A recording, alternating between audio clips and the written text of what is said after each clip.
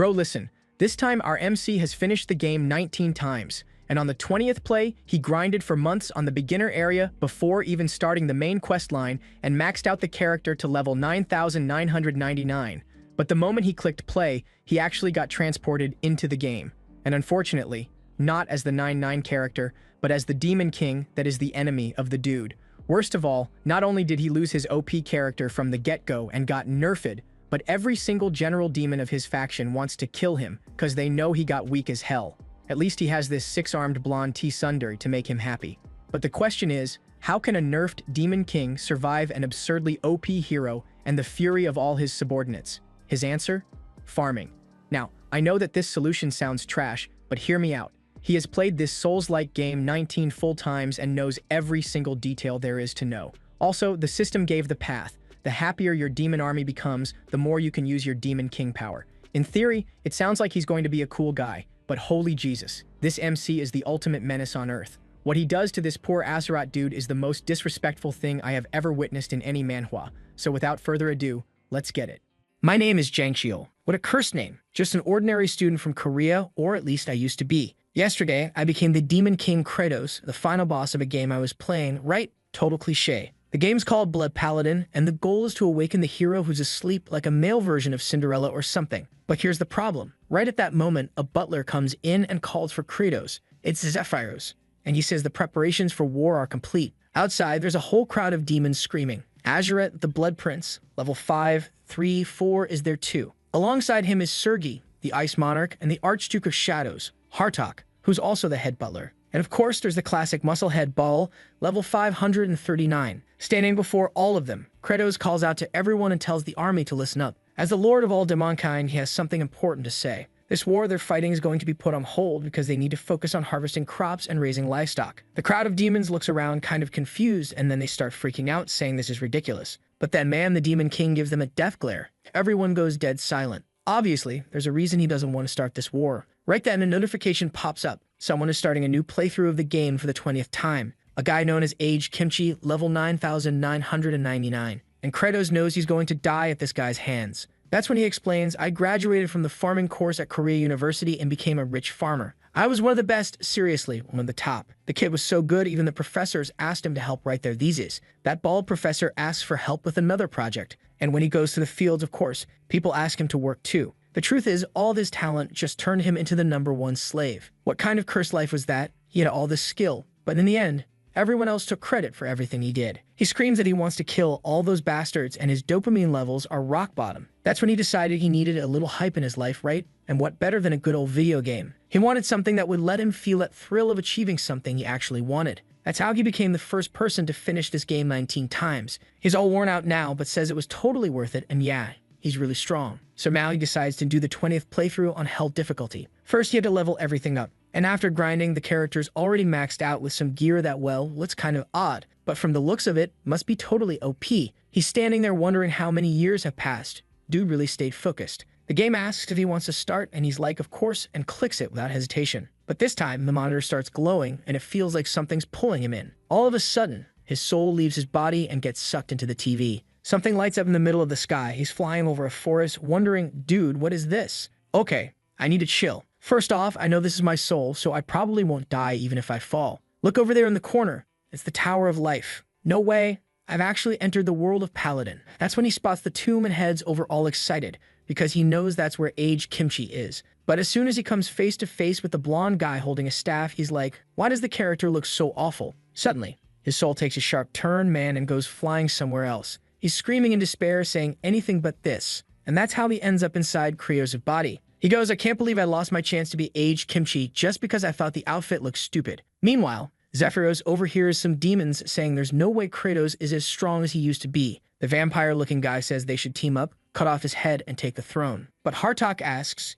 and what if he isn't weaker? 4 of us could die messing around like that. Sergi replies that she'll only go along with it if Azuret's the first to jump in. Bull, on the other hand, is just starving and doesn't care about any of this. Then the guy speaks up. If I can prove that the Demon King really has gotten weaker, would you all have the guts to do it? And right away, everyone starts smiling, saying that if that's the case, then yeah, they're in. Zephyros overheard everything and said, hey, my dear Demon King, so the demons are getting together to take you out. They're saying you've gotten weaker and they're thinking about chopping off your head. Shaking all over, he thinks, man, if all four of them come at me, I'm definitely gonna die. But the problem is, if I look weak, I'll die too. What I don't know though is what happened to aged Kimchi. Did you not possess him? Did he end up left behind as a corpse or something? But right then, Zephyros tells him to take a look at a recording from the orb. It was captured at the tomb, where a blonde kid was slaughtering all the demons. The guy literally reaches in and rips out one of the creature's eyes and stares straight into the camera. Kratos instantly realizes whoever's in that body is definitely not normal. He can't leave the castle. If he surrenders, he'll look weak and the generals will kill him. But if he steps into the human world, he'll also be killed by that level 9999 monster.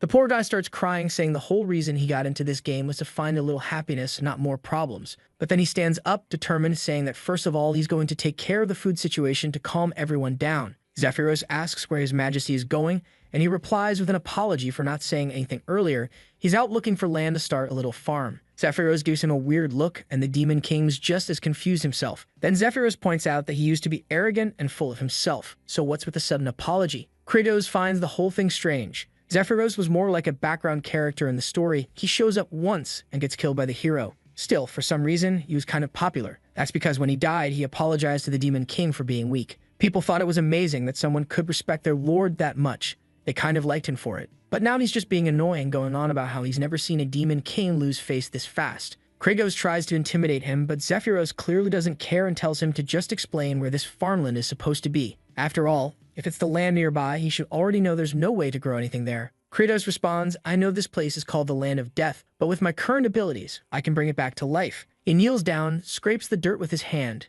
and eats it. My God. Zephyros immediately takes note, saying unfortunately, the Demon King's mentally challenged and is eating dirt. Kratos tells him to stop writing, but he just replies that, well, it's part of his job. Especially considering the Lord seems mentally deteriorated at the moment. It's best to keep records. Kratos ignores him and spits out the dirt, realizing it has zero nutrients. Nitrogen is the basic element plants need to grow, and even though the atmosphere is 78% nitrogen, it only works if it's pulled from the soil. When humans figured that out, it marked the beginning of agricultural engineering. And Kratos knows that one way to make it happen is with lightning. When lightning strikes, it oxidizes the nitrogen in the soil. And guess what Kratos' main power is? Lightning. He slashes his hand and tries to activate the blood strike. But no, wait, that's actually what triggered when the hero died. He tells Zephyros to take a step back. Now for real, he cuts his hand, and man, it hurts like hell. He can't understand how that lunatic used this skill so casually every time. Then he feels something weird and looks behind him. His whole crew is just staring at him like he's weak. He jumps in fright from these bastards, and Zephyros says he's 100% sure he's gotten weaker. Kratos turns to him and asks if he's trying to kill him too.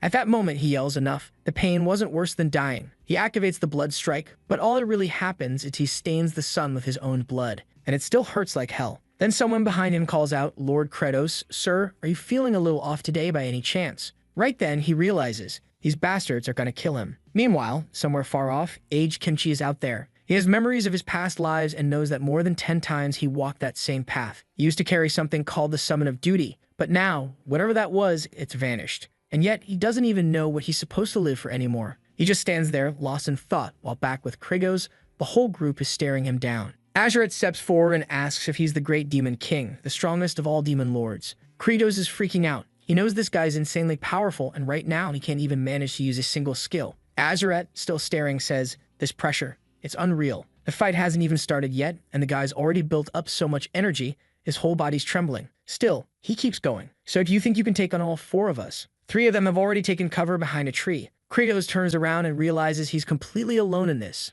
Everyone's just standing there, looking right at him, saying he should have figured out by now that it was hopeless. Now he's screwed because he's all on his own. He tries to say they're all demons, and they just go, of course we are. Out of nowhere, Zephyros pulls out a projector and says that according to demon law, fights like this are to the death. There's no backing out. Azuret, who was terrified just moments ago, decides to focus and tells himself not to be scared. The Demon King is weakened. Kratos, shaking all over, is stuck thinking, what does he do? What does he do? What does he do? He just tested his strength, and considering how easily he pulled off that last move, he can't be that weak. But before he can finish thinking, Azuret charges at him, yelling that he's coming. Kratos remembers that this guy only really has 2 moves, a sideways slash or forward thrust. He thinks dodging will be impossible, but he ends up dodging anyway. A bit confused, he notices the guy still has the same habits. When his foot points forward, he always follows up with that direct attack. Kratos slips from the dodge and ends up sliding backward. Hartok comments that it's actually terrifying how easily he avoided that. If he had misjudged it, his arm would have been done for. Another attack, another dodge.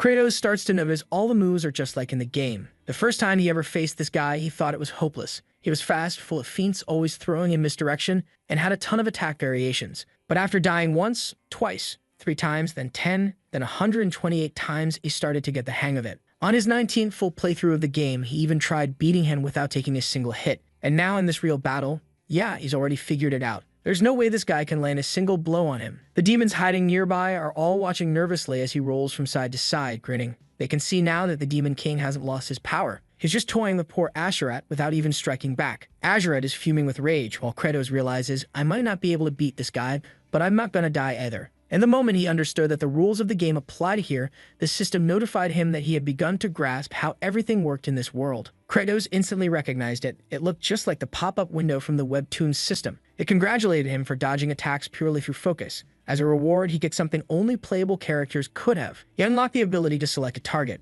Seeing the little green mark appear, he knew exactly what it meant. That was the indicator for using a special skill. Without hesitating even for a second, he slashes forward to activate the Blood Strike. And this time it works, zapping poor Azuret with a burst of electricity while the other demons just stand there, jaws dropped. The guy collapses to his knees, totally shaking all over. Kratos, however, is stunned that Azuret is still somehow alive and kicking. That's because this ability, in the game, it always caused instant death, so he figures he better hit him with another strike, just to make sure he really goes down this time. The demons around them gasp, whispering, oh my god, he's only using a fraction of his power to avoid killing Azuret outright, just so he can keep making him suffer. Meanwhile, Kratos has no idea how to finish this guy off for good. The system chimes in, but all it says is that he's destroyed Azuret's clothes, and now the guy's completely naked. At least with that, he unlocks a new system feature. Armor removal has been activated. He opens his inventory and sees the gear he had equipped. It's all there, but he ignores it for now since priority number 1 is making Azuret disappear. The problem is, he's just not strong enough to finish him off. Then he comes up with an idea. Since Azuret is already down by the ground, he figures he can hit him with some lightning.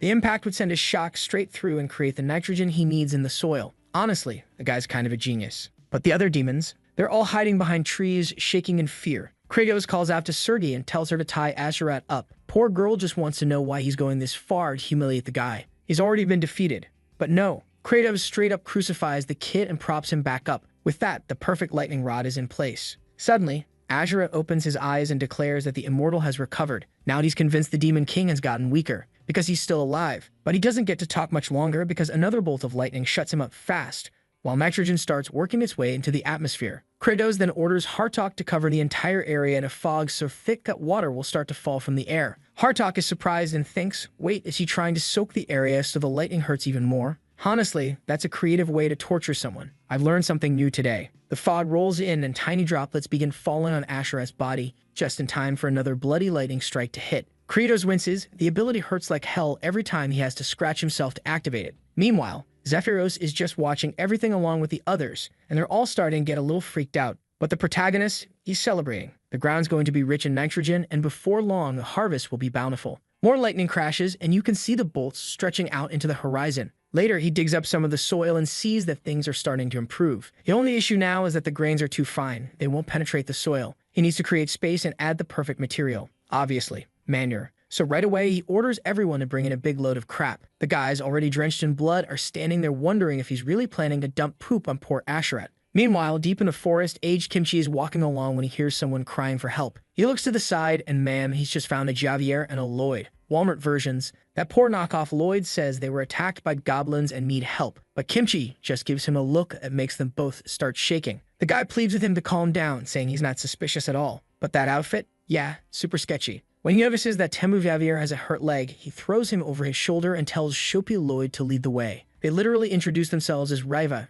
Javier spelled backwards, and Bloyd. You can guess the rest. Javier wants to know who the blonde kid is, and he answers that that's exactly what he's trying to figure out. Back at the Demon King's castle, Hartok is asking how they're supposed to collect a bunch of poop and where the heck they're going to get it from out of nowhere. Serpi says she has no clue, but the whole request is disgusting. Ball groans that it's over. He hasn't eaten in ages and women don't poop. Hartok immediately replies that's not the point here. Even if they could supplement, he's definitely not using his own. The plan? Beat the crap out of some low-ranked demons until something comes out. Meanwhile, the poor guy's crouched in the middle of a pit, telling everyone to wait outside. He's not managing to do it. One of the soldiers reports to Hartok that it's been tough getting results. Hartok walks in and asks if the guy really can't go, and the demon explains he hasn't eaten in ages. This place is basically bankrupt. That's when Hartok grabs him by the neck and says he has a brilliant idea. He goes in for a slash, but Bale catches his arm and says, if you cut open his stomach like that, how is he supposed to give us what we need? Hartok releases the poor demon and admits it's surprisingly smart coming from Ball.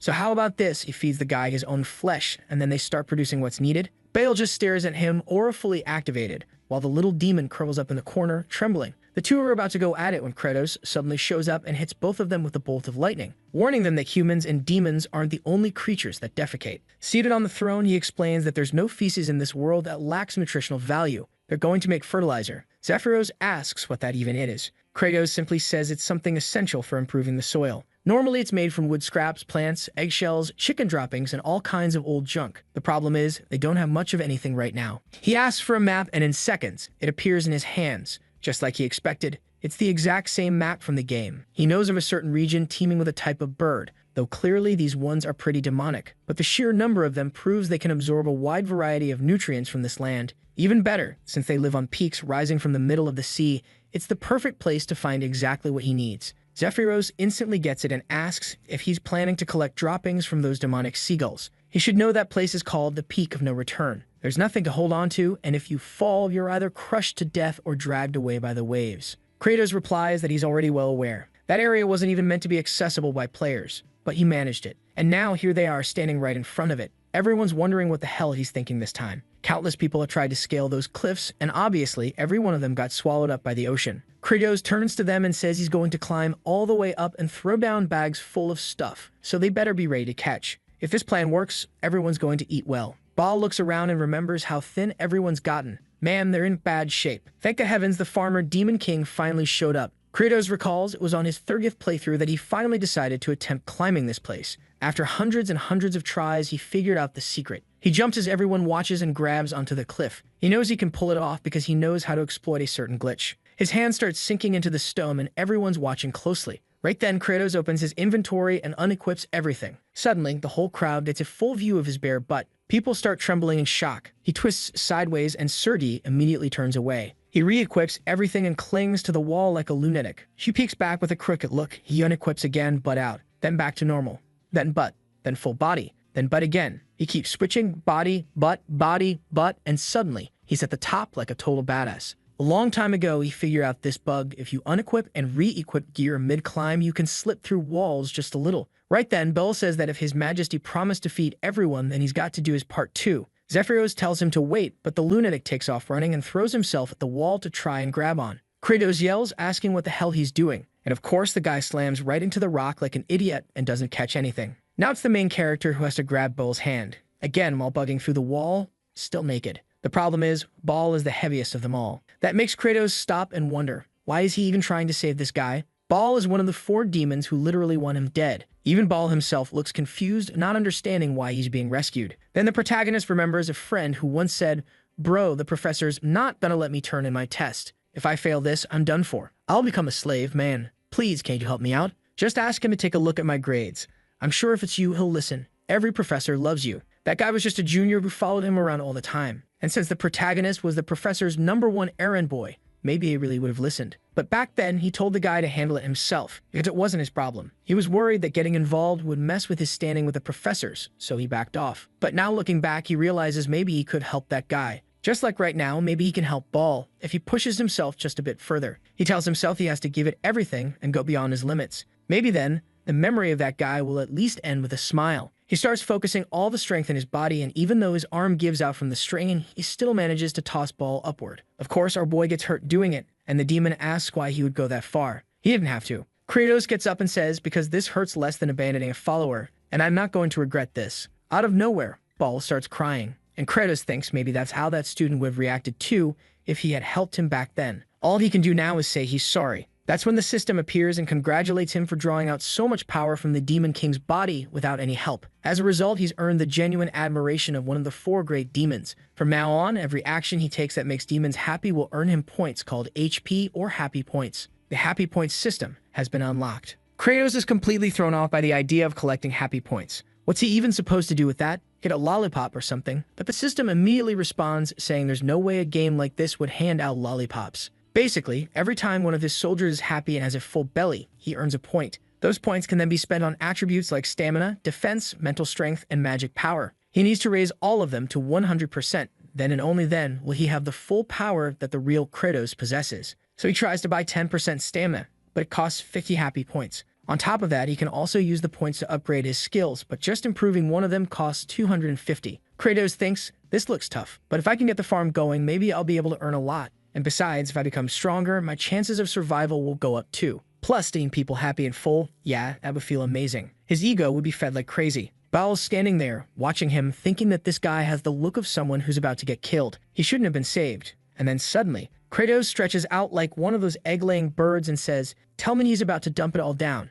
It's for them to grab down below. Before the poor demons can react, he throws a rainbow arc of crap right in their faces. Kratos tells them to get ready and give it their all. A little while later, here we are, surrounded by soil, eggshells, and a whole lot of poop. He turns to Sergi and tells her that since she has so many arms, she should chop all that stuff up. She immediately shouts back that she's the Ice Monarch. Her arms weren't made to play around with poop. He gives her a glare and calmly says that's fine. He's got another task she can handle in Asherat's place. Unsurprisingly, she complies instantly. Kratos had jumped a bit when she yelled. These people from this world really are scary, and honestly, she's especially hard to deal with. But it was all fine. He was the Demon King. He could handle this with sheer willpower. He orders Hartok to flood the area with water, since he needed to moisten the soil. Hartok warns that if they get all that stuff wet, the smell is going to get even worse. One glare from Kratos and the guy is already airborne, doing exactly what he was told. Kratos then asks Baal if he's feeling better, and Baal replies that yeah, it's softer now, just like he said it would be. Step 3 was to gather some feathers and cover the whole thing. The problem was that doing just a small amount would take forever.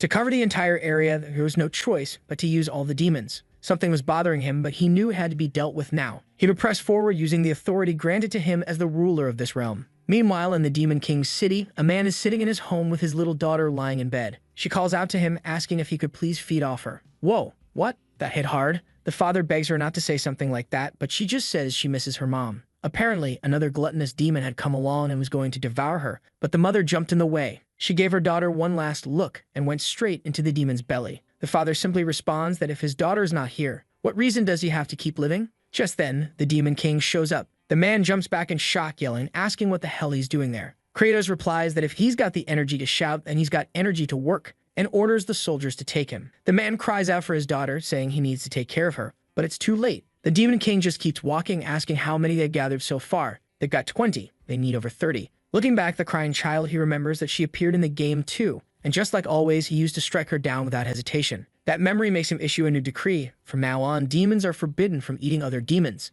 Everyone would be working with Manhwa now. He walks off, determined, declaring that he is the tyrant lord, and to achieve his goals, sacrifices must be made. Under the scorching sun, the demons, already scrawny, suffer even more. One of them grumbles, "Man, we're out here on a farm, ridiculous. We've got no energy, and we're wasting the little we have on this." Another warns him to watch what he's saying, but the guy continues, "We're gonna die either way. And even if this soil becomes fertile, what exactly are we planting?" Right then, Kratos appears and tells him he'll explain if he's willing to follow. That day, back during the fight, he noticed a flower growing near a tree. It was something that could be cultivated. He shows it to the demon and says, "That right there, that's what we're going to plant." Baal and the rest of the team were already out gathering more of them. The demon says he knows what it is, but it's not edible. In fact, eating it usually causes intense stomach pain. Kratos, however, pulls one out of the ground and says there's nothing else to eat in this land. They're about to finish the experiment. Whether it works or not, they'll find out soon. The man asks what kind of experiment he's talking about, and Kratos says, "Right about now, your daughter should be starting to eat it." The guy bolts off in a panic, begging for help, desperate to know why they're doing this to an innocent child. He prays she hasn't eaten any of it. He bursts through the door, only to find Baal and his daughter standing there. And the little girl, she already ate it. She's plump now, saying she feels totally fine and completely full. The father is stunned, asking if she's really okay. She nods and says she actually ate the same thing yesterday. Baal and Zephyros gave it to her. That's when Kratos steps in and tells him to believe it. In a certain land, humans also managed to turn poisonous plants into something edible. It's actually something famous, called a potato. I didn't even know that. Potatoes used to be poisonous. Flute, overwhelmed, thanks Kratos for being so kind to someone like her. And just like that, a part of the army feels genuinely happy to finally have something to eat. For the first time, Kratos earns 1 happy point. He stares at the point he just earned, catches the little girl's smile, and remembers how she used to be a monster in the game. The contrast between who she was and who she is now hits hard. Just because he's the demon lord doesn't mean he always has to be serious. so he flashes her a warm, beautiful smile and tells her to grow up strong and tall. The other demons immediately assume she's being fattened up to be eaten later. That sweet, wholesome expression on his face. Poor thing. That was all it took to confuse everyone. The next chapter opens by talking about a region called Chaven de Antor. This territory is divided into 5 zones, and Chaven is the farthest one out. The nights there were freezing cold and the days were scorching hot. In a place where no crops could survive, even poisonous plants were considered food. Most people should have died trying, but of course, the humans never gave up. Back in the village, Flute's father kneels and tells the demon lord that everything's been laid out. That's when our guy orders Belle to stomp all over the place and crush every single potato. After that, they're going to leave the entire batch out to freeze overnight for 5 days. Freeze, thaw, over and over again. Slowly, the batch would become edible, turning into potatoes that wouldn't cause stomach pain. Once that's done, it's time to call in Zephyros and get the squad ready to produce even more fertilizer. Snack prep time had officially begun. The line forms. Kratos steps up and announces, "All right, everyone. There's not much, so you're only allowed to take 2 at most." Zephyros finds that a bit odd. After all, they've got tons of soil. Why not just grow more potatoes? Kratos explains that what they have now is far from enough. Not only that, but it's going to take time to scale things up. The plan is to let people get used to the idea that these things are edible. Then they'll multiply production by 1,000. Still, all the demons are just standing there staring at the food. They're not sure if it's really safe to eat. From the back, one man says his daughter already tried it and felt fine. But another one barks at him to stop being an idiot and just look at the demon king. That's not the face of someone handing out food to be generous. Even so, the guy steps forward with nothing but sheer courage, throws the potato in his mouth, chews it, and swallows. Then he starts crying and declares, "Long live the demon king." Once the first one ate and didn't die, obviously, everyone else followed. All they could think was, he really gave us something we could eat. And just like that, everyone raised a hand and shouted that Kratos was incredible. Seeing that kind of celebration, Kratos mutters that there's definitely something off about this cheer. They're going to have to change that chant real soon. Off to the side, Zephyros is thinking that maybe, just maybe, this lunatic really might end the starvation in this land. With so many full bellies, Kratos racks up 51 happy points. Finally, he can level up a bit. Looking over his attributes, he wonders which one would help him most right now. As he's deep in thought, Zephyros calls on the entire farm squad and orders them to return to the village to spread the word. Real, edible food can be grown in this land, and any demon who shows up to help will receive a voucher redeemable for potatoes. Kratos is honestly impressed that this clever little guy is actually being useful. And just like that, everyone's harvesting potatoes and planting more. Sergei's slicing up manure, Hartok's moistening the soil, and yep, poor Asherat is still tied up out there. Kratos tells them to move him 10 steps to the left. That spot is perfect. They pin him to the ground and he gets hit with another lightning bolt. Kratos sighs and says it's rough having to do this every day just to generate enough nitrogen. But now that they've gathered a good amount, it's time to move on to the next step. The issue is, even with all the resources they have, it's still hard to cover everything. While he's mapping out the plan, Azuret's lying there begging, just begging, to be killed already. Kratos hits him with another blast without even flinching, still thinking to himself that what he really needs right now is some soldiers who can work non-stop without complaining. Maybe he has no choice but to wait for what's coming next. In an earlier conversation, he had asked Zephyros if he had really summoned the Star Masters. Zephyros said yes for now. He had asked them to halt all attacks and return so they could focus on farming. The problem? He still hadn't received any replies. Kratos wonders if those damn messengers just starved to death on the way. He really does need help. It's getting hard to spread manure all over the place by himself. The scene shifts to the Death Cliff, the first zone in the region. The demon reports that, according to the latest scouting, Lord Kratos had actually begun developing agriculture and producing edible food. The mustached one scoffs, saying Kratos must be doing all this because he's scared. That's because every time a demon dies, Saruthal, the father of the dead, gets stronger. Kratos must be trying to stop the war so neither of them gains any more power. Saruthal then asks if all the messengers sent to other regions have been dealt with. The demon confirms no one else knows that Kratos wants to call off the war. Saruthal nods, satisfied. He says it's better this way, every demon has to starve. Only then will they all become fuel for his power. Once he's gathered enough strength, he will become the true demon lord. Then he calls for Fikimir and commands him to destroy everything Kratos has built, especially anything related to farming. During one of the freezing nights, poor Asherat is still tied to the cross. Fikimir walks past and thinks, good lord, this guy. That Lord Kratos is brutal. He really turned Azuret into a full-on corpse just to make an example out of him. But he reassures him, don't worry, Azuret. Saruthal will avenge you. He summons a horde of spirits and orders them to destroy the land so that it can never be used again. The spirits rush in and find a huge pile of something covered up. One of them mentions that this is the famous manure Lord Kratos had been guarding so seriously. Fikimir grins, it's perfect. He tells them to toss it everywhere and ruin all of Kratos' plans.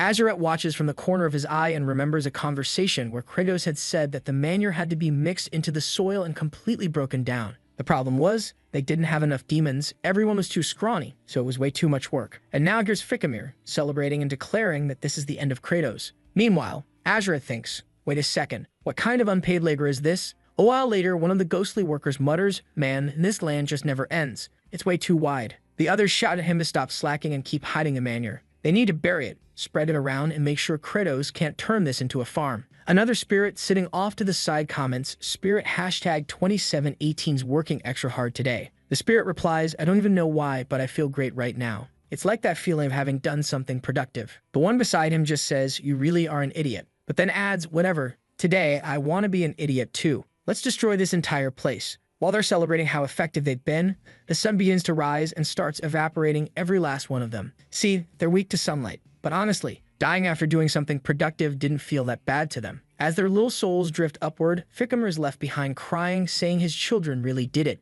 They were the best. Now they could all rest in peace. All he wants now is to see Kratos' face when he realizes what they've done. Nearby, in a storage house, all the potatoes they'd harvested were being stored. The problem now? Preparing them. Kratos explains that they're in a dormant state. Even if planted, they wouldn't grow. It's like a sleeping potato, he says, and you yanked it out by the hair. At that moment, the potato kind of fainted from the shock. He knows this dormant state will pass faster if he keeps the potatoes at around 4 degrees for 2 or 3 weeks and then moves them somewhere warm. The problem is, he was hoping to count on Surti for help, but she's been totally grossed out lately and clearly doesn't want to work. And Hartok doesn't look too thrilled with him either. At this point, Kratos is trying not to piss off either of them, since they still look like they're one step away from turning on him. He tried raising the temperature by making the crew do squats, but the poor demons had no energy left and just passed out. Thinking it over, he turns to Zephyros and says they're heading to the farms. He had to do whatever was in his power. At the very least, he could inject some nitrogen into the soil. But when they got there, the whole place was steaming. He stops in his tracks. What happened here? The soil was all mixed, the stench was thick in the air, and this place was perfect for planting. What kind of miracle is this? Watching from the shadows, Fikimir is panicking, total success. Just then, Baal shows up right behind him, grabs him by the ears, and announces he found this creep hiding out. Kratos immediately recognizes him. He's played the game enough to know this guy, one of the bosses from the Death Club. So he asks him, what the hell are you doing here? Fikimir tries to answer, but takes a punch to the face before he even gets a word out. Zephyros asks why he hit the guy before he even said anything. Kratos shrugs and says the dude was clearly hiding something, better to be efficient. Fikimir, now all bent out of shape, mutters that the Demon King really is cruel, only to get punched again and again. After a while, Kratos is exhausted from beating the guy without getting a single answer. So he opens his inventory, dumps all his points into stamina, and gets right back to punching. Eventually, Fikimir cracks and confesses that he was ordered to destroy the farm. Now they know it was Saruthal who made sure reinforcements never showed up. Kratos understands. The reason is obvious. That guy gets stronger every time a demon dies. Zephyros tells him that if he manages to take Saruthal down, everyone will see it as a warning. But Kratos doesn't care about that. He just wants to live in peace and focus on his farm. The two of them say in unison that the issue with killing Saruthal is that once you do, he turns into a ghost. It becomes nearly impossible to land a hit. On top of that, his map is huge, filled with high ground and hard-to-reach areas. Still, Kratos knows one thing: if the pest is hiding in the nest, then you destroy the whole nest. The scene cuts to Flute, who's watching Asherat, still tied up, still stuck there. Like, when are they actually going to let this guy go? He turns to her and asks what she's staring at. All sweet and innocent, she says it's thanks to his sacrifice that they now have food, and she thanks him. But he snaps at her, yelling that she should stop humiliating the great Asherat. He warns her that once he's free, she'll be the first one to die. He's boiling with rage, thinking that the second he breaks free, he'll take down that damn Kratos himself. That's when he hears Kratos' voice and looks to the side. Someone is playing music. It's a celebration. The second light post had just been installed. Everyone's cheering, saying this one will help bring even more food. Asherat's eyes go wide. Does this mean he's free at last? No more living like a rotisserie chicken, being roasted day and night. But no, they're just standing side by side. And Kratos zaps both of them with lightning again. By now, Asherat's kind of used to it. He just gets a little crispy in size. Saruthal, watching all this unfold, starts screaming that they can't do this to poor Fikimir. But Kratos doesn't stop. More lightning. Zap. And the guy keeps crying out that it must hurt like hell. Zap again. And again. Eventually, Fikimir begs him to stop. That's when Kratos notices a raven nearby, and he knows exactly what that is. A messenger bird used for transmitting information. Now he's certain Saruthal is watching everything. That bastard trying to sabotage his crops is going to pay dearly. Sometime later, under the blazing sun, there's Flute, cute as ever, happily working the soil. Azura turns to her and asks, Sweetheart, what are you doing? Flute explains that since the 4 generals had helped out so much, she wanted to do her part too. He calls her an idiot. Fikimir had already handled that entire plot of land. She should be doing something useful instead. So Flute walks over to Fikimir and asks if it's true. He not only prepared the soil, but also stood there taking lightning strikes for everyone's sake.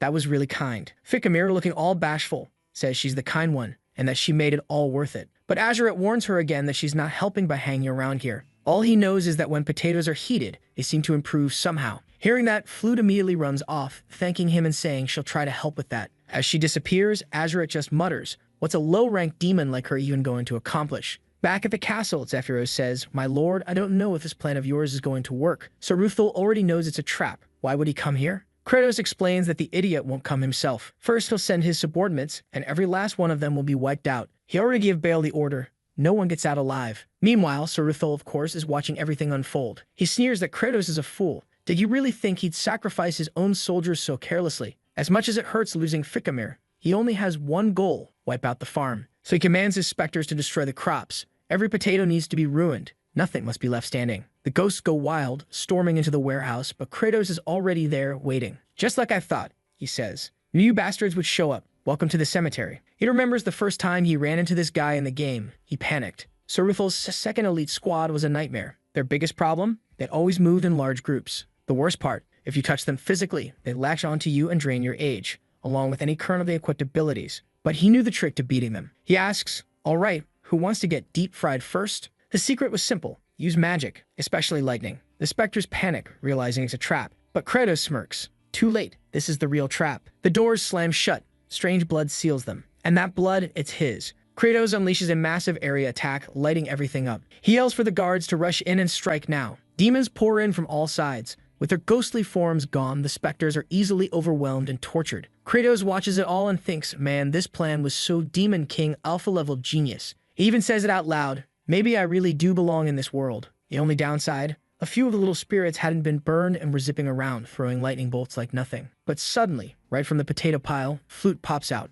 Kratos looks over. One of the spirits is heading straight for her, ready to steal her youth. Her father screams in horror. And Kratos, still frustrated that people weren't doing their jobs, still finds himself wanting to save her. But the lightning's not going to reach her in time. Almost instinctively, he tosses a lightning-charged potato her way, knowing it probably won't do anything. But when it hits the spirit in the head, something weird happens. The ghost tries to steal its soul, and somehow it works. The potato sprouts leaves right then and there. The other specters panic and flee while Kratos stands there stunned. That's when it hits him. These ghosts age whatever they touch. The edges fast-forwarded the biological clock of the potato. He grabs Flute and tells her she did an amazing job. She's still a little shaken and bolts off, while he turns to everyone else and announces, "That's enough with this business of fearing Saruthel. From this point on, we're going on the offensive." The next chapter opens with poor Azurette, tied to the cross, staring into the sky, asking himself, "Who even am I? Where am I? What the hell am I living for? This sun's so beautiful. I honestly feel happy just being able to look at it every day." Azurette murmurs to himself. The only downside is always being starving. That's when Flute pops up, cute as ever, and cheerfully says everything's going well. They've been harvesting tons of potatoes, and Kratos is even putting together a new army. The moment he sees food, Azurette starts freaking out, shaking his head frantically. Flute tells him she'll give him just a little and tosses a small potato at him.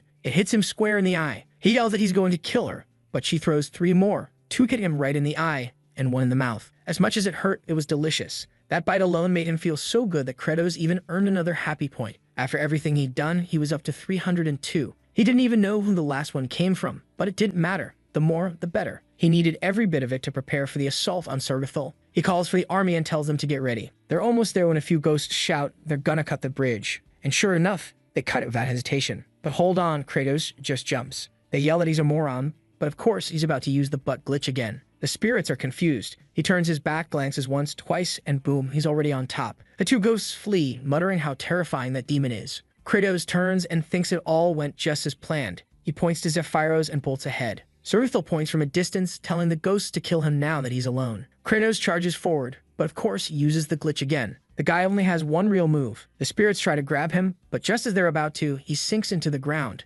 Eventually, he reemerges, surrounded on all sides. The spirits close in, saying that even he, the Demon King, will eventually run out of stamina. But Kratos says flatly, "I'm a veteran player." And just then, potatoes start raining from outside, a barrage of them. The moment they hit the spirits, the ghosts start getting absorbed, converted. Zephyros watches in awe, thinking, "I really wasn't sure this time, But once again, the Demon Lord's plan worked. He remembers when Kratos explained that they gather all the enemies in one spot, and all they had to do was fire potatoes at them. And it worked. Plus, Kratos knew of a secret shortcut straight to Saruthal. After 19 full playthroughs, of course, he knew every path, crack, and hidden corner. When he was exploring that area on the map, he saw a weird structure. He thought, why is this even here? The texture looked off, so he attacked it, and sure enough, found the hidden path. That's how he discovered the cave that led straight to Saruthal. He also came across a metamorphosis elixir and a compressed soul made from countless corpses. Who knows what that does? Back on the ground, demons are celebrating. They finally had something to eat. And that's when Kratos suddenly remembers his grandma, telling him that he looked like he'd been starving lately. She promised to make dinner that night. But yeah, he ended up going by ambulance instead, didn't he? Now the guy's all emotionally wrecked. He declares loudly, anyone who stands in the way of my will to feed people will be completely destroyed. Suddenly, Baal steps up and says, Saruthal is strong. He's going to help. But Kratos says, nope, your job is to carry potatoes. That's the job of the boss. Meanwhile, Saruthal is standing before the great spirit of ice, calling for more beasts born from his glorious cold to bring terror and troops to his side. But his chant is cut off by a boot stomping on his face. Confused, he asks how Kratos is already here. Kratos just shrugs. That's not your concern. I'm here to exterminate this pest. Saruthal growls that he's a fool for coming here alone and thinking he could win. Clearly, he hasn't witnessed the true power he possesses. But Kratos has seen it. Oh, he's seen it 19 times already, and he's had enough of that cursed power. Back when he was hunting down Saruthal for the first time, he used to walk through those mountains, wiping out every last spirit. The creatures would slowly gather inside this strange crystal that absorbed souls, and once Saruthal had absorbed enough power, he would summon even more demons. Only after taking care of those would he finally reveal his true ability. A tornado would swirl in the sky, and Saruthal would say, "You're strong, Kratos. I'll give you that." And then he'd grin and say, which is exactly why I'm going to win this fight. Boom, he transforms into Kratos 2.0. Yeah, the guy could perfectly copy enemy stats and replicate their abilities. Since he was a boss from near the end of the game, obviously by the time you fought him, you'd be insanely strong, and that made him just as powerful. But this time, the stats he copied were from Kratos at that exact moment, and let's be honest, he wasn't all that strong yet. Saruthal charges at him, but Kratos opens his inventory and immediately starts pumping points into dexterity. Right then and there, he dodges the first hit and nails Saruthal in the stomach. Saruthal swings again, but Kratos boosts his strength and throws hands back, blow for blow. Saruthal shouts, "This is impossible. How are you at full power already?" Kratos replies, "If you want to work in agriculture, you've got to keep a clear head too." Saruthal prepares a lightning spell, slashes his hand to trigger it, but Kratos is already boosting his magic power and mental strength and fires his own lightning attack. And of course, Kratos' bolt is stronger. It blasts through Saruthal, turning him into a puddle of sludge. The gooey mess drops to the ground and looks like he's done for. Then the system chimes in. Since all attributes have been acquired, he now has permission to summon the throne and the farmer. And yeah, it totally looks like a Game of Thrones chair. But instead of swords, it's covered in pitchforks, straw, watering cans, and all kinds of farm stuff. Kratos lights up. Finally, he's getting some proper equipment. But the puddle speaks up. This isn't over yet. And Kratos just sighs, "I figured." There's always a second phase. Saruthal transforms into an ancient dragon. Kratos steps back impressed. Okay, the bastard really does look like he's got a ridiculous amount of HP. But he had a plan. Right then, Baal crashes in, kicking from behind, bringing the whole squad with him. Kratos smiles and says, straight out of the game's final stage. Saruthal hesitates for a moment, even gets a little teary-eyed, and asks if they can maybe talk this out. Nope. The whole squad jumps him, every demon, even the farmers. They beat him down relentlessly. Kratos just watches, thinking about how these were the same guys who were starving not long ago. He then decides, now's the time to summon the throne. In the middle of the sky, clouds start swirling and the throne descends from above, straight towards Saruthal. Boom!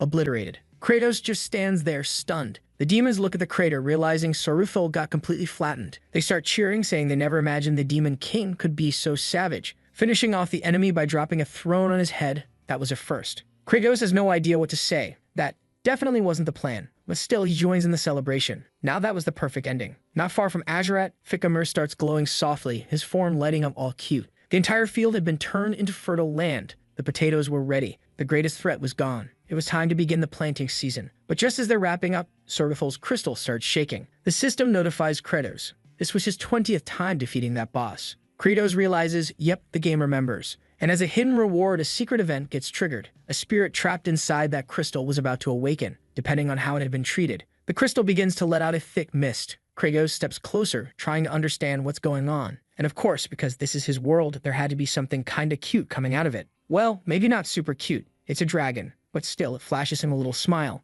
even though it's asking for a T-bone steak. Kratos struts up with full swagger while the little creature blinks and quietly wonders, "Is this guy my dad?" He picks up the baby dragon, who clings to him, and all you hear is, "Steak, steak." The little guy was happy. He thought he was going to be born into this world without ever having a dad. That is, until Kratos looked at him and said he was really cute, and the dragon started trembling all over. They're heading back home with the whole squad cheering, yelling that they're gonna feast tonight. The dragon looks a little nervous, and that's when Kratos turns to him and says, "First, you gotta grow big before you get eaten." The poor dragon instantly thinks he's doomed. He's 100% convinced he's being fattened up for the slaughter. But just then, Kratos stops walking. He looks ahead and sees the entire demon kingdom gathered, jumping up and down with joy, celebrating their return. Families are waving at their kids, all happy and wholesome. The little dragon starts to notice that, strangely, the energy here feels kind of positive. The demons aren't even that scary, until he sees Kratos from below again. Later on, the dragon's tucked in the corner of a room, shivering like crazy. Poor thing. Kratos is just staring him down. The second their eyes meet, the dragon freezes up again. He's sure they're just waiting for him to grow a little more before cooking him. Kratos, meanwhile, is trying to figure out what on earth you're supposed to feed a dragon. He assumes these kinds of creatures only eat refined gemstones or some rare exotic stuff, which obviously is impossible to find around here. Suddenly, Zephyros shows up and says things aren't going as smoothly as expected. Unfortunately, for proper planting, you need to build mounds, and the soil has to be rich and dense. The issue? This whole area is full of rock. The crew is struggling to move it all, and it's still not enough. And there's little Steak over in the corner, thinking his future is pretty much sealed. He's gonna be worked to death here. Forget T-Bone, we're calling him Steak from now on. It just sounds way cooler. Kratos stands there thinking this place feels more like a coal mine than farmland. If they keep burning through their energy like this, they're gonna run out of potatoes fast. And once hunger kicks in again, productivity is going to collapse. He's frustrated, wishing he was like one of those protagonists from some story who has a special power and that could solve everything. But all he's done so far is starve. That's when he notices Flute, off in the corner, digging and working her heart out. And he realizes it's time to stop whining. He needs to find a way to fix this too. Suddenly, someone shouts, "A razor wind is coming." It's one of those random, violent natural disasters Kratos had forgotten about. Anyone caught in one gets shredded to pieces in seconds. He quickly orders everyone to hide behind the rocks. Even from a distance, the pressure is overwhelming. These winds are death for any kind of farming. And of course, Flute's going to mess it up. She runs straight toward Azuret, still tied up.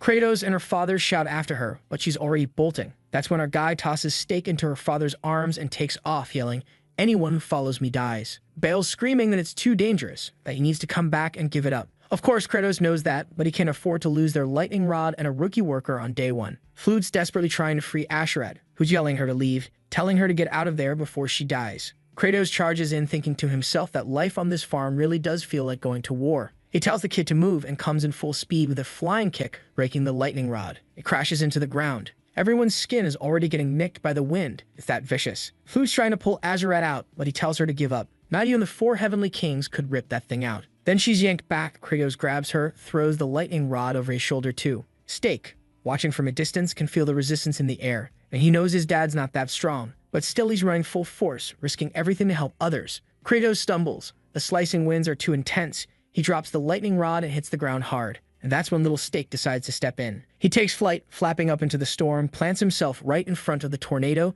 takes a deep breath, then unleashes a full-blown ice barrage straight into the heart of the wind. Barely conscious, Kratos notices that Steak had used his power to slow down the wind, but that was way too much for a baby dragon. The tornado keeps advancing, but right then the crew arrives, carrying everyone out of danger. Next chapter, we cut to the castle. There's Kratos lying in bed, looking extremely uncomfortable. That's when Hartok and Sergi walk in. Are they really about to try and kill our boy while he's down? Hartok says that while the Demon King's unconscious, he's going to slice his head clean off. Sergi agrees. After that, they'll take care of Baal and Azuret and then decide between the two of them who gets to be the next Demon King. Hartok accepts the terms. For now, they'll be allies. The door creaks open. They're already standing by the bed, ready to strike. But suddenly, both freeze. Kratos' expression is not that of someone passed out. He's got the meanest look on his face, and now they're questioning everything. Was he awake this whole time? Is he watching them right now? Still, they push forward. This was their only chance. Just as they're about to move, Azuret and Baal show up. Azuret looks like he's been through hell. 10 whole chapters getting zapped like a lightning rod. And Baal says, the Demon King's sleeping. Don't go messing with his map. But even looking at Kratos' face, they can't believe this is the expression of someone who's unconscious. Baal warns them. If they try to kill him and accidentally wake him up, they already know what's going to happen. Hartok says, I get why that musclehead over there is loyal. But you, Azuret, why the hell are you standing with this farmer now? Azuret replies, it's just this once. Next time, he will kill Kratos. But for now, he owes him a life. Hartok points out that these potatoes have already caused nothing but trouble. If this fails now, everyone's going to starve. And Azuret responds, that's exactly how it works. If you don't want to starve, you've got to put your life on the line. He admits he'd rather risk his life in war than in farming, but hey, it is what it is. Hartok just scoffs and says they're both fools, then turns and walks out, muttering that they're all gonna regret this real soon. Suddenly, someone yawns. Kratos wakes up and spots Azurat. Azurat quickly blurts out, "Don't get the wrong idea, Demon King. I'm only here to pay back the debt from before." But Kratos narrows his eyes and asks, "Why is my lightning rod walking around and talking now?" Azurat hesitates for half a second, and bam, he gets zapped. Next thing you know, the guy's clothes are gone and he's being hauled right back to the lightning post. Again. Kratos says he's ready to get back to work, but Bo explains that they've almost cleared out all the rocks. Zephyros has been helping with that. When Kratos goes to check it out, sure enough, there's Zephyros bossing everyone around. Kratos asks, "Hey, where'd all the rocks go?" Zephyros points to the sky, and there it is, Steak, flying around, picking up the rocks in his mouth and hauling them far away. Ah, that little guy helping out like that kind of reminds you of other small creatures from certain fantasy stories, huh? Steak, meanwhile, is thinking that he might be too little to fight a tornado, but this is something he can do to help. Kratos calls out to him, scoops him up, and starts petting him with a slightly evil smile. But Steak looks like he's gotten used to it, and maybe even likes it. Kratos is feeling confident now. Even if those razor winds come back, he knows he can use Steak to counter it. All he has to do is anticipate their arrival. Zephyros walks up and warns that they're running low on potatoes to reward the workers. He asks if he should start stockpiling more. Kratos shakes his head. The first enemy of a farm is natural disasters. The second is cost. Those are the two walls we need to break through. Elsewhere in the castle, Sergi removes her helmet, and hold on a second. Is she a badass elf girl? Yep. Only downside, she reeks of manure from working in the fields all day. There's also the tiny detail of her having 6 arms. But let's be honest, some of you out there probably wouldn't even hesitate. I would never say a bath would fix that. Just then, someone knocks on the door asking to speak with Sergi. She recognizes the voice. It's the Demon Lord. She immediately says there's nothing they need to talk about. He asks her to open the door, please, but she insists she wants to avoid any interaction with him. He tells her it's impossible to talk things out without being face to face, and then says he's coming in. She turns to yell at him not to break the door, but of course he's already using his usual glitch. Yep, he's suddenly standing calmly right in front of her, while she wonders why on earth this guy just barged into a lady's room. Suddenly, Kratos drops to his knees. She's confused. Then he says without her, he really can't do anything. She's taken aback, just for a second, and the next moment, her cheeks are bright red. Meanwhile, Kratos is thinking that if this is what it takes to save money, then yeah, he'll kneel. What he needs right now is a sharp blade. Sergi is flustered, twirling her hair like a princess, saying that if he's asking her like that, how's she supposed to say no? Kratos, on the other hand, is totally lost. He has no clue what's happening. It's clear this girl loses her cool way too easily. Cut to, standing in front of a giant pile of potatoes. Kratos tells her he needs her to slice all of them in half for planting. Reality smacks Sergi in the face, sheep been played. Still, it's kind of an upgrade. At least she's slicing cute little potatoes now instead of shoveling manure. But of course, Kratos asks her to cut perfectly, even separating the little green sprout ends to opposite sides. He holds up 2 and tells her to sort them, then tosses them, and before she can say no, she draws her sword and slices them in midair. Kratos jumps back, stunned. You seriously cut them that cleanly. He's in awe. He turns and says he was right. She's the only one who can pull something like this off. Smooth talker, the king of psychology, and Sergi, she's weak to that. But she snaps herself out of it, swearing she won't fall for that again, until he gives her that look and gently grabs her wrist. Then he steps in close, she's flushed red, and wipes the blade clean, making it shine. Sergi asks, "What are you doing, Demon King?" Kratos replies, "There's some potato juice on it. Of course I have to clean it." Sergi's mind is racing. Is this guy insane? That look, why does it feel so warm, so sincere, so intense? Kratos is calmly thinking that a clean blade is perfect for hygiene. After all, she was chopping up poop just a little while ago. Then he says he's asking one more time. She's the only person he can count on for this. Sergi turns away, cheeks red, and says fine. She'll help, but just this once. While thinking to herself, this dumb Demon King, he really can't do anything without me. Right away, he sprints off like a kid yelling that she's amazing, and he'll go get some water. They'll be cutting all night long. While the potatoes start flying, Hartok can be heard nearby, overhearing something like, "Don't hold my hand like that. Open your arms to the side." He peeks into the scene, our Demon King assisting his precious little servant, and Hartok immediately realizes Sergi had become one of those brainwashed fools, voluntarily working for this guy, all because of a few compliments. Meanwhile, Azurat is still out there in the sun, wondering what the point of life is, what his goals are, and what the future holds for a lightning rod. That's when Flute shows up and says they can play that potato throwing game again. He tells the low-class brat to get lost. As soon as he's free, he's going to eat her alive. But she just keeps pelting him with potatoes anyway. And once again, Hartok is watching. He's certain now, Azurat is done for. There's no saving that one. Then someone yells, the potatoes are here. It's Baal and Zephyros, hauling in piles of potatoes. Hartok just stares. Even Bo, there's no hope left, especially for someone with intelligence that far below average. The demons were all crowding around Sergei, thanking her non-stop, saying that without her, none of this would have been possible. She stood there awkwardly, telling them to cut it out, that she didn't do it for anyone else. Hartok was watching, and he could see it in her eyes, that soft, fluttery look. That wasn't the face of a cold-blooded demon general. It was ridiculous watching demons cry over potato seeds. They should be ashamed. Everyone in this place was a complete idiot. But he, Hartok, the intellectual pinnacle of Demonkind, he would steal that throne. Kratos tells everyone to keep planting. Soon something amazing would sprout from this soil, and when that happened, they have to cut off the sprouts from some of the plants. Baal volunteers to do the cutting, but Kratos tells him to shut up and keeps explaining. He says each potato they planted could grow between 3 and up to 6 sprouts. Then he asks them, "Do you think having more or fewer sprouts is better?" The demons shout, "More, obviously." Immediately, Kratos tells them they're wrong. Fewer is better. Hartok's eyes twitch. This whole conversation is pathetic. The demons start asking why fewer would be better.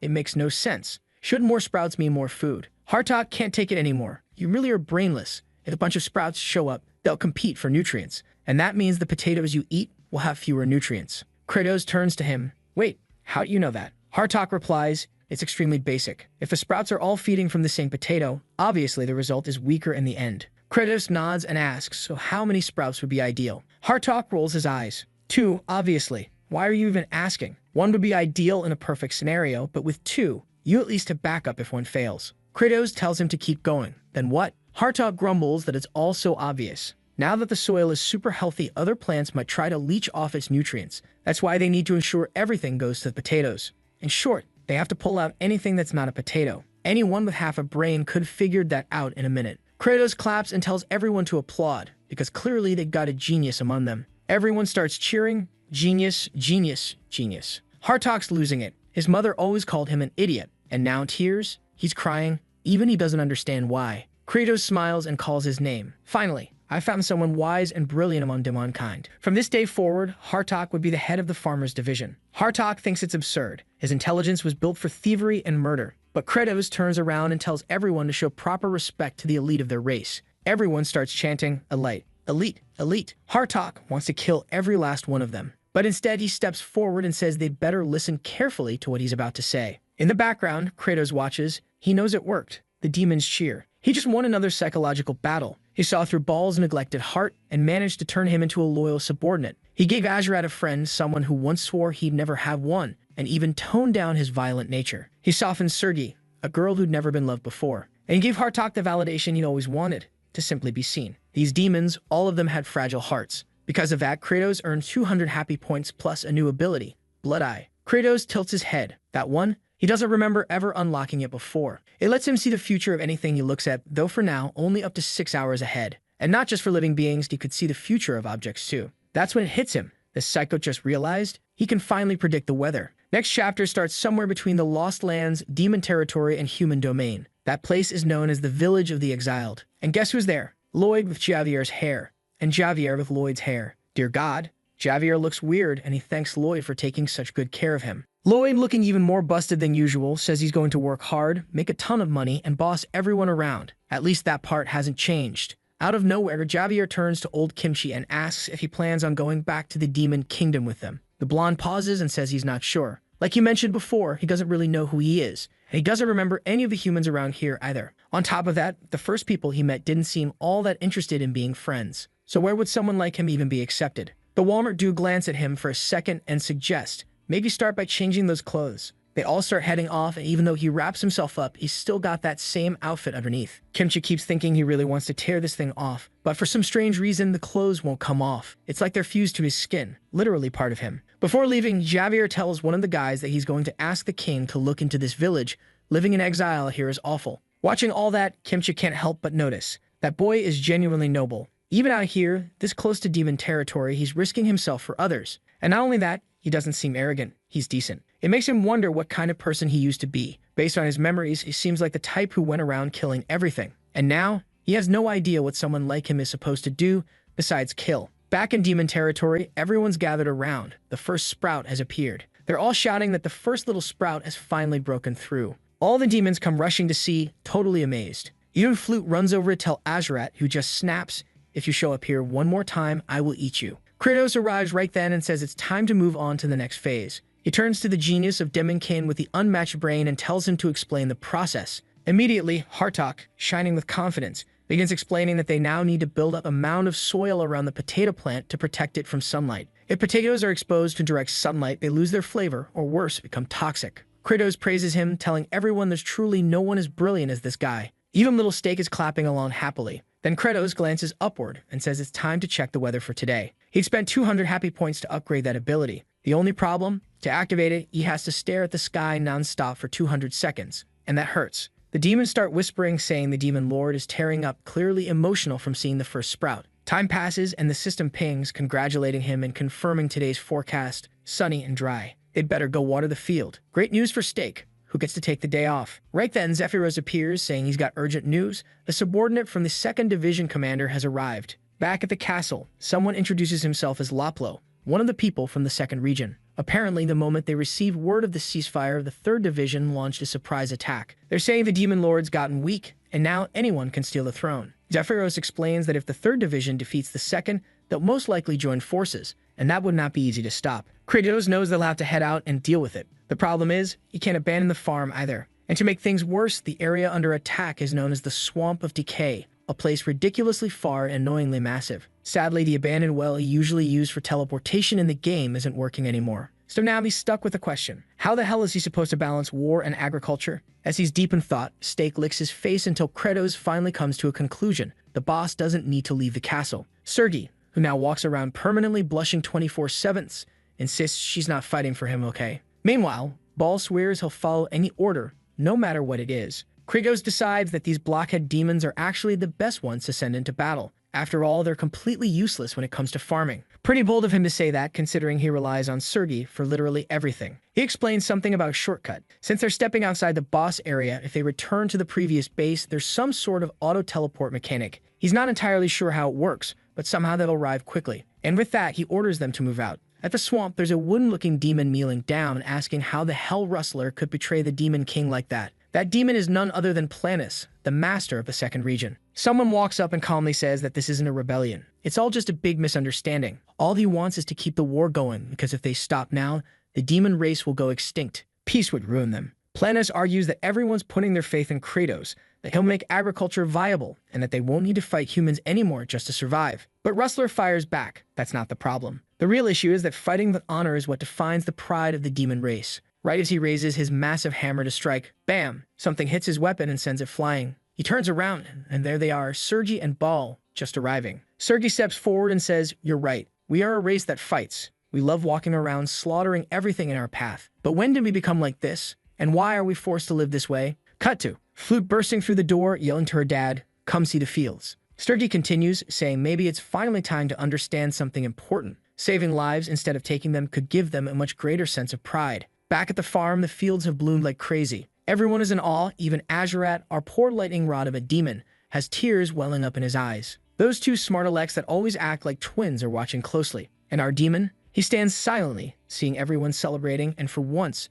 not a single soul is fighting. Flute walks up all sweet and adorable to our demon lord. He's looking amazing. She says she's never seen anything like this before, and he's just standing there with a little grin on his face. Meanwhile, back in the chaos, good old Sergei is using all 6 of her arms to beat the crap out of that fool Ruster, who got caught by the bucket and just kept getting pummeled. Man, it's looking like Azurat all over again. Out in the fields, Kratos says, yep, tons of beautiful flowers have bloomed, really a whole lot of them. Ruster keeps complaining, saying they promised no one was going to be killed, and now their words and actions weren't matching up. Sergei admits that's true, but unfortunately, sometimes you have to take someone out to protect everyone else. Back with Kratos, he orders all the flowers in the field to be cut down. Everyone's standing there stunned. Even Azurat is pacing back and forth, saying the Demon King is being way too cruel. Hartok agrees, showing no mercy to such a beautiful field is just heartless. But when the order is given and the demons go to start pulling the flowers, the little plants start crying and flopping to the ground, saying they can't be cut. No one's ever seen anything like it. It was just too beautiful.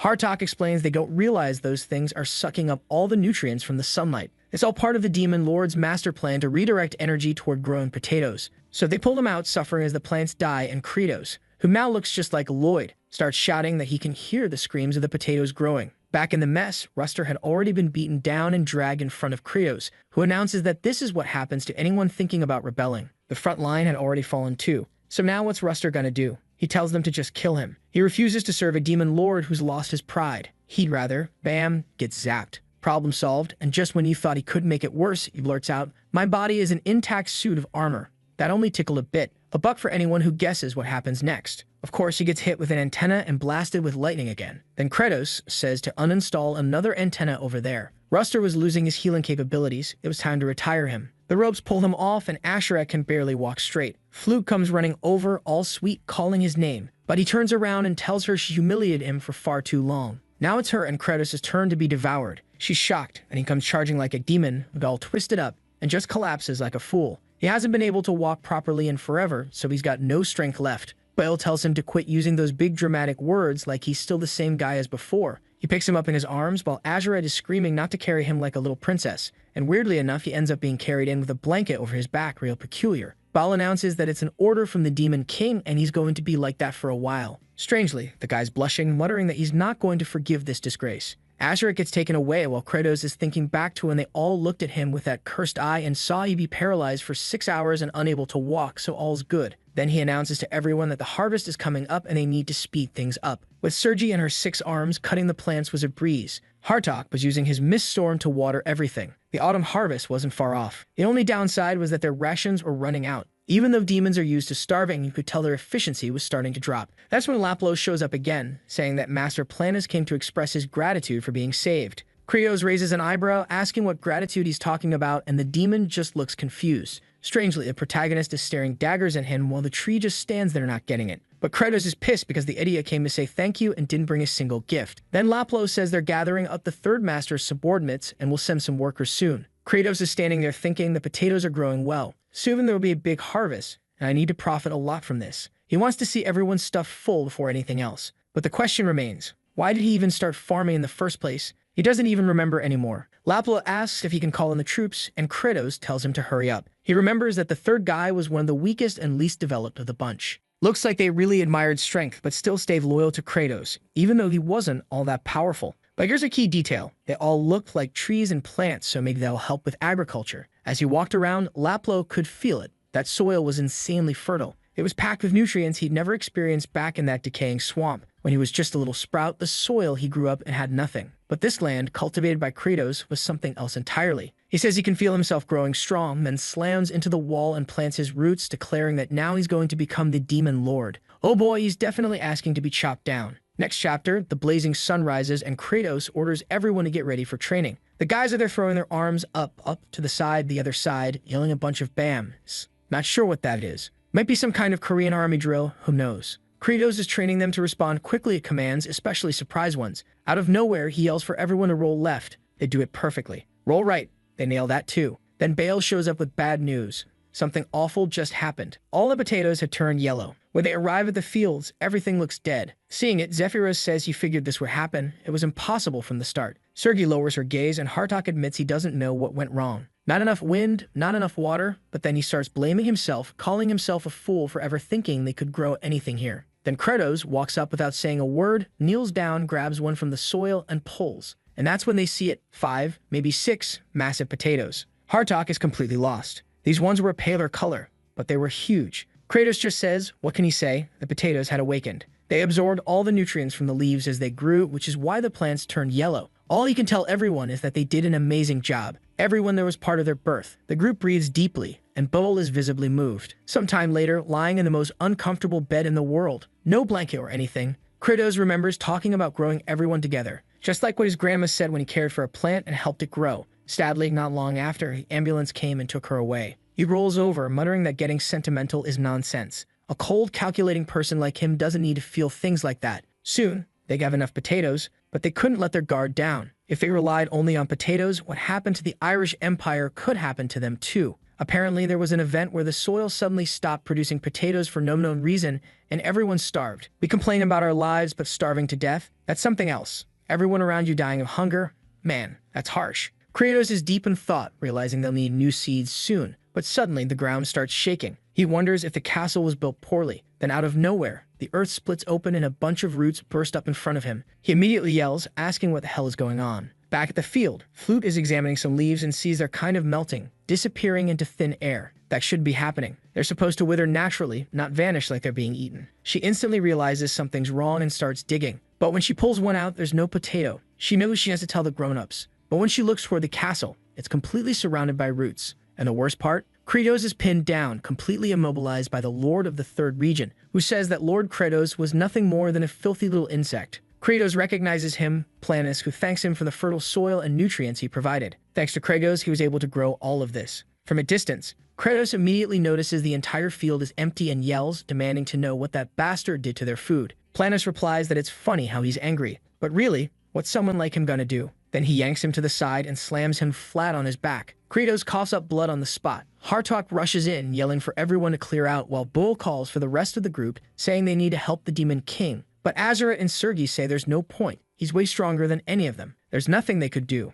That's when Bull reveals he knows the Demon King is actually weak. He figured it out back when he tried to pull himself up that cliff. He's seriously fragile now. The ground is crumbling all around them and Planus. This guy's enormous. He's opened a crater so massive that Kratos is just falling into the void. Shout out to Bull, who knew our guy was weak, but still didn't betray him. Right then, Zephyros recognizes Planus, who declares to all demons listening, Kratos is dead. He reminds them of the ancient laws of demonkind. Power rules, and from this moment on, he is the Demon Lord. Everyone better kneel before absolute strength. Hartok feels it immediately. This guy had absorbed every last bit of nutrient from the land. If Kratos really is dead, then this guy's definitely the most powerful now. And without a second thought, he kneels, thinking to himself that demons really are meant to follow overwhelming strength. Even Sergi and the whole crew are down on one knee. What else can they do? Zephyros looks completely stunned. Azuret turns to him, asking what he's waiting for. He should show some respect to the new lord. It's clear now. Zephyros is probably the most honest of the bunch, and even Kratos once said he was truly loyal. He kneels, but only half-heartedly,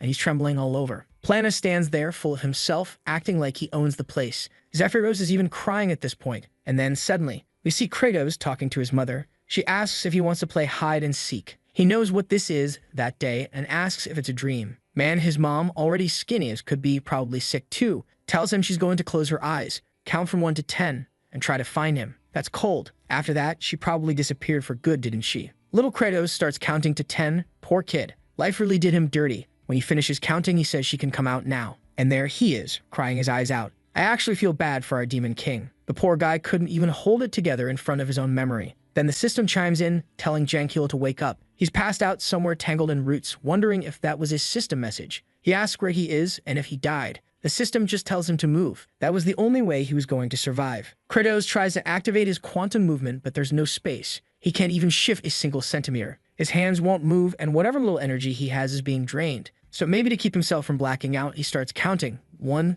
2, 3, 4, 5, up to 10, over and over again. Meanwhile, up top, Planus calls for the scribe to come forward. Zephyros steps up, and right away, Planus tells him to record this historic moment. He's to document everything that has happened and everything that's about to happen. Because from now on, demons will begin their invasion of the human race. Hartok's expression shifts instantly. They were back to square one, back to living in constant war, killing each other like demons were always meant to. That's the quickest way to fill their bellies. So then, why was everyone so angry? Kratos keeps counting 1 to 10, but he can barely breathe anymore. And right then, Planus orders the demons to grab their weapons. They were heading to war. Zephyros hesitates, saying that marching out now is impossible. Of course, Planus shoots him a death glare, and everyone around him starts shaking in their boots. Zephyros explains that there's no way they can go to war when the only food they have left is a few potatoes, and the entire demon race is starving. That's not nearly enough provisions to support a march. Planus asks if he's always been this stupid, and then claims they actually do have enough supplies. Just then, he sends out a root that snatches Flute. Her father shouts out instantly, and Azuret is locked on, watching. Planus says they've always had plenty of weak, useless demons lying around. That's always been the perfect food. Flute yells that they're not like that anymore. They didn't need to eat each other just to survive. Kratos had found a way out of this place, but Planus just stares her down and drops her straight into the abyss. Buried deep beneath all the roots, Kratos could feel his heart slowing down. The problem was, if he died, everyone would go back to starving again. So he uses the blood attack again to electrocute himself. He couldn't stand the thought of anyone else dying of hunger. With that, he throws his arm up and starts climbing, right through the earth itself. Meanwhile, Planus notices Azuret had caught Flute in time. The Demon King keeps climbing upward, using his blood techniques to stay conscious. The issue is, he's digging and it feels endless. He has no idea if there's even the slightest chance of this working. Poor guy's digging at a diagonal. Obviously, he's never getting out that way. Back on the surface, Hartok, Sergi, and Budol are frozen, shocked that Azurath actually stood up to Planus. Flood's still in his arms, confused, and Planus asks if he's gone completely insane. Azurath stares him down full of courage, until his expression changes when he sees Planus make a move. So he says no, that's his food now. He's already eating it. See, it's super fresh, totally delicious. Of course, Planus doesn't fall for that nonsense and lashes him hard across the back with a whip of roots, launching him away. Poor guy instantly passes out.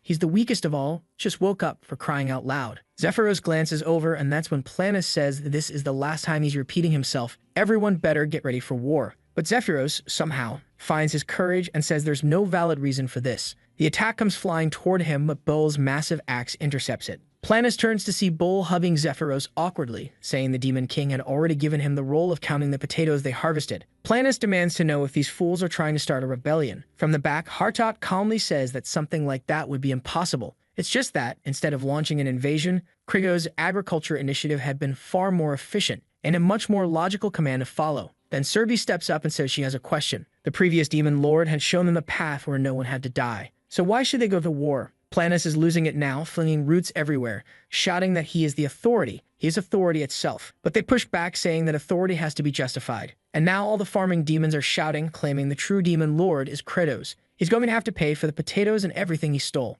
Planus unleashes a storm of root attacks, but Hartok simply sweeps his arm to the side and raises a mist barrier. What the heck? Synchronization kicks in. Sergi jumps into Ball's hands and he launches her forward. She cuts through every root trunk in her way. She gets right up in Planus' face and says the first thing she's taking is his eye. But obviously, look at the size of this guy. He swings once and she drops all 6 swords. At the same time, he surrounds Ball, crushes Hartok, and declares that no one should dare challenge his authority. Everyone here will die and learn exactly what happens when they stand against him. Kratos is no longer the Demon Lord of this place. That coward died without even putting up a fight. So what's so special about that guy anyway? Kratos was nothing. And then someone asks, why is your self-esteem so low? A hand suddenly rises and punches through the air, stopping the attack that was about to hit Zephyros. With that, the entire trunk shatters.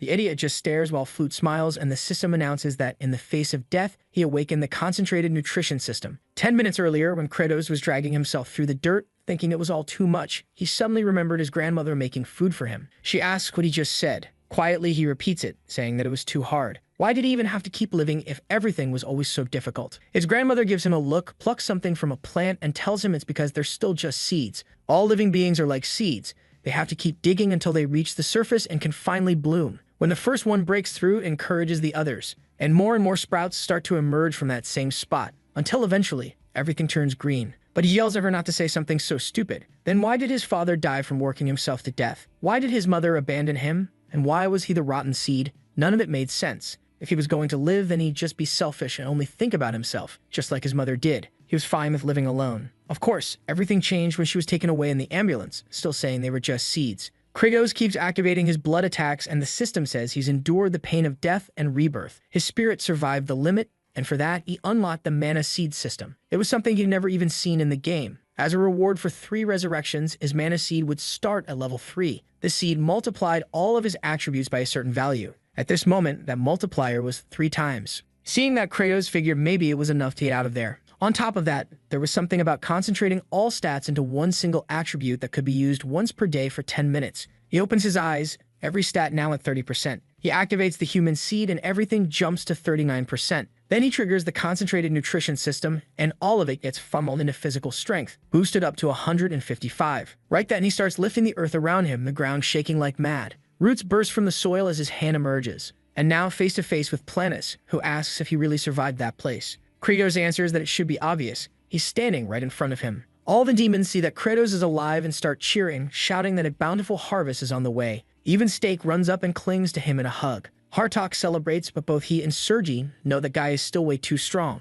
Bull can feel it too. With the kind of power he just sends from Kratos, there's no way he can beat Planus. Planus, however, says it's perfect that Kratos showed up. Now he can be killed in front of all his subordinates. But Kratos calmly says no, he won't be killing anyone. No matter how massive he is, he still follows game logic. All he has to remember is that Planus is just a much bigger version of the same attacks. It's not all that different from the demons he trained using preset patterns. He tells everyone to get up. It's time for a training session. And just like that, they're all up on their feet. He calls out for a quick hop to the left. They dodge the attack. Jump right. They dodge again. Time to duck. They avoid another strike. Planus starts throwing out a whole combo, but they're rolling, weaving, sidestepping, dodging everything. He's baffled. None of his gigantic attacks are landing. Kratos knows that after those attacks, there's always a delay. He's not going to tire Planis out, so he'll need to switch up his approach. He does a little spin and makes a face, clearly to provoke him. And sure enough, Planis loses it, launching roots in every direction. That's exactly what Kratos wanted, to push him into a berserker pattern. Normally in the game, you just beat the boss down, but in the real world, all it takes is some taunting. And right then, he gives Stake the order to move in and unleash a barrage of ice, blocking part of Planis' vision. Kratos knows that with a body that massive, brute force alone wouldn't cut it. But he also remembers, at the end of the day, Planis is still a plant, which means when he gets frozen, his tissue starts to expand and tear apart. The first roots snap and Planis is completely thrown off. At that moment, being frozen was the worst possible thing for him, especially in a berserker state, where he'd basically end up destroying himself. Stake stumbles back to Kratos and grabs his arm, completely exhausted. Kratos praises his effort and tells Zephyros to take care of him. Then he crouches down and jumps up, shouting that he's going to finish this. He knew another weakness common to tree-type monsters, that big hollow cavity in the middle of their chest. He slams his fist right into it, and a crater explodes outward. Just as the monster starts falling apart, Kratos' concentration buff ends. Now he's falling through the air while Planis is staggering backward, eyes starting to roll up. Looks like he fainted. Zephyros wonders aloud if the monster is really dead. But something doesn't feel right. Kratos can still see the body, and normally monsters disappear when they're defeated. That's when he sees it, a second version of Planis appearing in front of him. Problem is, right now, Kratos can't move a muscle. And man, this thing shows up like a Megazord. All the demons flinch, and Planis explains that he absorbed an insane amount of nutrients. Even though he nearly died, he simply redirected the rest of that energy into another body. He approaches Kratos, declaring that now that he's become the Demon Lord, his mission is clear. He's going to drench the entire world in poison. Then he lunges at Kratos, telling him to die. But the game has changed. Baal charges in with his axe and lands a solid hit on Planis' neck. This time even sinks in a bit. Still not enough. Baal gets thrown across the field. Sergi jumps in next, striking the other side of his neck with a combo, but she takes a hit to the gut. Meanwhile, Kratos is repeating that line of his. The other seeds are watching. Hartok joins the fray, landing a strike to the back of Planis' head. Planis slams him into the ground, roaring for these bastards to stop it already. But he forgot about one more. Azeroth appears behind him and says, "This one's for a bountiful harvest." He delivers a precise blow. Planis' head goes flying. As Kratos hovers on the brink of passing out, he watches the monster's body disintegrate along with a massive frozen version. Both vanish into nothing, dissolving into glowing green orbs.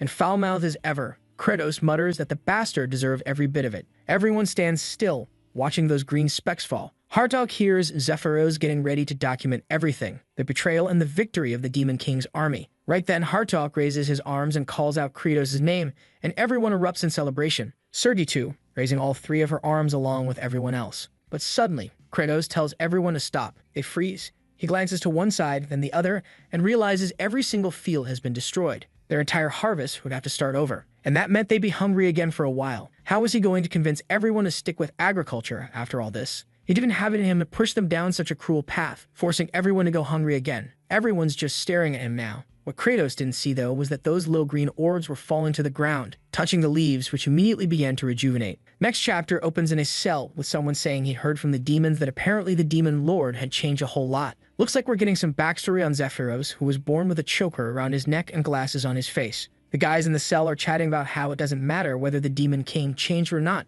At the end of the day, they're all still going to be livestock under his rule. Right then, an orc walks in, gives everyone a cold look, and opens the door. Instantly, everyone bolts out in a panic. The creature, however, looks confused because the boy is just standing there doing nothing. Then it grabs him by the chest and lifts him up into the air. The kid doesn't react. The beast raises its massive axe, ready to strike his leg. But suddenly, Kratos appears and grabs his head. He doesn't just knock him away, he sends the whole head flying. Then he steps forward and asks the boy why he didn't show fear or beg for his life. Zephyros replies that it wasn't fear, it was relief. No matter what he did, they were just livestock to the Demon King. In the end, they were always going to die. Dying now would just save him from more suffering later. Kratos smiles and tells him that it's okay. He's different from the others. From now on, he was to follow him because he would be the one recording the Demon King's deeds. Someone like him would be wasted as food. Even though, for now, they still had to rely on consuming their own kind. One day, he would put an end to that. He would bring an end to the tragedy of demons needing to eat each other to survive. But now I'm confused because our boy only recently took over this body. The former Demon King wasn't that bad either. So what really happened? Zephyros is just staring at him, half unconscious. Then his expression shifts. He turns away, starts walking, and grabs a shovel. Everyone watches as he begins to dig. Seeing this, Hartok asks what the farmers were doing. And in that instant, everyone lights up and rushes off with tools in hand. Kratos just watches, stunned. Everyone's already planting again, happily singing while they work. Seeing that, Kratos finds his courage, stands up, and starts giving orders. He tells them to find any place where a live potato might still be. Teams 2 and 3 are to start sharpening their hoes. Sergei and Zephyros are to cut what's left of the seed plants. Hartok will lead Team 1 and Asheret is to fetch the tools. Then he yells out that all of this is for a bountiful harvest. Ball already has a rope in his mouth, leading the guys with hoes as they charge across the fields. Kratos reflects that for a moment he forgot that agriculture was always like this. Natural disasters, pests, weather shifts, changes. The only thing you can do is dig the soil and plant again. In the end, life itself is a war. That's when Flute spots a healthy little sprout off to the side. She runs over to grab it, but as she pulls, she sees Ruster's arm sticking out of the dirt on the other side. She keeps tugging while he's begging for help. That's when Asheret steps in and tells this low-ranking demon girl to step aside. He's got this. But when he pulls, man, out comes a potato bigger than his whole torso. The thing crashes down right on Ruster's head, leaving him all twisted up. Nobody has any idea what just happened, and they immediately call Kratos over. Flute tells him to check out this potato that's bigger than her head. He asks where she found it, and she explains that she just pulled one sprout and a bunch more came up with it. That's when Kratos remembers how it worked in the game. After you defeat Planus, his body falls into the ground,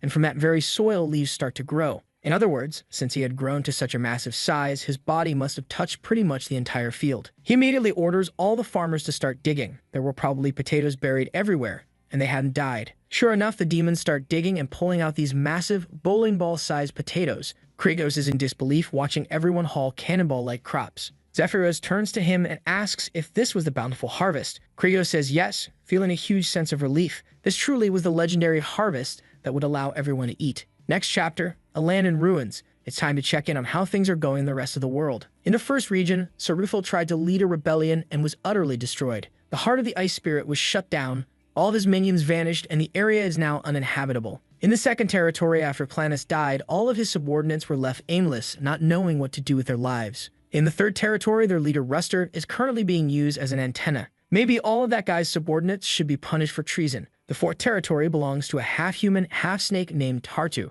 And in the game, he was a pretty realistic character. Kratos knows that the people from the second and fourth territories can be mobilized pretty easily. The problem is, he can't summon everyone all at once. If he tries to grow too powerful too fast, it'll just end up with too many mouths to feed. So little by little, he's going to recruit and get everything ready for the next harvest. That's when Zephyros shows up and says they're about to begin preparations for the next large-scale harvest. Kratos says it's good to know, but warns them to be careful with the food tickets. Then, a little black creature walks in saying that the orders have already been sent to each of the territories. Kratos asks if there's been any response. The little guy says no, it looks like the fourth territory hasn't responded at all. Kratos asks why. The creature stammers, saying the people there didn't say much. Didn't say much? Why not? Right then, Kratos grabs him by the wings and yells at the damn demon to use his brain and get some real information. The creature explains that it's because there are barely any servants left in the fourth territory. The place is practically deserted. Kratos realizes this fool didn't even ask why it was deserted in the first place. Dealing with a useless assistant like this is impossible. That's when Zephyros says that even though the behavior has improved a bit, Lord Kratos is still the ugliest of all demons.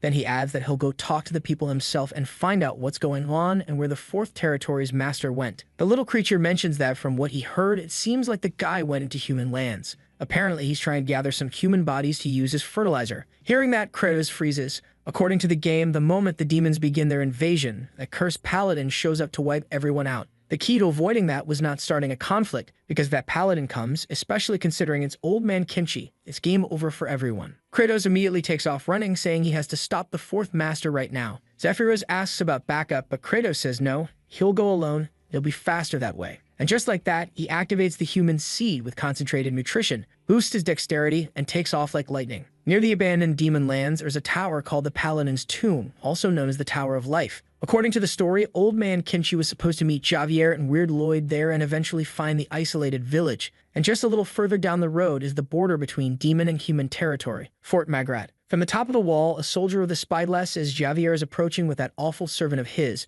but there's something strange with them, something they've never seen before. At the gate, a soldier named Wolkos asks where the rest of the troops are. Javier explains that, unfortunately, they ran into a monster horde and none of them made it out alive. They didn't even get close to demon territory. Wolkos lowers his head and says that exploring demon lands really is a tough special mission. Everyone who died was a great warrior. But for now, he tells them to go rest and recover. Javier and Lloyd walk past, but Wolkos blocks Old Man Kimchi, saying he can't go through. The two turn around and Kimchi gives him a look so intense that Wolkos instantly starts trembling. Javier, the knockoff Walmart version, pleads with him to let Kimchi pass. After all, this guy saved their lives. He's no threat. Then Lloyd steps in, hands in his pockets, and says that obviously this isn't going to be free, only to get slapped straight across the face and knocked to the ground. Wolko's tears into him, saying there's nothing worse than being born as his son. He brings nothing but an ugly face and a rotten heart. Poor guy is just lying there, wrecked. Was all that really necessary? Then Wolko's orders old man Kimchi to strip, warning that if he finds anything suspicious,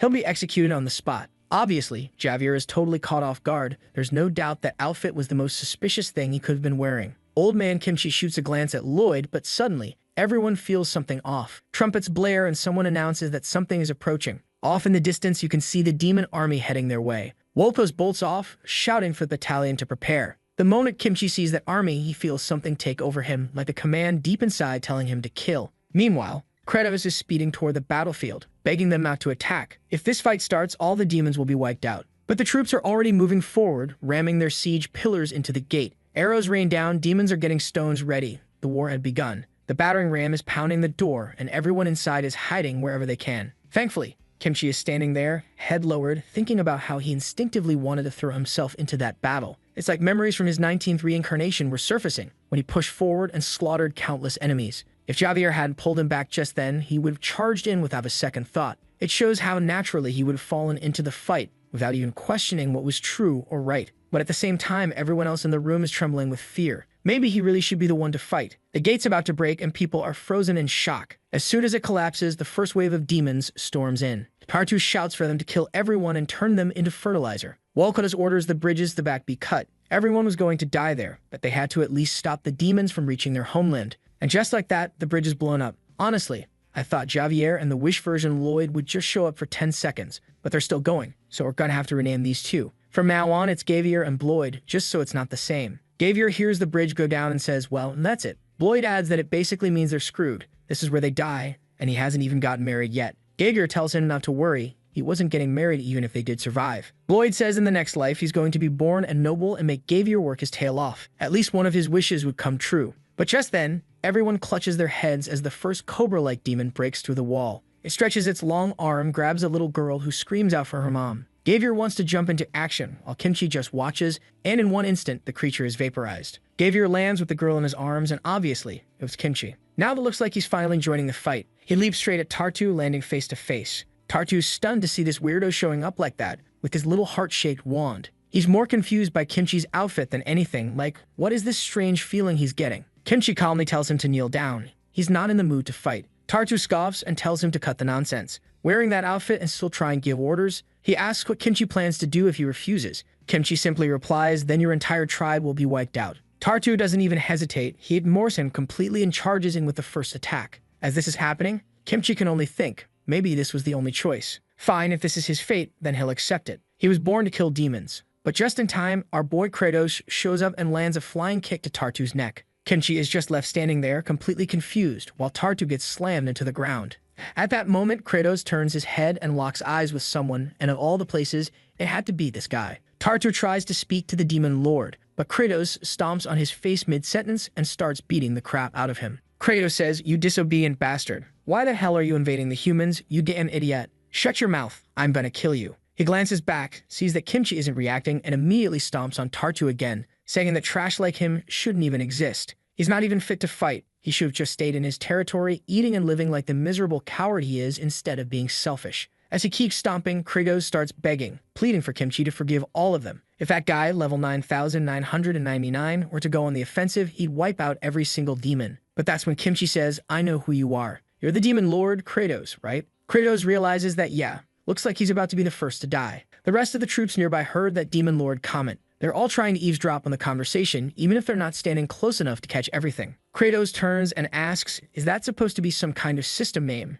Kratos? But Kimchi doesn't even know what a computer is. He just says he used that name as final confirmation and he's completely sure now. In that moment, our guy's eyes are trembling. He knows there's no way he's getting out of this alive. His only choice now is to act like this. He charges forward, slaps his hands to the ground, and slams his horn into the dirt. All the demons are startled to see the demon lord doing a full-on handstand butt up in the air. Kimchi's just standing there, totally confused. The demons start whispering, wondering if this is some special demon lord technique, or maybe some sort of threat stance. Kimchi asks what the hell he thinks he's doing, and Kratos says this is the grand reverence. It's the supreme act of gratitude, loyalty, dedication, basically every positive intention packed into one gesture. He's showing he has absolutely no desire to invade the human realm. That snake-looking subordinate acted completely on his own without any orders. That's why he came all this way to stop him. Kenshi coldly replies that he doesn't trust a demon's words. But Kratos keeps dragging his horn along the ground, saying he'll keep asking for forgiveness until Kenshi believes him. The demons are watching, wondering if this is some kind of intimidation tactic, like a bull about to charge.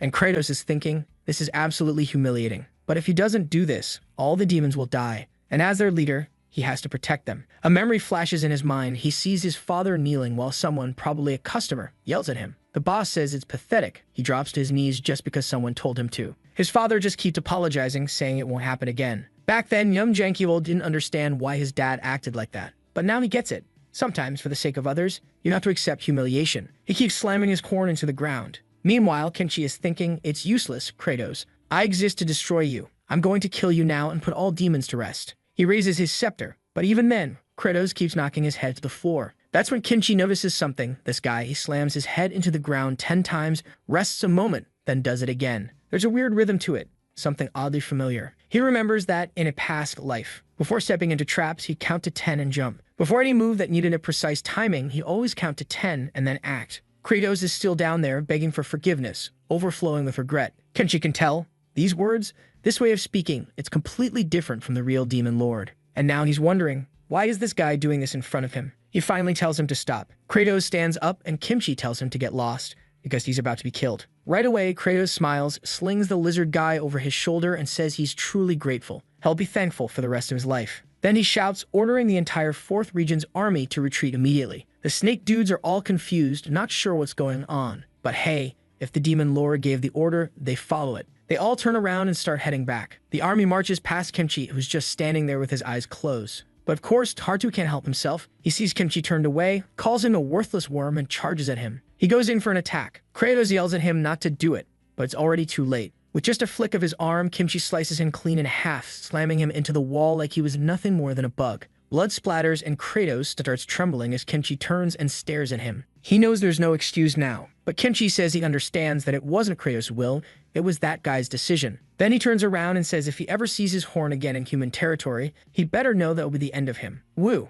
that was close. There was no way he'd have survived against a level 9999. Next chapter opens with Gavier and Bloig asking what happened to Lord Kenshi. He simply replies, there was a fight. That's when Wolkos shows up and asks if he's really the legendary old man Kenshi. He says everyone's completely shocked at how Kenshi wiped out those demons with a single move, made the whole crowd bow, and that's why they're all here, to apologize. Gavier hears that and says he knew Kenshi was strong, but not that strong. Wolkos then commands everyone to shout out and thank him. Watching all this, Kenshi thinks that finally on his 20th life he's broken free of this death cycle. For the first time, he chose mercy, even if technically he did kill 2 of them. He starts removing the outfit and everyone around him is clearly confused about what they're looking at. Meanwhile, back in the 4th region, Kratos is sprinting through the chaos, humans charging behind him. They had finally arrived, getting this whole group here was a nightmare. He tells everyone to get inside the castle and stay put. If anyone invades human territory again, they're all dead. The demons try to explain it was an order, but he cuts them off. He doesn't care. No excuses. They're to stay put and keep still. The only issue now is that Kratos has no shortcut back. No teleport, nothing. He's stuck walking. And the place is massive. He spots one of the abandoned wells and says that if it worked, that'd be a miracle.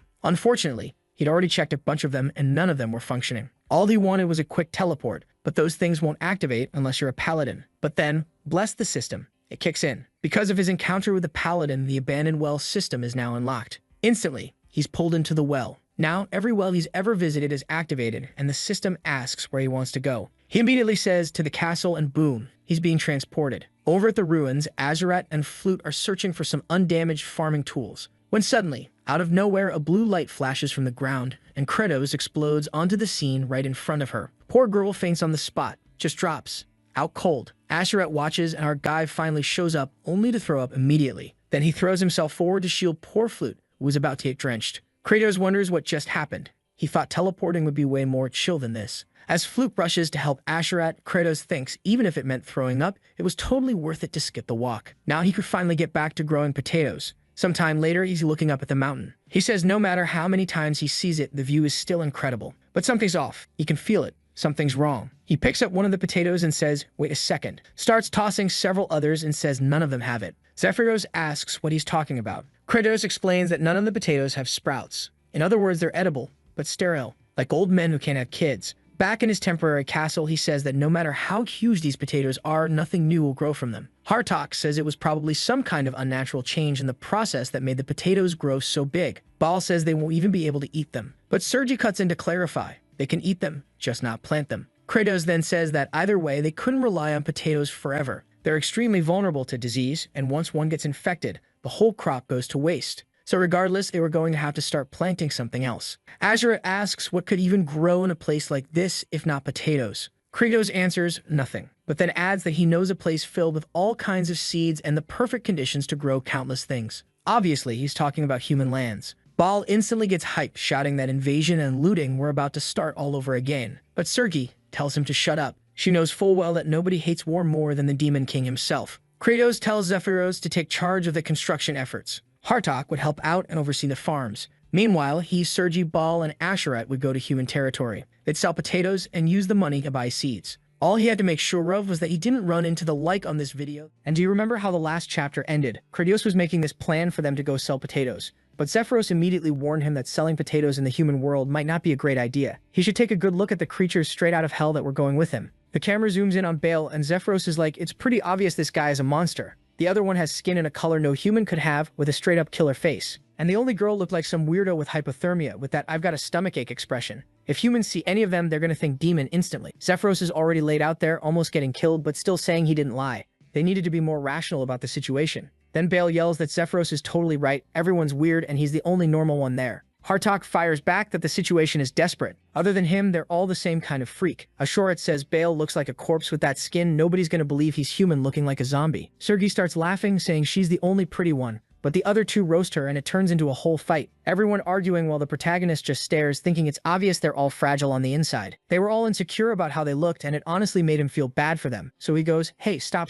And he decides to crack a joke to break the tension. Out of nowhere, he tells them to quit fighting because they're all ugly as hell. Everyone just gets wrecked by that. And the protagonist feels bad right away, thinking it wasn't funny, he didn't want to make them feel even worse. Then he asks if Zephyros kept the thing he asked for back at the castle. Zephyros asks if he means the stuff from the secret altar. The protagonist says yes, and suddenly the human pulls out a bunch of little blue slugs. Sergi looks at it like, what is this disgusting thing? But Kratos says that's the metamorphosis elixir. With it, they'd turn into something different from demons. It was the key to infiltrating the human lands. Sergi freaks out, saying she's not eating that. The protagonist tells her rubbing it on her skin won't work. Meanwhile, Baal is already grabbing one, saying he doesn't get to be picky, and he tosses it in his mouth and starts chewing while everyone watches, kind of terrified. Then he yells that it tastes horrible. The protagonist says, obviously, but then Baal starts glowing gold. The protagonist knows the item changes based on personality, and he's just hoping it won't be something too aggressive. Through the smoke, Baal comes out looking way better. He's basically turned into some buff K-pop guy, saying he feels kind of weird. The protagonist remembers the game description said it reflects a deep desire, so that's what Baal has inside him.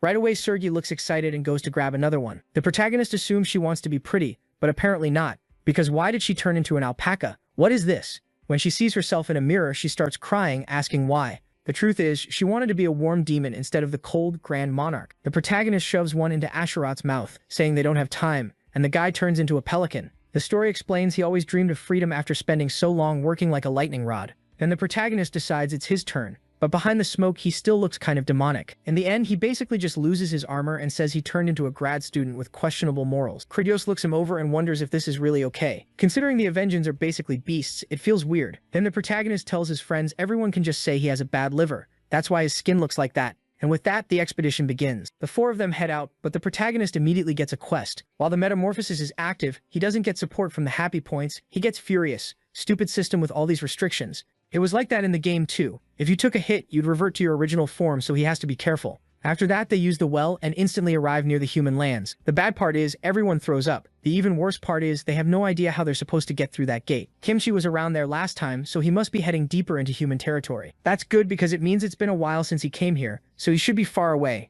And the protagonist is sure the guy wouldn't recognize him. Or, not totally sure. He's actually pretty nervous. But with no better option, the plan is to buy seeds as fast as possible. Then suddenly a trumpet sounds and people announce that a suspicious group is approaching, and they're blocking the entrance. The guards are wondering if they're demons or not. Even if they weren't, they were ugly enough to make you question it. A guard walks up to inspect them. Hey, are you from the village of the exiled? You should turn back, you don't have permission to pass through this gate. The alpaca and the pelican are thinking, Yeah, this plan was impossible from the start, and the protagonist knows that since the invasion of Miraca was recent, security is still super strict, but he's a hardcore player. He knows exactly what's going on behind the scenes of the game. The guard is glaring at the protagonist, when the protagonist suddenly puts on this cheerful face and says this humble exile brought an offering from Demon Land. That gets the guard's attention. The protagonist knows the leader here is desperate to learn what's going on in that land. They even sent an emissary, so if they have information, they'll definitely be allowed through. The guard asks if the offering is back there. The protagonist says yes, and says the guard has sharp eyes. These creatures were captured deep in demon territory, and their meat is delicious.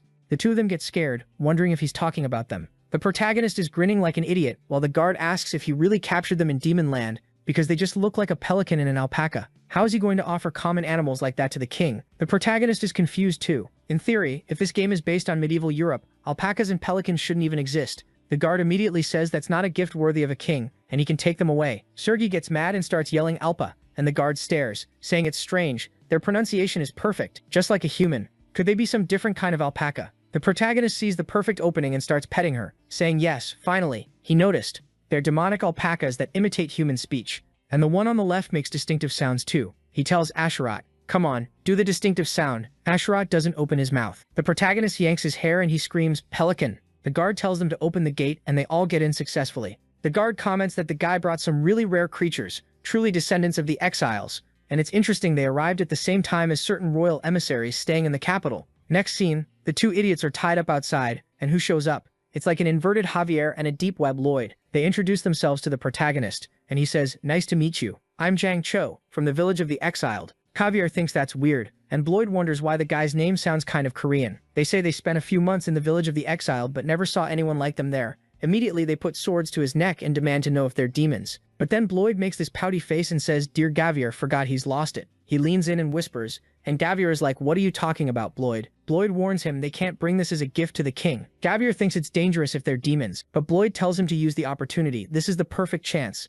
So Javier goes, fine, now I remember. You really were with the exiles, so you're definitely human. Credios is terrified now. He thinks the guy on the right looks smart, I'll use him. At the same time, Lloyd is thinking the exact same thing. He's going to squeeze everything he can out of this guy and then toss him aside. Javier says, all right, no more wasting time. Let's go. Our companion is going to join us. And their companion is Kimchi. He's the one escorting them, and Kratos is already sweating. Kimchi stares at them, and Jang Cho is shaking. Nice to meet you, I'm Jang Cho, the guy who died. Kimchi says, you look like you've got liver problems. Let's take care of that health, yeah? The protagonist relaxes and thanks him, while the others turn to leave. But Kratos is confused. Did he really not recognize him? This metamorphosis style was effective. Except, from that look Kimchi gave him, you can tell it definitely wasn't. Night falls and the group gathers around the campfire. Kratos can only think the situation just got way more dangerous. If they take a hit and the metamorphosis ends, Kimchi will kill them on the spot, and the capital is insanely far. All they wanted was to sell potatoes and buy seeds, so why are they going with these guys? Especially with Kimchi staring at him like that in that terrifying way.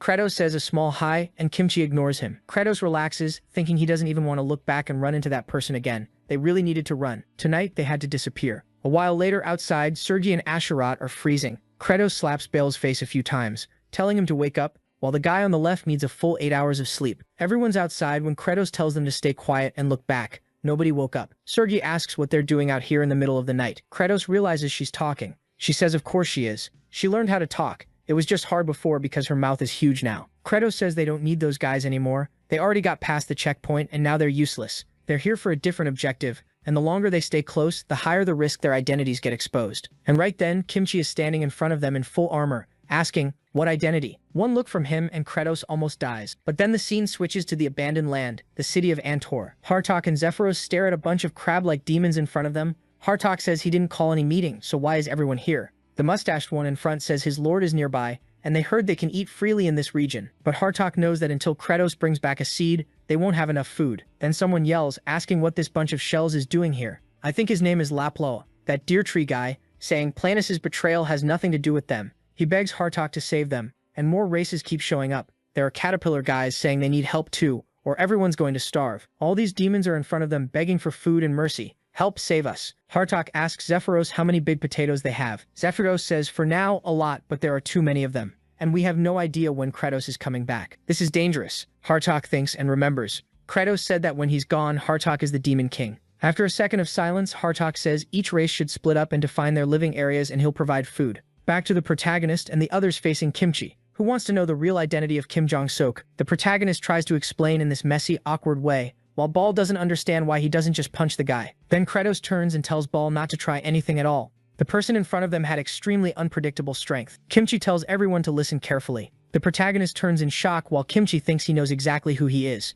The Demon King who dragged the world into war and now wants peace. But what's the real intention? And why is he here? Kimchi says he wants the real reason. Kratos admits they're not taking an offering to the king. Kimchi probably already heard, but the land they come from has very little food, and they needed some way to grow things. That's why the cart is carrying their special product. They want to sell giant chunos and huge potatoes and buy seeds and vegetables, and so nobody would find out. They were going to sneak out, but the capital is too far, so they ended up passing through this city. Please have mercy, don't kill us. The protagonist tries to appeal to compassion, but Kimchi just keeps staring. Still, he can tell there's no lie behind those eyes. He concludes that maybe the demons started eating humans because they had nothing else to eat, but says unfortunately he can't let them run. That's because the young master Gavier helped them out. They've got an offering for the king, so he can't just leave them stranded. He'll let them stop along the way, sell the potatoes and buy seeds, but they still have to keep traveling to the capital. And like promised, those two creatures are going to be offered to the king. The main guy says it confidently. There are tons of trashy animals like those back in his village, and the poor things are there suffering. But Kratos has an evil plan, saying the guy was naive. The moment he buys the seeds, he's going to take off. But the next day, first they had to sell the potatoes.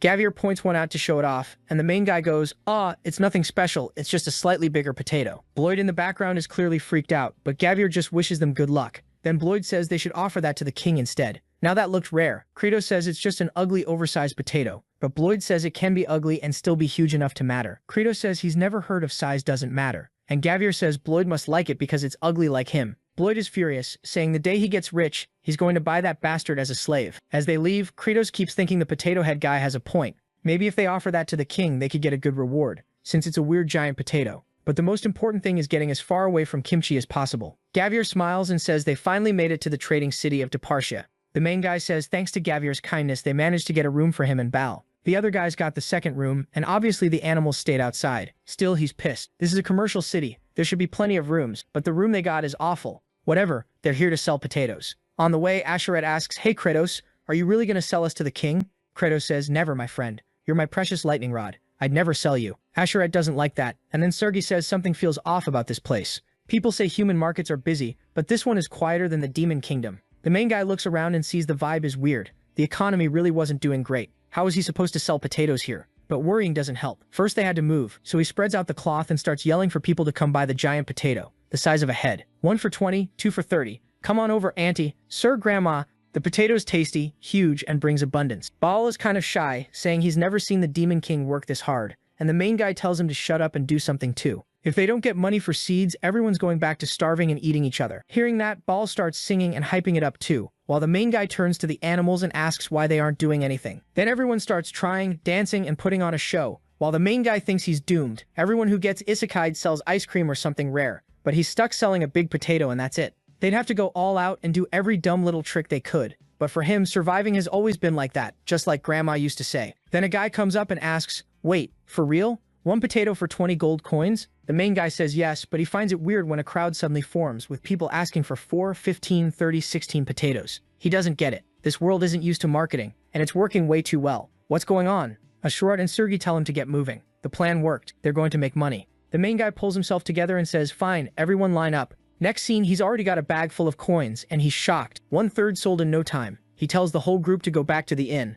and he'll go buy seeds. But when he goes up to the shopkeeper, the guy says he has to be joking. In this city, he won't find seeds anywhere. Kratos doesn't get it. What do you mean? The guy explains that most food and seeds get bought up all at once by the big associations. The main guy asks where that is, and the guy tells him to calm down because he looks pale, like he's about to pass out. But Kratos tells him to just say where the association is so he can buy everything. Suddenly, the chubby guy's expression changes. He turns and tells him to ask that person over there. Then someone behind Kratos says, "Excuse me." A green-haired guy wants to know if he's the one selling those giant potatoes out front. The main guy says yes, that's him. The guy introduces himself as Ruslan, secretary of the Richmond markets. He handled all the operational side of the association. The main guy says, "All right, but what do you want with me?" And he realizes this is probably the guy the shopkeeper meant. Ruslan says he'll be direct, 20%. He'll buy everything he's selling for 20% more. The main guy finds it weird and interesting, but asks how much a handful of cabbage seeds costs.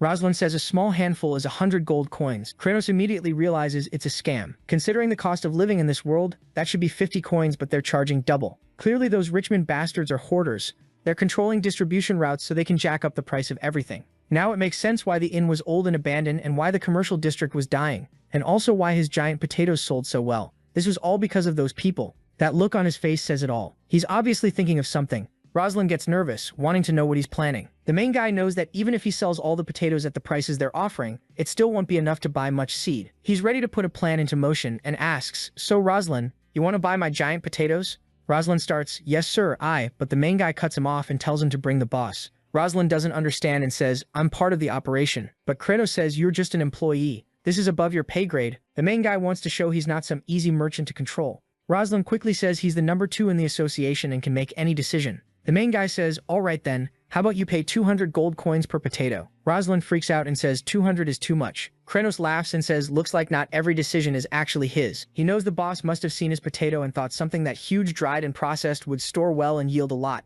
Perfect to sell, for example, to the Empire's army. And what that tells him is that even selling these potatoes at a loss, they can still get other products that will bring profit. Rosalind realizes this guy is full of schemes, and Kratos tells him again to bring the boss. The mood turns heavy. It starts raining, and Sergei and Asherat are getting soaked. Asherat says he'll never forgive that demon king. Sergei tells him to keep it down. The worst thing would be drawing attention as a talking animal. Asherat wonders, since when she became so loyal, wasn't she angry about being dragged to human lands? She says she's actually finding it fun. She's always been curious. Since she was a kid, she wanted to know what this place was like. People said there was lots of food and nobody devoured each other, and she couldn't imagine how that was possible. Because as Asherat knows, her parents were eaten by stronger demons, and she didn't even get that sad since it was normal. And she knows his siblings died in a similar way, but she's noticed this city is poorer than she expected. Even so, people don't eat each other. At the market, she saw a father who was hungry, but still gave the first potato to his child. Maybe if they'd been born here, their families would have been happy. Asherat gets all quiet and sad. He asks since when she talks like that.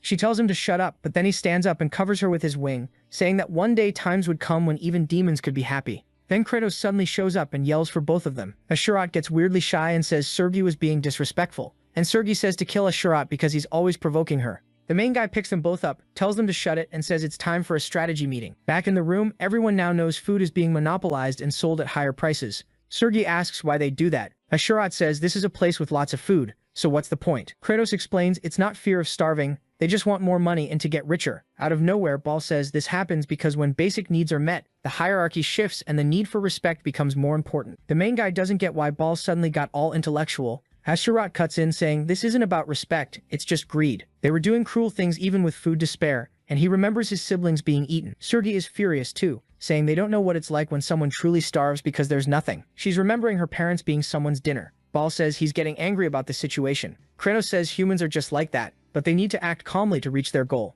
The good part is, since they bought everything, they've got the perfect warehouse to break into. Next chapter, out in the middle of the desert, a windstorm is picking up. Zephyros is wondering what Hartok is doing. Everyone says it looks like he ordered a giant stone pot to be made and has been making a tornado. Hartok is suffering, veins in his head about to burst, and he's exhausted, saying he's running out of strength. Then he notices people watching and tells everyone to get back to work. Zephyros comes over and says, Hartok, you're pushing yourself too hard. What are you going to do with all that water? There are a ton of huge pots there. Hartok says that many demons gathered there can't be fed with just potatoes. That's why they have to boil the potatoes in water. They'll be able to feed way more people with the same ingredients, and no demon will go hungry in that abandoned land. It sounded kind of pointless to me, so I went and asked ChatGPT, and it said that cooking increases digestibility and you get more calories. So technically he's right. Zephyros asks why Hartok is talking like he's about to kill someone. But one thing is undeniable. Since the day the Lord declared they'd start farming, everything has been changing. The cruel, calculating Lord Hartok is working himself to the bone just to prepare food for other demons. So what made him change this much? In the background, Hartok gives a little chuckle, thinking he's going to get an absurd amount of praise for this work. But Zephyros interrupts. Sir, we're going to need a lot of firewood to heat all that water. Hartok says he knows. They'd have to destroy every demon's house just to burn it. That's why he's going to the third stellar area, the volcano of Sealing, to hunt the fire predator. No idea what that is, but it sounds dangerous. Then the scene switches to another city. A calm, kind of arrogant human is there, the great merchant Richmond. They arrive out front, the sun's out, and he turns to Ruslan and says, Ruslan, you disappointed me this time. How did you get pushed around by some bumpkin who doesn't know anything? With that level of stupidity, you'll never get far, so stand there. I'll show you how you deal with ignorant people. Inside, the main guy hears the knock and asks who it is. Richmond says, it's me, the small-time merchant in this city you wanted to meet in person. The main guy says, all right, come in. The door opens and Richmond says, excuse me, thinking, ignorant people always let their guard down with this fake politeness. They don't realize the people who take the most from others can sound the nicest. But then he looks up and sees the main guy and the others staring him down. The old man jumps thinking, damn it, why are they trying to scare me? The main guy says, come on in, old man, have a seat. Richmond sits, wondering why this group of merchants looks like demons, and why they've got those weird animals inside the room. It looks like an alpaca and a pelican, but normal animals don't make expressions like that. And there's also a handsome, lazy-looking guy who doesn't match the rest. Then the main guy says, so sir, you heard the offer, right? The old man trembles. You asked for 200 coins for the giant potato? Kratos says, no, someone lied to you. I said 300. The old guy freaks out right away and goes, no, 300 is way too much. But then, out of nowhere, Kratos goes, did you know there's a guy in my group named Asuraham? Richmond stiffens. Asuraham from that family? And Kratos says, yeah, nobles who got direct orders from the royal family. Like, that's the perfect chance to make a good impression, don't you think? The old guy's already outside saying he closed the deal for 300 coins. Ruslan asks, hey, why would he complain about 200? Richmond completely ignores him and just orders everyone taken to the mansion, animals included. The guy asks why, and Richmond says it's all in the contract. Then Ruslan asks why he's being so generous to a bunch of ignorant nobodies. But now the old guy is yelling at him, saying an immediate loss sometimes turns into a bigger reward later. He doesn't know anything, deal with it, and he turns around and leaves, thinking, honestly, the old guy was scared out of his mind of those people.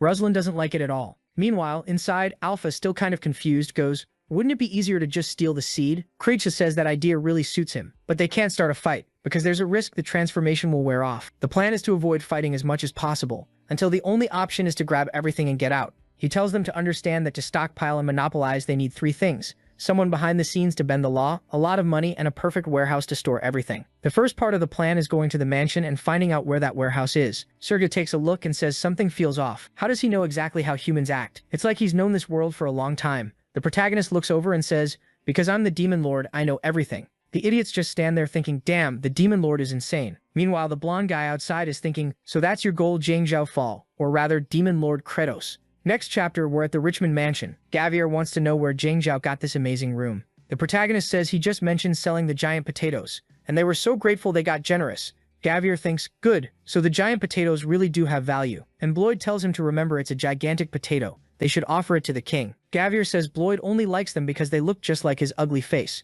But what he really wants to know is whether Kratos sold everything. Kratos says, yeah, unfortunately, he sold it all. Poor Bloyd gets disappointed, until Kratos says it's fine, because he's going to steal it back. The idiot's expression changes immediately. Gavier thinks, good. Then he asks what he means by steal. Kratos explains he means it literally. He's going to steal everything those guys are stockpiling. The Honorable Knight says there's no way he'll allow that. He serves the kingdom. Then Kratos tells him to stay still and says he knows he can't allow it. Just like he can't allow the practice of monopolizing the city's food and wrecking the economy. Gavier doesn't get it, but the scene shows them walking around the carriage. Ruslan is there talking to someone, saying this place is a pain. Kratos walks up and asks if the giant potatoes are going to be taken to the warehouse now. Ruslan says yes, thinking this guy is unbearable. The protagonist says he wants to see the warehouse to make sure his giant potatoes will be stored properly. But the man says he can't, because their warehouse is confidential. Kratos won't accept that. The guy tries to explain it's to keep the products fresh, but the demon starts yelling, telling him to stop being annoying, show the warehouse already. What's with the attitude? Then he starts making a whole scene, throwing himself on the ground like a kid,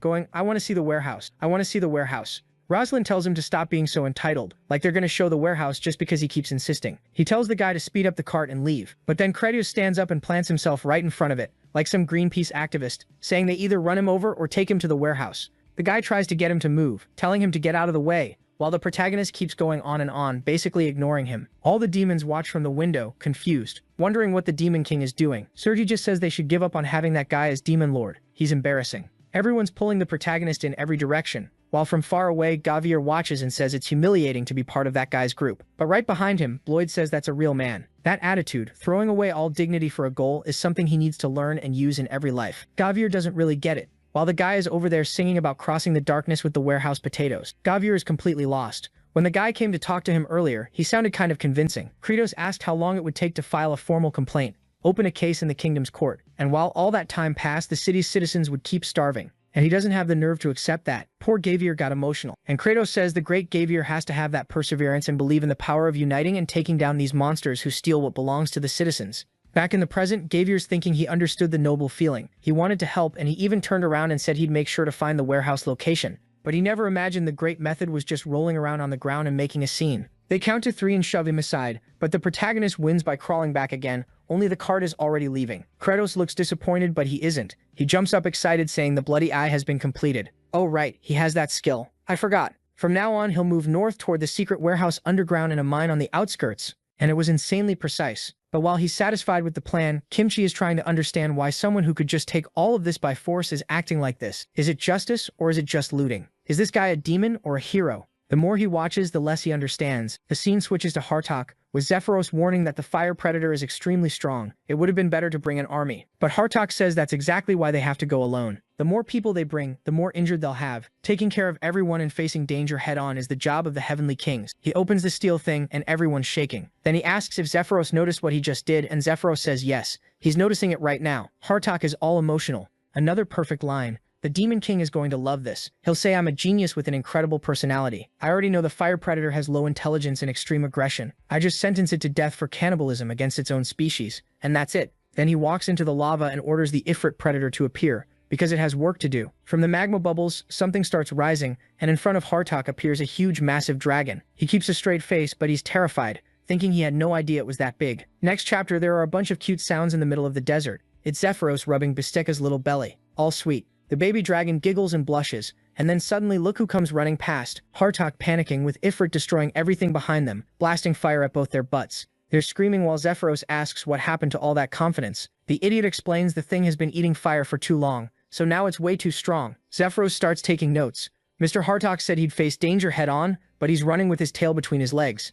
Hartok immediately tells him to stop writing down every detail. This is just a tactical retreat while they think of another way to light the fire. But then he remembers all the Pokemon starving in the city. He turns around and says they don't have time. He starts charging an attack in his hand, goes straight at Ifrit, yelling that he's Hartok, one of the 4 Heavenly Kings, and he'll complete this mission even if it risks his life. Zephyros is just listening, when suddenly Bisteka spits a little puff and instantly Ifrit's face freezes, and the whole thing turns into one big block. Hartok just stands there thinking, and Zephyros says nothing. They sit in silence, and Zephyros writes down that Hartok just embarrassed himself. Hartok is about to yell at him to stop writing, but the scene cuts back to the protagonist. With his hood up, he tells everyone to wait for his signal while he goes to check out the warehouse. He pounds his chest, saying all of this is for the food and for the citizens. Someone says the intentions are good, but the face doesn't match. He turns to leave, and Gavier just wants to know why they're keeping Kimchi a secret. He explains that person draws too much attention, so the group is already big enough with just him. Gavier sees Ball staying quiet, Alpaca too, and says, okay, got it. He decides not to say anything so he doesn't start an argument. Then the protagonist starts hopping from rooftop to rooftop. The plan was to grab the seeds, shake Kimchi off, and then disappear. The good part is nobody's following him right now, so maybe he can finish scouting faster than he expects. He reaches the warehouse and slips in through the ceiling like a cockroach. The security is seriously heavy. One wrong step could turn into a fight, and the worst thing would be taking damage and having the transformation wear off. Even worse would be Kimchi finding out. But then he notes the guy is right behind him. He looks over and the human is staring at him. The protagonist almost jumps. Kimchi tells him to relax. He's too ugly when he's scared. Then he says, you said you were going to distribute food to the citizens, right? So I'm going to help you. The protagonist, scared out of his mind, asks, how did you find out? Kimchi just says he has great hearing. Even on different floors, he can hear every conversation. Kratos shudders because that means he might have heard everyone calling him the Demon Lord. Then Kimchi nudges him and goes, so, are we doing this or not? The protagonist says, yeah, we are. Thinking as long as he's sure it's fine. If he knew I'm the Demon King, I'd already be torn apart. Good thing he doesn't know. They start crawling along, but Kimchi doesn't get it. Like, why is he moving like this? Wouldn't it be easier to just kill everyone? That's what he learned. Right then, Kratos remembers that when he used to play, he'd just go in with Kimchi cutting everyone down. So he turns and says lives are precious. They have to finish this peacefully, without any fighting. The blonde guy looks at him, lowers his head and says he understands what he wants. The protagonist relaxes for a moment, and they keep going down the tunnel. Deeper in, he thinks it's weird there aren't many guards, but then he looks and sees some golems watching the area. He remembers from the game that those are creatures developed by the Magic Tower, but in the game they're usually already destroyed. How strong are they? Before he can figure it out, Kimchi rushes in and destroys them all. The protagonist asks why he did that, and Kimchi says, well, it's not a living thing, so it doesn't matter. Plus, he remembers a voice saying something like, cleaning is faster. Kratos flinches, but then thinks, honestly, if Kimchi wants to fight, he's not wrong. In another area, more golems are guarding, and the protagonist says there are 3. If they get spotted and the alarm goes off, the plan is done. Kimchi looks and says he'll analyze their movement 10 times.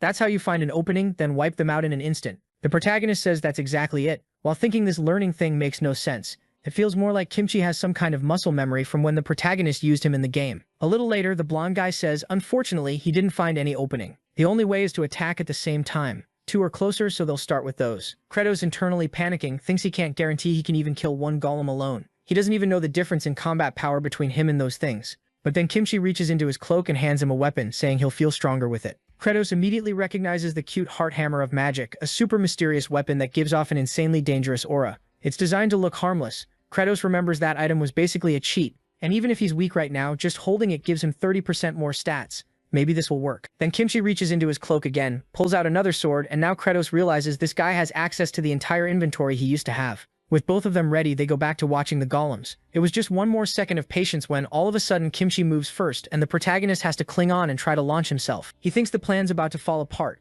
but Kimchi stops for a second behind the golem. He realizes the human really did wait. He moves in, and together they destroy the first golem at the exact same time. And right away the protagonist knows they have to finish the next one before it can turn its neck. The two of them pull off the exact same sequence, lunge forward, roll out of the golem's first position, and crack it in the head. Only Kimchi still gets there a little earlier. The protagonist is stunned. This bastard wasn't just insanely fast. He was moving in sync with him. A little later, some guards show up as the two of them come in with the ballerina on their backs and slam the guy in the neck, putting him to sleep. Kratos is wondering what's going on. He and Kimchi kept moving like they were one person, their attacks perfectly synchronized. And now he's thinking it's weird. He's standing next to a monster and yet he's ridiculously happy. What does Kimchi even know? He's thinking, you taught me how to kill and at the same time you told me not to do it. You tried to destroy humanity, but now you want peace. A mysterious existence that came from another dimension to cause chaos, but right now, he was happy next to him. Kimchi seems like he already knows everything, and he asked Kratos he'd reveal his real identity. Then the protagonist tells him to be careful. He's almost crushing the guy's neck. He's going to die. He says his friend needs to learn that not everyone in this world deserves to die. Those two soldiers are just working in the mine to earn their daily bread. Their hearts are already hurt enough. He didn't want them to suffer more than that. Kimchi looks over, kind of confused. They keep walking, with the old man saying he doesn't see any more golems. The protagonist thinks it's because it's strange they made it this far without drawing anyone's attention. But then suddenly, the old man tells him to be quiet. In front of a huge door, there was a golem, almost the same size as it. The protagonist smiles, saying it looks like some kind of warehouse. They just needed to go back real quick and grab that stuff. But then Kimchi tells him to be quiet again. They hear footsteps coming closer, and then Richmond shows up. The golem crouches down and tells him to identify himself or he'll be attacked in 3 seconds. But the guy shows the ring. The creature says Lord Richmond's blood has been confirmed, and he may proceed. The door opens and Kratos learns it only needs blood, making everything even easier. Inside the warehouse, there were rows and rows of bread, vegetables, fruit, everything perfectly preserved. The protagonist immediately tells Kimchi they're changing the plan. All the golems are gathered behind the guy, so it'll be easy to wipe them out at the same time. Before the protagonist can say anything else, Kimchi is already gone. He cuts off the first one's head. The protagonist charges in, grabs Richmond from behind, and when Richmond turns around, he gets punched right in the middle of the mouth. Kimchi thinks it's surprising, while Kratos is smiling and having fun. He remembers the protagonist said his heart is wounded. He doesn't want to hurt them more than that, yet. Looking at that face, he's sure this guy is a lunatic. Next chapter, a while later, Richmond wakes up tied to a chair, not knowing where he is. Kratos gets right in his face and says he's in the torture room. Richmond built himself. Why would a warehouse have a torture room like this? Richmond says it's a gym, not a torture room, while Kimchi just looks over the tools of cruelty. Kratos grabs Richmond's face and stares him down, furious, almost crying. Richmond says there's something wrong with this guy. The protagonist's stare ability activates and he finds out Richmond's future plan was to capture the protagonist, intimidate him, figure out where the giant potatoes came from, and steal everything. He thanks him, saying Richmond's so kind, just cleared his conscience. The old man is scared. This guy stared, then started crying, and now he's laughing and thanking him. Clearly, his mental state isn't great. The protagonist walks off, saying he's going to put on a show for Richmond, but then the old man goes quiet and stares at them, saying he's some country bumpkin underestimating the security system. A golem appears in front of them, and Richmond yells for the security golem destroyer to finish them off. The protagonist just pulls out a cloth with Richmond's blood on it, and the golem apologizes and says he can pass.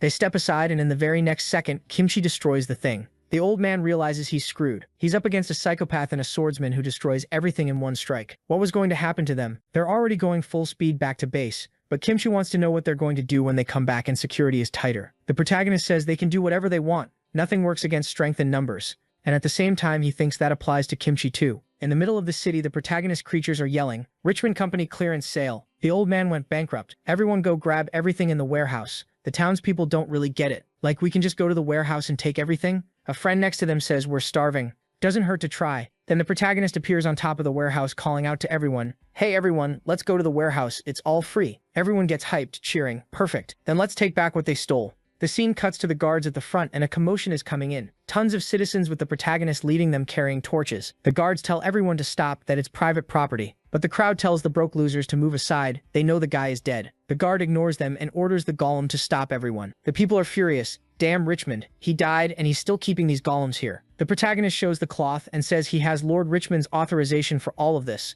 Immediately the golem sees the blood and says it's verified. they really can pass. The crowd rushes in, hits the guards, and everyone's excited. And Kratos tells Kimchi to go ahead and shut up anyone who tries to interfere. Kimchi charges forward. Kratos, thinking this guy is an idiot, he obeys perfectly. Way too naive. Then the protagonist tells his group to get to the warehouse first and grab seeds. After that, they have to follow the plan with no mistakes. Inside the warehouse, it's chaos. Everyone filling boxes. The protagonist and his crew throwing everything into carts. When Ruslan gets to the room, he finds Richmond and blurts out that the citizens are cleaning everything out. They need to activate the master of the golems. The old man answers that he wants to make money, not commit a massacre. Ruslan goes quiet and asks what the difference is between activating the golem and what he's done up to now. He'd better understand he's not going to follow a beggar like him who lost everything. The old man is furious. Ruslan really put the pressure on him. Meanwhile, the citizens are leaving, all happy. It's food, I'm not going to starve. But one of the golems shows up saying theft won't be tolerated, and Kimchi comes in and slices it in half. Kratos thinks that while Kimchi is busy protecting the citizens, he's going to clean this up. Plus, Bloyd and Gavier are helping everyone too, so they won't get in the way. If they escape through this opening, it's perfect. He turns and tells everyone it's time to get out,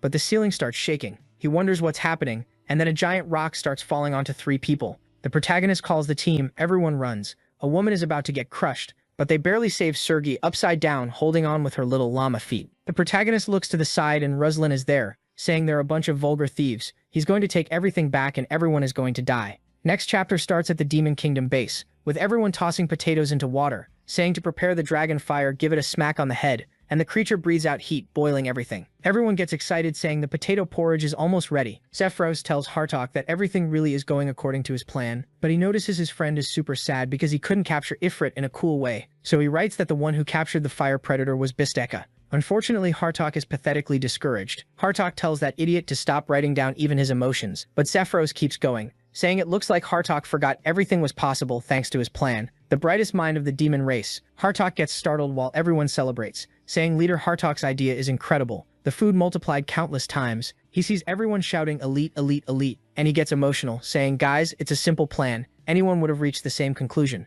But the fun is over. We're back with Kratos holding the rock, straining, but it's heavy as hell, they won't last much longer. The system says that someone who's enduring and holding on can awaken a new skill. The system shows he can use spikes of punishment for 500 HP. It'd be perfect since he could raise spikes to support the rock, stomp the ground, but unfortunately he only had 325. The protagonist looks to the side and tells the damn humans to get out from under there, but in front of them, a golem's huge foot slams down. Ruslan warns that if they leave, they'll all be killed. They can choose between dying to the golems or dying crushed. Poor vulgar people like them were born to die like that. The protagonist says that bastard is a piece of trash, but gravity doesn't care and he keeps suffering. Ruslan says that damn old man Richmond got full of himself just because he treated Ruslan with a tiny bit of decency. He really should have crushed him from the start before he could stand back up. One of the humans is staring, but the kid steps on his hand. The protagonist can't do anything because he's holding the rock and the rest of the humans are trying to protect themselves. Then suddenly, the system says the members of the Demon Lord's army are having a delicious, happy meal. Because of that, his HP starts going up. The protagonist has no idea what they're eating that tastes so good, but the points keep rising, and that was the perfect moment. In the Demon Kingdom, all the little monsters are having fun, eating potato soup. While Hartok and Zephyros are proud, the protagonist reaches 15,000 points total. Right away, he yells to awaken spikes of punishment, but the system warns that by consuming HP, the metamorphosis effect will be undone. He doesn't care. He starts transforming back and the system tells him to increase the number of spears. Kratos orders the 4 heavenly kings to lift it. At the same time, he tells the system to set that skill to max level 2. He spends 15,000 points and takes it straight to level 13. Ruslan tries to understand how a human lifted that until he realizes this guy doesn't look human at all. Everyone is terrified and the protagonist lifts his foot and stomps the ground. Spikes rise up holding the rock. Kimchi feels something and looks back. The rock is at least pinned in place, and everyone is sure he's human. But at the same time, they were saved by this guy. The protagonist starts walking forward while Ruslan tells everyone there's a demon in front of them and they should kill him. The protagonist, dead serious, says the one who's been slaughtering and devouring humans is Ruslan while pulling out the wand of love. Ruslan jumps, wanting to know what that is. The protagonist says it's the cute little heart hammer. Or rather, when you remove the disguise, the item is called the Ancient Evil God. When Kimchi reaches the doorway and looks into the room, the protagonist is holding a massive evil greatsword. He tells Ruslan he hates people who use food to do evil. The golems rush toward Kratos, but he throws the sword up, one vertical slash, and the creatures freeze in the air, and in the next second, a black blast tears through. Instantly, they're completely destroyed. A fragment falls onto Kimchi's foot, and Kimchi says it looks like he was about to kill a human. In the end, he really is a demon. The protagonist's attack destroys the entire floor. The two of them stare each other down. Kratos goes silent and suddenly lets go of the sword. It hits the ground, breaks apart, and he already knows he's going to die. He only asks Kimchi to spare the lives of the subordinates behind him. Bale and the others don't understand why he's acting like this. Kimchi stares at him, lowers his head, and pulls his sword to the side, saying it's a shame because he wanted to know a little more about him. The protagonist accepts his fate when suddenly Sergi screams and tells Asurat they're going to undo the transformation. She's about to kick him in the head, he'd swing at her face, and then the two of them would headbutt Bale in the stomach. Right then, someone calls out for Kimchi. It's Asurat, saying that if anyone wants to lay a hand on the Demon Lord, they'll have to get through them first. The protagonist tries to warn them not to do it, but it's too late. Kimchi throws himself forward and the trio gets ready. Then, out of nowhere, someone tells the Pink Warrior to stop. It's one of the citizens they saved, saying they really do look like demons. But they literally just saved everyone's life. And on top of that, they realize it's not only demons who hurt humans. Suddenly, writhing on the ground in pure hatred, Raistlin raises his hand and says he'd rather destroy everything than let them take a seed. Kratos flinches, and then Richmond rushes in, telling them to be careful. That was a self-destruct device. The second he presses it, a bunch of bombs planted all over the mountain start detonating, and the whole cave shakes. Good grief, that's an insane amount of explosives. The entire place gets swallowed by blasts. From far away, Bloyd and Gavier see it and want to know what happened. There were a lot of people in there. Then Gavier notices that in the middle of the flames, the protagonist group is coming out. He immediately thinks, were those demons? They land. And Kratos warns them they've been exposed, so they're not stopping until they reach their territory. Richmond, though, wants to know why he's being taken along. Kratos tells him the bastard is good at storing food, so he's going to run a warehouse to pay for everything he did. The old man tells them to leave him there, but nope, everyone takes off at full speed. Outside, watching the flames, a bunch of people start yelling, "My husband's in there, my family's in there." Then in the middle of it all, Kimchi shows up, stretches out his arm, clears the flames away, and everyone comes out alive.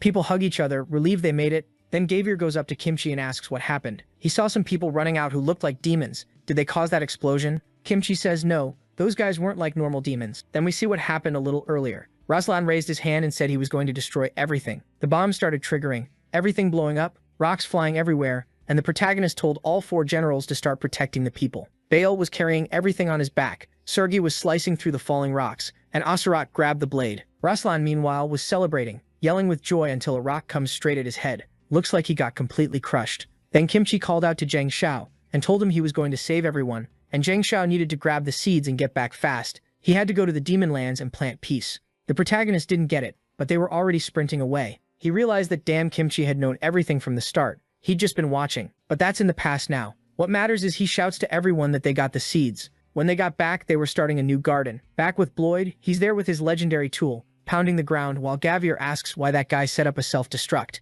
Kimchi thinks it's because everything was done in a rush. But Gavier also wants to know why Zhang Xiao and everyone left so suddenly. He gave the food back to the citizens and solved the problem, so he should have gotten a reward. Kimchi says that either way, he still messed up someone else's property, so he probably got scared and ran. The knight agrees, but says that guy didn't look like the type to scare that easily. And what about those demons he saw? Kimchi cuts him off. There weren't any demons. Everyone in the village also said they didn't see any demons. Besides, if Zhang Xiao were a demon, why would he want to save everyone? His friend doesn't know what to say. Then Kimchi asks what the potato guy is doing. His friend says that since this place doesn't have an owner anymore, he's looking for something that can make money. He's super greedy. If he'd been born a noble, he'd be great at making cash. Then in the middle of all the digging, he suddenly yells that he found some huge potatoes. He was going to offer them to his majesty. At the gate passage by the Magrath fortress, we see the protagonist group coming up out of the water. That place has ridiculous protection on the way in, but getting out isn't as hard. They slip through a blind spot, and now they're up in the mountain area. One of the guards is watching and says there's a weird group heading toward the abandoned land. They didn't get any message from the rear guard, so it's probably just wild animals. Who knows? Kratos keeps running, not understanding why his heart is pounding so hard. Good thing he has a demon lord's body, or he'd be out of breath already. A while later, the sun is coming up, and Flute, along with her friends, is eating potato soup. Her dad offers more, but she says no. She's totally full, and they needed to save what they had. If the demon lord can't bring seeds back, this might be the last soup they ever get. Her dad tells her to trust the demon lord. He'll definitely pull it off, but she says that if he doesn't, that's okay too. For the first time, she got to eat until she was full, and she was happy with that. Her dad gets emotional. Then suddenly people start shouting that the demon lord is back, and he brought seeds. The protagonist group arrives carrying bag after bag. Everyone runs over excited, calling out to Asurat, except Richmond, who from his point of view sees a terrifying pack of demons coming straight at him. Flute hugs Asurat, and he says it's truly an honor for her to be able to see him again. Bisteka pats the protagonist, and the protagonist says he missed him too. Zephyros thanks Sergi, and she tells him to get lost like she'd ever work hard to please someone. That's ridiculous. The protagonist calls for Hartok, and says Bisteka told him everything that happened. He really was the brightest mind of the demon race. Everything was easy because he was there. Hartok starts to answer, my lord, I only did the blade. But before he can finish, he starts crying, overwhelmed. The protagonist looks to the side and sees Sergi getting tossed around while everyone's smiling. He says he finally understood why his heart had been racing. It was the same thing his dad felt when he came home from work with fried chicken. that moment when you realize you managed to take care of the people who depend on you. He's sure that's exactly how his dad felt, and right away he yells, fired up, that they're starting the next planting. He looks down and says, well, what he brought the most this time was rice seed. The problem is rice needs a lot of prep, and the climate doesn't help, so they're putting that aside for now. After that, the next biggest amount is corn. They also have pumpkin and beans, so he gathers everyone and says they're going to grow those 3 seeds in the smallest area with maximum efficiency, and that's called the Three Sisters planting method. The story explains that this is a farming method where you can grow 3 plants in the same spot because of a symbiotic relationship, all at once. The beans planted with the corn grow by climbing up the corn stalk. Hartok says, yeah, I get it. So these beans will protect the corn from outside attacks and strong winds. The protagonist is impressed. This guy never studied agronomy,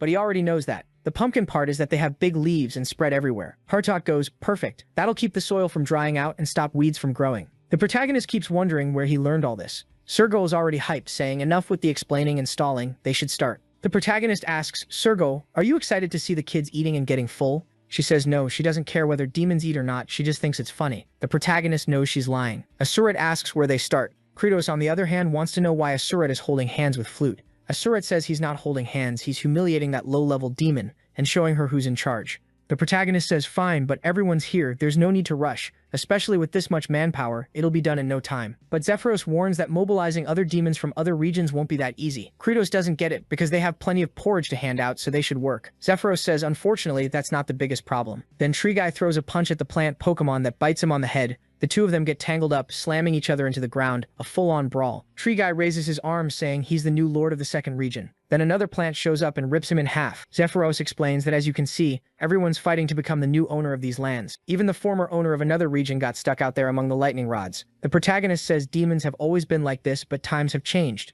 Not everything in this world is strength, but they can't accept that. And that's why Kratos is going to introduce fair duel rules. Next chapter, there's a huge lizard crawling on the ground, and another lizard standing there lands a bunch of hits. Crabs are smashing into each other. Total chaos. Hartok watches everything in silence, then walks away. Flute comments that he left again, and her dad says it's weird he never breaks up fights. The farmer demons are furious. While they work all day, those guys just keep fighting, and they're supposed to support them too. Flute's dad says the demon lord must have a plan. Besides, it's impossible for just the 4 heavenly kings to lead that many people. Maybe they're waiting for a new lord to appear naturally, since these guys will keep fighting until it's decided who's truly the strongest. The problem is that in the meantime, the weaker ones keep dying. We see 2 guys fighting, one getting thrown into a wall. Then some little crab kids show up saying their family's tent got completely destroyed. Asurat is up above watching everything, and Flute calls out to him asking why the demon lord isn't stopping these fights.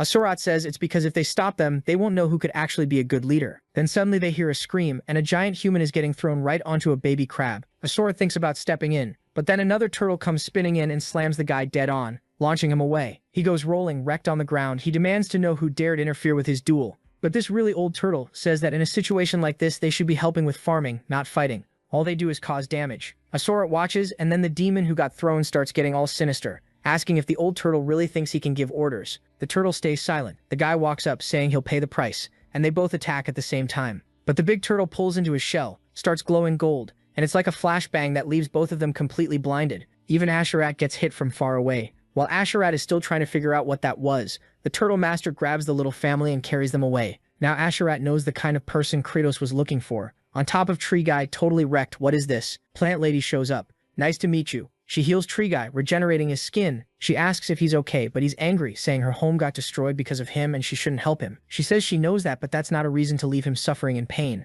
Sergei is watching all of it. Then we see a tiny little demon going up to Hartok, saying he wants to learn farming from him. Hartok says, you're tiny. You don't even have arms. Your legs barely work. What are you going to do? The little demon says he can plow the field. It looks like all the farmer soldiers are doing it, and it's something he can do too, because if a big harvest comes even one day sooner, that's one less day of fighting. Hartok stays quiet, then stares back and says there's nothing to be done. The creature is useless and won't be much help, so it should leave. The little guy just stands there, cute, crying his eyes out. Isteka sees that, and right away the little lizard turns into a giant spiked wheel and starts cutting through the whole soil. Flute is amazed, while Hartok watches from a distance. Meanwhile, Kratos thinks that in nature, the strongest leads because everything is ruled by force. But now, in demon society, they needed to create the idea of solidarity. And for that, they needed people who could bring others together with empathy, compassion, and acceptance. Those were the best weapons. The candidates had already been chosen. Then he congratulates the Heavenly Kings and tells them to begin the battle tournament. Hartok warns, though, that the candidates he picked are weak, every single one of them. They had absolutely no chance of winning those matchups. Kratos, on the other hand, says Hartok has no idea how to rig an outcome. The scene cuts to Kratos calling all the demons together, telling them he knows exactly what they're fighting over, filling the void left by having no leader. For demons, it's natural to settle everything through strength, but right now they need labor for agriculture. And on top of that, losing people to injuries can't be tolerated. That's why, from now on, they're going to fight under rational rules. They'll take part in a competition that decides everything through instant judgment. Lightning-fast reflexes, kinetic vision, combat prediction, everything in a single clash. The name of this duel is Rock, Paper, Scissors. Now Asherat is face-to-face with Sergai and he says whoever loses is out. Each warrior has the chance to equip different weapons in each hand. In this game, you can choose 3 weapons. Rock, which represents a fierce fist with 5 fingers closed, is the shattering hammer. Scissors, with 2 fingers, is the guillotine that cuts the skies. And Paper, with 5 fingers open. He stops to think and says that one is basically just a cloth. The system roasts the protagonist, saying he has no creativity, then tells him to shut up. Then it explains that for everyone, each weapon has an advantage over another. The hammer destroys the guillotine destroys the cloth, and the cloth neutralizes the hammer. Any demon who didn't understand, raise your hand. Everyone raises their hand. The protagonist immediately says they're all eliminated. If they're that dumb, they can't fight at this point. Asherat and Sergei start casting something, and the protagonist says that on his shout they need to equip their weapons. In the end, they can only show one, and whoever picks the right weapon and moves more precisely wins. Right away, Sergei looks like she threw paper and Asherat threw rock. She gets all happy and squeezes his hand, saying she clearly won. She's celebrating with all 16 arms, totally thrilled, while Asherat is blushing hard from her touch. There's definitely a vibe. Then smack, idiot. The protagonist tells them to stop messing around because this is a serious fight. He tells everyone again to raise their hand if they didn't understand. More people raise their hands and he says they're eliminated. Then he tells everyone to get ready. But the well-fed little plant lady is realizing she doesn't have fingers, so how is she supposed to take part? The protagonist tells the big turtle to step up. The turtle says nobody from his group is left. He's the last one. The protagonist goes, okay, so it looks like Mr. Donatello. I mean, not Donatello. Mr. Turtle is the leader of the 3rd area. The old guy says he hasn't even dueled yet. Meanwhile, the other prisoner, all whipped up, says he's just standing there. How is this guy going to be the... And then he gets zapped by lightning. Shut up. Now it's a 1v1 between the lizard men, the tiny one versus the big gator-looking one. They get ready. The big one throws scissors. The little one throws a bit of paper and sees he loses. But the big one says he can't even see the little guy's fingers because he's so small. He moves closer. The protagonist thinks to himself and says, yep, he saw it. The little guy won. The poor little guy says no, he played paper. But the protagonist tells him to shut up and declares him the winner. He keeps losing to everyone, but in the end, the protagonist clearly announces he's the great leader of the 4th area. Now only one area was left to settle. Rock, paper, scissors. Between the plant people. Big tree guy versus the sexy plant lady. He says she has no combat ability, so it's over. Her body isn't made for dueling. The system appears next to the protagonist and says this is the great legend. No idea what that means, but the scene completely cuts to the human territory in the capital. Marnica. Kimchi is holding the weapon of love, remembering the sword Kratos summoned. He can vaguely remember that shape from other past lives. Even when he wasn't as strong as he is now, it still showed overwhelming power. But how? How did the Demon King manage to reveal its form? He swings it one way, then the other, but nothing happens. He knows he's always been a puppet. In the last 10 lives, he had no free will and only lived according to mission orders. That's why he doesn't know how this thing works. He really couldn't pull himself up on his own. Maybe if he could draw out the weapon's true form, he'd stop being a puppet. Suddenly, Gavier and Bloyd walk in, saying His Majesty was satisfied with the big potatoes. They thank Kimchi, saying he was truly essential on this journey. Kimchi says the biggest credit goes to Zhang Zhou, but then he looks at the weapon. He changes his mind and says he wants to ask a favor. Elsewhere in the castle, someone says the special envoy's offering has been approved. The demon lands have many mysterious things, and they order Bronda Magenta to be the captain of an expedition to search through demon territory. Yep, Alicia's predecessor. Remember her? The angry little redhead. Next chapter, we're back in the Demon Kingdom, and everyone's chanting, rock, paper, scissors, rock, paper, scissors. It's because the tree duel is about to start. Everyone says it's already decided, Motius is going to win. The plant next to him wants to know why this weirdo suddenly learned how to talk. Everyone knows this guy has absurd strength and speed, like he sees the world in slow motion. The moment she starts changing her fingers, he'll know exactly what she's going for. The tree guy tilts his head like obviously she already has paper in her hands, so there's nothing to do. The protagonist remembers that a bunch of people with fingerless hands quit earlier. The plant girl is about to quit too, but he tells her to shut up. Nobody is allowed to quit. She starts talking about her hands, but he warns that anyone who doesn't have the guts to fight is getting cooked. She gets scared, and the protagonist glances to the side, signaling his friends. Everyone seems to nod a little. So the protagonist assumes they're going to destroy the tree guy's hand and turn it into a rock, so he loses. But he's already in the middle, telling them to get ready. The tree guy stretches out his hand, eager to win. The sexy plant girl backs up in fear. The protagonist yells for them to go, But at that exact moment, everyone pops up behind him and scares him. He tries to defend himself, taking a stance, and then everyone sees the idiot through rock. Now the plant girl and the tree guy just stare at each other like, wait, what just happened? Around them, nobody understands why he threw rock. The protagonist is getting emotional, saying it's the legend of the one who wins before making a move. The girl doesn't get it, but he announces that from today on, Miss Cabbage is the ruler of the second area. Everyone bows to her, saying she's amazing. Until the tree guy says this is unfair to the heavenly kings. Everyone stares, asking where the proof is. The protagonist says it was decided in a sacred, completely fair duel, and from now on, everyone will obey their lord's orders. Unconditionally, any challenge must be done through rock, paper, scissors. Anyone who disobeys will be executed in the demon lord's name. The system tells the protagonist he clearly just created a dictatorship. He says he knows it's not very democratic. The system insists he's going to get cursed out by many, and other demons will be unhappy. The protagonist says he doesn't care. The demon culture is a mess. He had to change it somehow and plant the right seeds. Even if the demons can't benefit from it now, future generations and descendants will harvest the results. The system says it'll support him. The protagonist finds that weird. Huh? We've been fighting this whole time. Why are you saying you'll support me? The system says he can do whatever he wants. And Kratos starts thinking this guy is acting strange. Then Areola says that from now on they'll begin cultivating the three sisters. Everyone gets excited and the big lizard starts spinning around, tearing up the entire ground to expand the fields. Cheetah, the tiny little one, guides everyone. Next, the tree guys go out planting all the corn, since it's first and with countless hands it's easy. Nox, Miss Cabbage, helps everything grow much faster. Soon after, they plant beans, which keep nitrogen in the soil and serve like armor for the corn. Then they plant pumpkins, which start taking over the ground. Mr. Turtle and his relatives gather to reflect even more sunlight and feed the plants even more. Those were 3 weak seeds on their own, but together they could survive in harsh land. To him, that was the miracle of solidarity and cooperation, and everyone's happy. But the protagonist starts feeling something off. The air seems to be getting a little humid, and dark clouds show up. There have been climate changes up to that point. Sometime later, he's lying in a hut, sleeping, thinking this place is trash. Today, for some reason, it was hot and insanely humid. Then it hits him. Hot and humid is terrible. He bolts up and runs straight into the cornfield, activates the bloody eye, scans around, and the system warns him. Because of the humidity and heat, a fungus is destroying the corn. If the spores spread, everything will be wiped out. The protagonist stares at one of the corn leaves and sees the fungus mark on it. But in the next chapter, we're in the forest of deep sleep, with the human expedition beginning. Bronda says they barely arrived and they're already getting lost at the entrance. The guy behind him says the terrain is rough and maybe they should camp. Bronda says camping there would be terrible, since it would be hard to defend against monster attacks. First they'll get out of the forest, then they'll stop, but everyone needs to stay alert, because this is demon territory. The scene cuts to Kratos, telling the 4 heavenly kings to listen. All the corn has been hit by a plague. From now on, they're starting a quarantine. He knows there's nothing to do for the plants that are already infected. He orders Sergei to cut down any corn with spots, and she immediately draws her sword and starts slicing. Hartok orders them to gather all the cut corn, and Bal smacks the dragon's head so it blasts everything with flames. The protagonist says that to stop the fungus spores from spreading, everything had to be burned. Then he asks Nox how the corn is doing. She comes closer and says that unfortunately many plants are already sick. She can protect them with her healing ability, but she can't keep that pace for long. She's getting exhausted. Man, why are the female hippogriffs all attractive? Kratos says they're in trouble. Then we see Flute asking Asherat if they're going to starve when the Shunos run out. He tells the lower demon not to worry. Lord Kratos was deep in thought, and when that happened, he solved the problem. The protagonist knows he needs to spray a disinfectant, but that doesn't exist in this world. What he needs is a chemical substance that stops fungi from breathing and shuts down cellular activity. He tries to remember where he saw something about fungus in this game. Then he remembers a curse you get in the blood paladin area, a fungal infection that kills you instantly. The solution for that was flaming moss.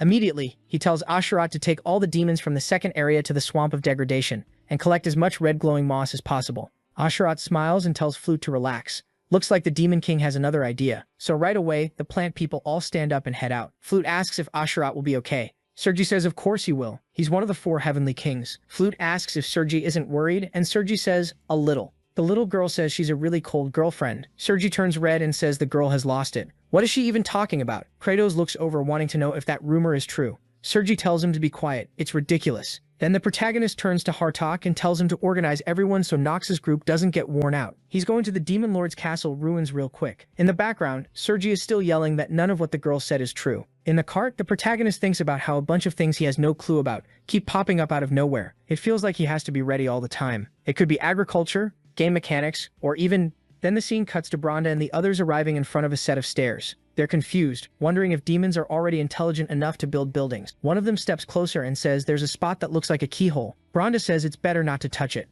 but as soon as the hand gets close, a blue light starts spreading through the area. The energy inside the guy's body. Yeah, it's bad. When Bronda tells everyone to back up, it's too late. Everyone's on the ground, clutching their necks. Him too. What the hell? Damn, it's like everyone's soul is getting sucked out. Something over there just absorbed everyone on the stairs. From far away, Kratos looks back and sees a pillar of light shooting up, something he'd never seen. Not even in the game. He knows that's the Forest of Deep Sleep, which means when it cuts back there, everyone's collapsed on the ground and Bronda's getting up trying to figure out what's going on. And up at the top of the pyramid, there's a demon. Welcome girl in the red dress. That dress turns into a wing, and she floats down, drifting closer to Bronda. With a simple hand gesture, she shows a message thanking the humans, saying the life energy of 10 of them broke her seal. Bronda remembers clothes that transform, wings, and a spear. Dark skin and white hair, could she be? Then she writes across the sky, Artemis, the demon queen. Damn, our guy's wife just showed up. Next chapter, we're in the Swamp of Decay with Asherat and everyone gathering herbs. He's wondering if this is really going to be enough to save the crops. Then one of those tree lord types says he can't see any more moss,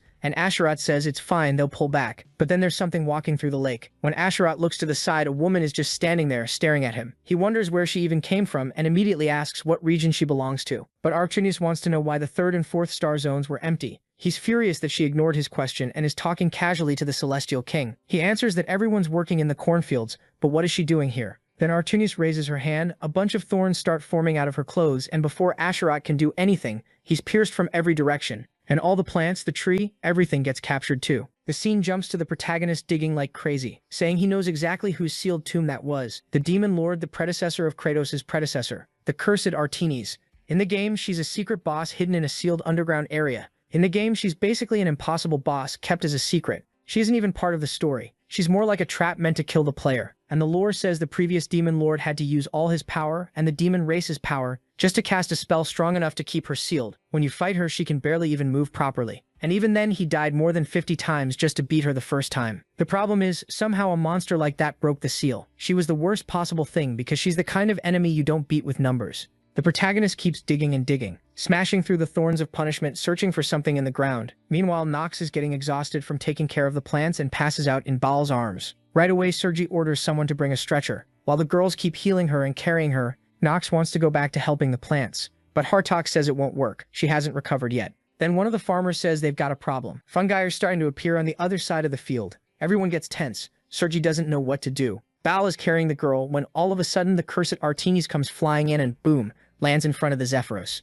Everyone stares at her, confused, and Hartok asks if she's looking to get executed. How dare she step on this precious field? He stops mid-sentence. She just asks where the Demon Lord's castle is, and where Moderato is. Hartok recognizes her as Artemis, the Witch of Melody, and he shows respect because he says Moderato, the one who became Demon Lord after she was sealed, died. This place is now ruled by the new Demon Lord, Kratos. Artemis stares and asks why they're busy with farming. Hartok says it's Lord Kratos' will. He wanted to free the demon race from a fate where they could only survive by fighting. But Artemis raises her hand and says that from now on, she's the demon queen, and they're to stop farming. Sergi rushes in to attack, demanding who she thinks she is. Hartok fires a purple orb and Baal comes in swinging an axe.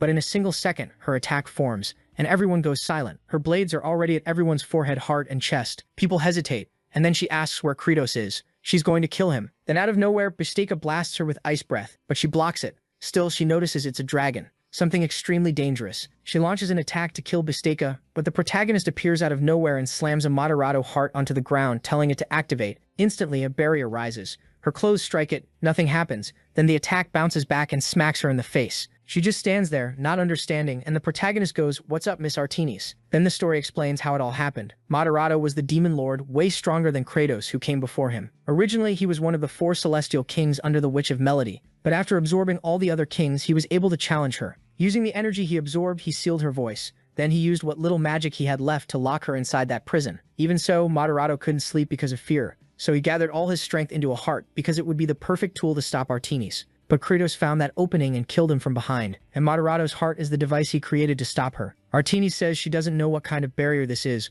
but anyone who gets close to her will die. Immediately, the protagonist tells Baal and Sergi to get out of there. They try to run. The attack comes from behind, and the protagonist reaches inside, grabs both of them, and yanks them to the other side. The attack hits the barrier and bounces back into Artemis' face. She can't understand what's happening, why she's the only one who can't get out. Kratos explains, and she looks surprised. He tells her, this barrier is exclusive to her. Everyone else can pass through freely, so he leans in. She tries to attack again. He steps back out, and she gets hit in the face again. The protagonist starts laughing, and she's about to explode with rage. He remembers that in the game, that heart was meant to create a moment to reset. Inside that zone, she's even stronger, so you basically only use it to isolate her. It was perfect for timing a heal, but now it's going to be used so they can talk like civilized people. She's standing there with veins popping in her face while he asks why she attacked his kids. Seeing she has no choice, she lowers her head and asks if he's the current demon lord. The protagonist says yes, it's him. Immediately, she says she's going to kill him and take the demon lord position. The protagonist asks what she plans to do with the position. She says it's obvious, she's going to invade and destroy the humans' land. Kratos says, why? Why don't we live off farming? It'd be way easier if everyone could just eat and live. And even if we win the war, our side's going to suffer like hell.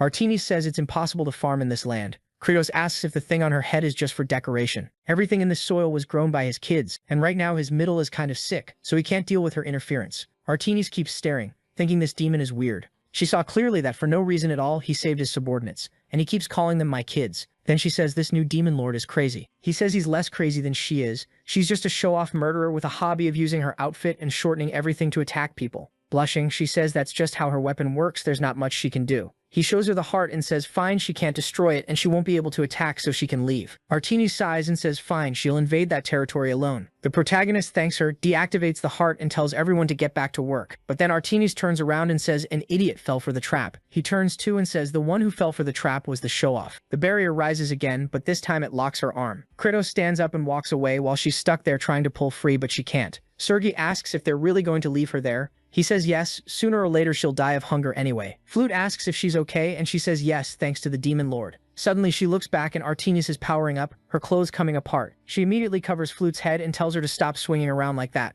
She should cover herself somehow. How is a grown woman acting like this? Artemis looks embarrassed and covers her cleavage. While the protagonist tells everyone to hurry back and start using the leaves, they have to take care of the field. Artemis watches him leave with the rest of the team and wonders why these demons are helping each other. It makes no sense. One thing I'm thinking is, she's the Witch of Melody, and she was beating everyone up without using her voice, right? So if they take that mask off her, they're screwed. But the sun's strong, she's exhausted. The seal already left her weak and being trapped there makes it even worse. Then Flute comes over and asks if a human with scary eyes and a villain-looking face passed through here. Sergei pops up beside her and says he's not that ugly, he's got a bit of charm. Flute apologizes for talking bad about her boyfriend. To her, he must be amazing. And the elf snaps back. Since when did she learn to talk like that? They're arguing, and Artemis hears them talking about how Asherat still hasn't come back. Sergei's expression changes, saying she's just worried about one of the companions of the 4 celestial kings. Right then, Artemis remembers facing her old celestial kings, telling her companions and friends that together they would end the demon's suffering. Yeah, looks like you didn't succeed since you had a Judas among the 4. Next chapter, the protagonist stares hard, activates the bloody eye, and discovers that a big part of the corn has been infected. Without the fungus Asherat was supposed to bring, there's no way to stop it. Not by cutting, burning, or healing. All of that has limits. So why is that guy taking so long? At that moment, the bloody eye skill levels up because he nearly blew out his eyes so many times. Now he only needs to keep from blinking for 100 seconds, and he can see 7 hours into the future. The protagonist thinks that won't help at all right now. Then the system says it increases the amount of detail in the target's thoughts and psychology. Sergei is calling for Baal to come help already. Meanwhile, a woman is standing behind the barrier, so he asks Artemis if she really didn't see their companion Asherat. He's not the type to be late. Artemis asks why they're searching for him so desperately, and they explain if he doesn't show up, their crop is finished. She replies that if the crop dies, they can just eat the other demons. Sergei starts to attack, saying eating your own kind isn't a joke. Kronos tells Sergei to stay still because if that attack touches her, the barrier disappears. Then he walks up to Miss Artemis and says he wants to ask something. Why didn't she kill Asherat? She says she left him alive because he'll belong to her anyway. The protagonist stares, crying, telling that bastard not to lie. Then the bloody eye activates and he starts peeking into past memories. We see the demon army facing the castle where the human king lives.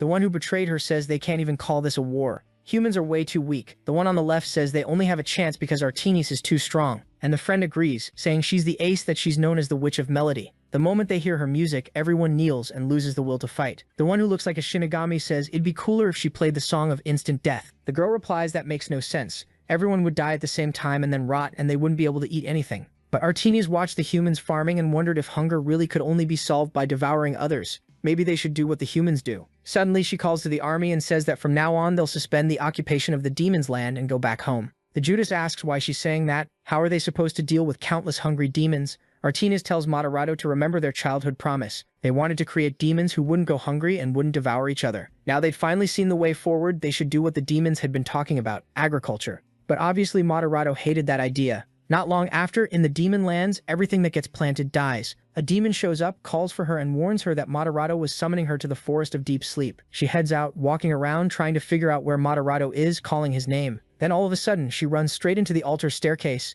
and at the top, every one of the other generals was nailed to a cross. each with a hole in their chest. The moment she screams for them, asking what happened, Moderato comes up from behind and shoves a mask onto her mouth. It activates and seals shut. He's breathing hard, saying he finally did it. Her voice had been sealed. Artinis wonders why Moderato is there and what he's doing. He steps right in front of her and says he finally can't hear that stupid weak witch anymore. Artini's hand to her face wonders if he's messing with her. This can't be real. Then he says the original plan was to execute her after they conquered human territory, but the plan changed. He's going to kill her now and become the Demon King. When she realizes she can't use her singing, she tries to fly away, but he says that's exactly why he chose this place. He sends his sword spinning. It slams in between her and the branches and knocks her to the ground. He walks up and says demons have supreme power. They can rule and destroy anything they want. So why did she come up with that idiotic idea of agriculture? Artini's writes that they said together they were going to save the demons. He swore he was on her side. Moderate just says that ever since they were kids, he thought she was an idiot. How could the strongest demon of all be so naive and so foolish? She needed to learn the true nature of demons. He moves in to strike while she's crying, but she stabs him in the chest first, using her dress. She's there, half crying, half exhausted, while he's full of holes. She starts writing that he didn't have to do this. They were friends, but he laughs and asks what friends even are. All the other generals were thinking about killing her the whole time. Nobody would ever be loyal to someone as naive as her. From the start, it was all a performance to trick her, and honestly, she can't even tell whether it's true or not. She only remembers that they seemed like friends at the beginning. Then mana starts leaking out of Moderato's body, and before Artinis can even understand what's happening, he screams that this is the end for her. Chains burst out of the ground by the staircase, latch onto her, and drag her away. She gets pulled into the seal, and we're back with the protagonist watching all of this with her asking Kratos why he's so sure she didn't kill his subordinate. The protagonist says it's because he's the Demon Lord, but seeing the difference in his behavior, she says he must have some kind of mind-reading ability, so he already knows everything, that demons don't have cooperation or trust, and that his own subordinates are just waiting for the chance to cut his head off. Kratos says she got it all wrong. Did she ever ask them? And he's talking about the heavenly kings who followed her. Did she ever ask whether they were really going to betray her? Right then, Astaroth shows up behind everyone. The problem is he's on the other side of the barrier. Sergei sees him, everyone calls out to him, and he immediately notices it's the same woman from before. Her dress starts to transform. She glares, then in the very next second, the four kings are standing in front of him. Everyone's shaking, but they're protecting him. While she's wondering why one demon would protect another, in the background, Kratos stands there with his arms crossed and tells everyone not to worry. Just come over to this side already. They walk past, ignoring her outfit, and they actually manage to bring Astaroth through. The moment he hits the ground, Flute comes running in crying, yelling his name, and hugs him. Then Kratos says she's seeing the demon's true nature, something that was buried deep and hard to bring out. But now that they were ending hunger, they could get their hearts back. That's what she herself had said. Artinis goes quiet, remembering when she raised the banner of peace and swore they'd farm and bring hope back to everyone. She remembers little Kratos back then, so happy. She gets emotional, and suddenly her generals from the past appear, apologizing that they couldn't stay with her until the end. But now everything was settled, because someone had appeared who would achieve the dream they couldn't. Finally, they had a new demon lord. Astaroth says, unfortunately, he couldn't bring much moss. The protagonist asks where everyone else is. Astaroth says, nobody died, but everyone's injured. Immediately, the protagonist tells the cabbage girl to take the whole healing squad and treat everyone. But she asks what they're going to do about the corn. The protagonist sees the fungi are still active. Hartok comments that sadly, this harvest seems to have spread too far. Then the protagonist squeezes Moderato's heart and breaks Artinis' prison. Sergei looks startled, but Astaroth tells her to calm down. Yes, she really is the strongest demon lord in history, the one he'd only heard about. But at the same time, he seems to believe they have a chance to talk to her. We see that when he was lying there, he begged not to be killed because he needed to deliver that moss. Without it, all the children would starve. After he said that, she turned around and left. Kratos tells Artinis he wants to make a deal. He has a way to remove the mask on her face. She slept so long she didn't notice, but that's why she can't eat or speak, and he knows how to take it off. Artinis asks what he wants in return. He says he wants her to kill all the fungi in the corn using the Song of Instant Death, the best pesticide there is.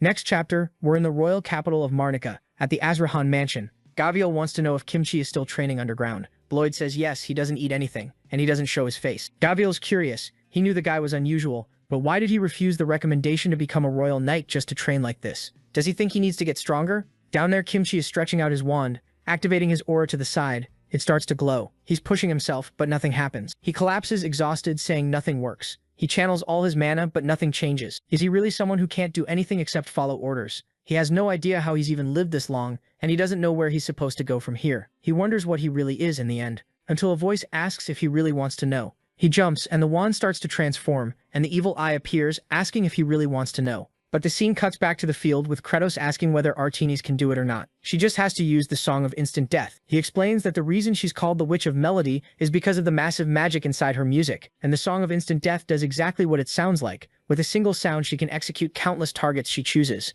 His plan is for her to use it to wipe out the fungi. Artinis asks if he even knows what mask she's wearing and how he's going to remove it. She used all her strength and still couldn't. The protagonist asks if she knows about Demon Lord succession. When a Demon Lord dies, the authority passes to the next. And the moment he killed Moderato, he received all the authority that guy had, meaning he has the power to remove it with a Demon Lord's command. Artinis asks if he isn't afraid she'll kill everyone. Kratos is confident and says no because she could already be attacking everyone right now. But he can tell she wants to see this harvest succeed more than anyone. She's shocked, then calms down and says fine, they'll make a deal. The protagonist tells everyone to back away. He doesn't have time to explain, so they just need to get out of the field. Nobody argues, everyone leaves. He walks up to Artinis and says he's going to start. But the system asks if he's really going to do this. He thinks he has no other choice. If he doesn't, the entire cornfield dies. But the system tells him to remember what he saw in her memories. Her voice and magic are enormous. The moment the seal breaks, her magic will go out of control. She'll lose her mind and she'll attack him immediately. The protagonist thinks, yeah, he saw it clearly. So much power he can't even properly observe it with the blood eye. But in the end, he didn't seem to die, so it'll be fine.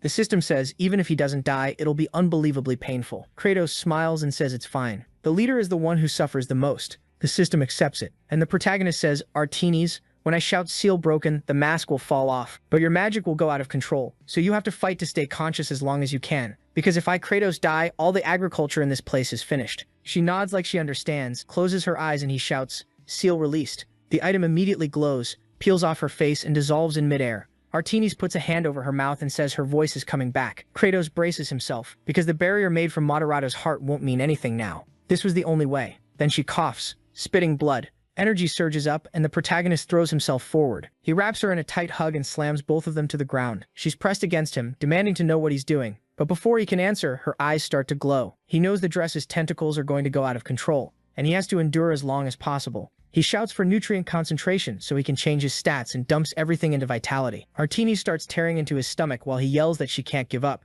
It's chaos. She's screaming, he's in agony. Her attacks hammering his gut, blood spraying. It hurts way more than he expected. But he has to hold on because if her power fully breaks loose, everyone there will die. Then he sees one ribbon from the dress manage to slip free. The strike looks like it's aimed at someone else, but suddenly it whips back and almost hits him. He feels relieved and miserable at the same time. She managed to redirect it, but now he's getting smacked in the face. He's getting lifted up as the fabric keeps slamming into his stomach, and now she's screaming at him to run. She can't control it anymore. The protagonist thinks maybe that's the best option. He can't take much more, but he decides, no way. If he runs now, it'll turn into a habit. He can't quit like that. He hugs her again, his eye already turning pitch black, the attack starting to shift toward his back. But then Sergei rushes in and starts defending him. Bal charges in, Hartok too, and Aseroth says there's no way he's letting her kill him like this. Even Basteka starts freezing her tentacles. The protagonist tells everyone to get out of there, yelling that it's insanely dangerous. But then he sees even Zephyros, who's usually useless, trying to help hold the tentacles back along with the plant man farmers. That's when he remembers he isn't alone anymore. After a while, everyone's collapsed on the ground, completely drained. The protagonist is still on top of Artinis, with everyone sprawled out. She sits up and asks if he's okay. He, barely holding together, says, yeah, he's fine, and it's good that she's worried. Artinis looks awkward, then calls out to all the demons and puts a hand to her chest, saying she's sorry. She destroyed a big part of the land they worked so hard to cultivate and survive, so she wants to ask for forgiveness. But the protagonist says to save the apologies for later, because she still has to use the death song to get rid of the fungi. She looks back and says, all right then. Staring at the cornfield, she knows the targets are the fungi. She activates her sight and sees tiny organisms staring back at her. She understands these are the spores Creduos mentioned. The protagonist asks if she's sure they can even hear the music. Wouldn't that be dangerous? She says yes, only the life she marks as active will die. Asorid is tense. He's heard countless stories about the song of instant death. Sergi says she heard it's a beautiful melody, the end of anyone who hears it. It really is an absurd power. Artinis prepares herself, opens her mouth, and lets out a la that starts to swell, about to explode and rupture everyone's eardrums. Everyone was wondering what the hell that was. But the fungi start getting completely wiped out. The energy spreads, and everything evaporates. She finally relaxes, while Kratos is back there on her shoulders, scared. Then she turns around and thanks everyone for listening, even though she's not a good singer. The protagonist, though, immediately activates the seal on the woman, making her shut up. She asks what he's doing, and he tells her to admit it. Was she really that off-key? It's the first time his nose has bled from a song being that bad. The system says he's evil for covering the poor woman's mouth just because she can't sing. But the protagonist thinks it wasn't like he wanted to shut her up. And the system explains that actually, there's a time limit on how long her seal can stay released. The system says her seal can only be deactivated for 3 minutes a day. The protagonist finds that weird. He got beaten up for 3 minutes, so why did it only unlock now? And the system explains it's because that moment of rage didn't count. Only after the seal properly came undone did things start working. Artinis tells him to take it off right now, and the protagonist is impressed she can at least talk, even if her voice sounds weird. She realizes she really can speak, which shows the seal weakened, but she still can't put mana into her voice. She starts yelling again, telling the protagonist that if he doesn't remove it, he's going to die, but he tells her not to get it twisted. The seal didn't come back because he wanted it to. It reappeared because 3 minutes passed. That seal only disappears 100% for 3 minutes a day, and unfortunately, only he gets to decide when that happens, meaning without him, she can't even eat or drink. She asks where he's going with this. He says if she helps out with agriculture, he'll open her little seal for 3 minutes every day. Artinis says he's trying to use her weakness to control her in a disgusting way. But Kratos says it's not like that, it's just a deal where everyone wins. She stops to think and decides maybe she should follow this man's words. Maybe with him she could build the demon's home she always dreamed of. She says okay, so what does she start with? The protagonist thinks the plan worked. He got himself his exterminator. Then he tells her to first clean up and gather all the stuff she destroyed. She stretches out her arms, the clothes start pulling together, everything lifts up, and everyone claps saying she's amazing. The former demon lord really was something else. She's blushing, thinking it's impressive, and the protagonist tells her to plow the field. She stretches her arm, her dress goes ripping through everything, and now people are just watching saying she really is impressive. The protagonist tells her to plant the seeds. Some guys are even playing chess while she does it. Then he turns to her and tells her to mix in the fertilizer and he'll see her tomorrow. But she's standing there realizing something's wrong, because she's the only one working.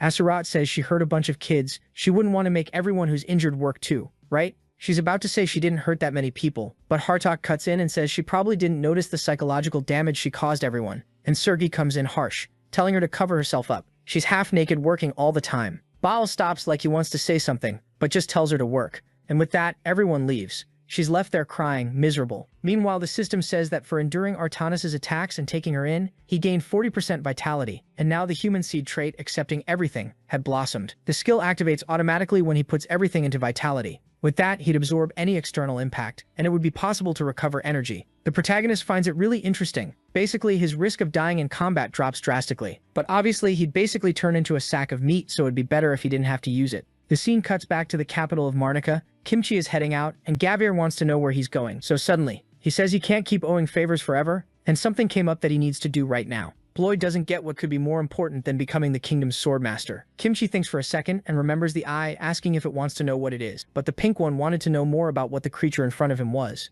The creature explains that it's the god of abundant harvest, known as Bargia, the one who wants the harvest to overflow across the whole world. Kimchi kind of remembers that name, but says the creature looks more like a demon than a god. The big-eyed one tells him not to judge a god's appearance by human standards. What matters is that they both want the same thing. The swordsman wants to plant peace, and it wants an abundant harvest. If he helped Demon Lord Kratos, that would be easy to achieve, and if he stayed by his side, eventually he'd learn who it is and who Kratos is. He should go now to the demon lands to get what he wants. With that, the creature dissolves and goes back into the weapon. Kimchi realizes it was the same kind of mission call, but now he has no excuse. He has to look for answers with Kratos. He thanks the two of them for everything. And Gavir says, well, he's the savior, right? If he ever needs help, just send a letter. Kimchi thanks them and walks off, thinking that in the end, he was always meant to go to the demon land. Next scene, we're back at the plantation. The protagonist shows up lazy as ever, saying, damn, former demon lord, you're seriously something. You already mixed everything, fertilizer and all, and you're resting. You smell kinda bad, but whatever, here, there you go. Unsealed. Right away the mask falls apart, and he offers her some potato porridge, saying she deserves a snack. But this poor woman is being exploited, working 24/7,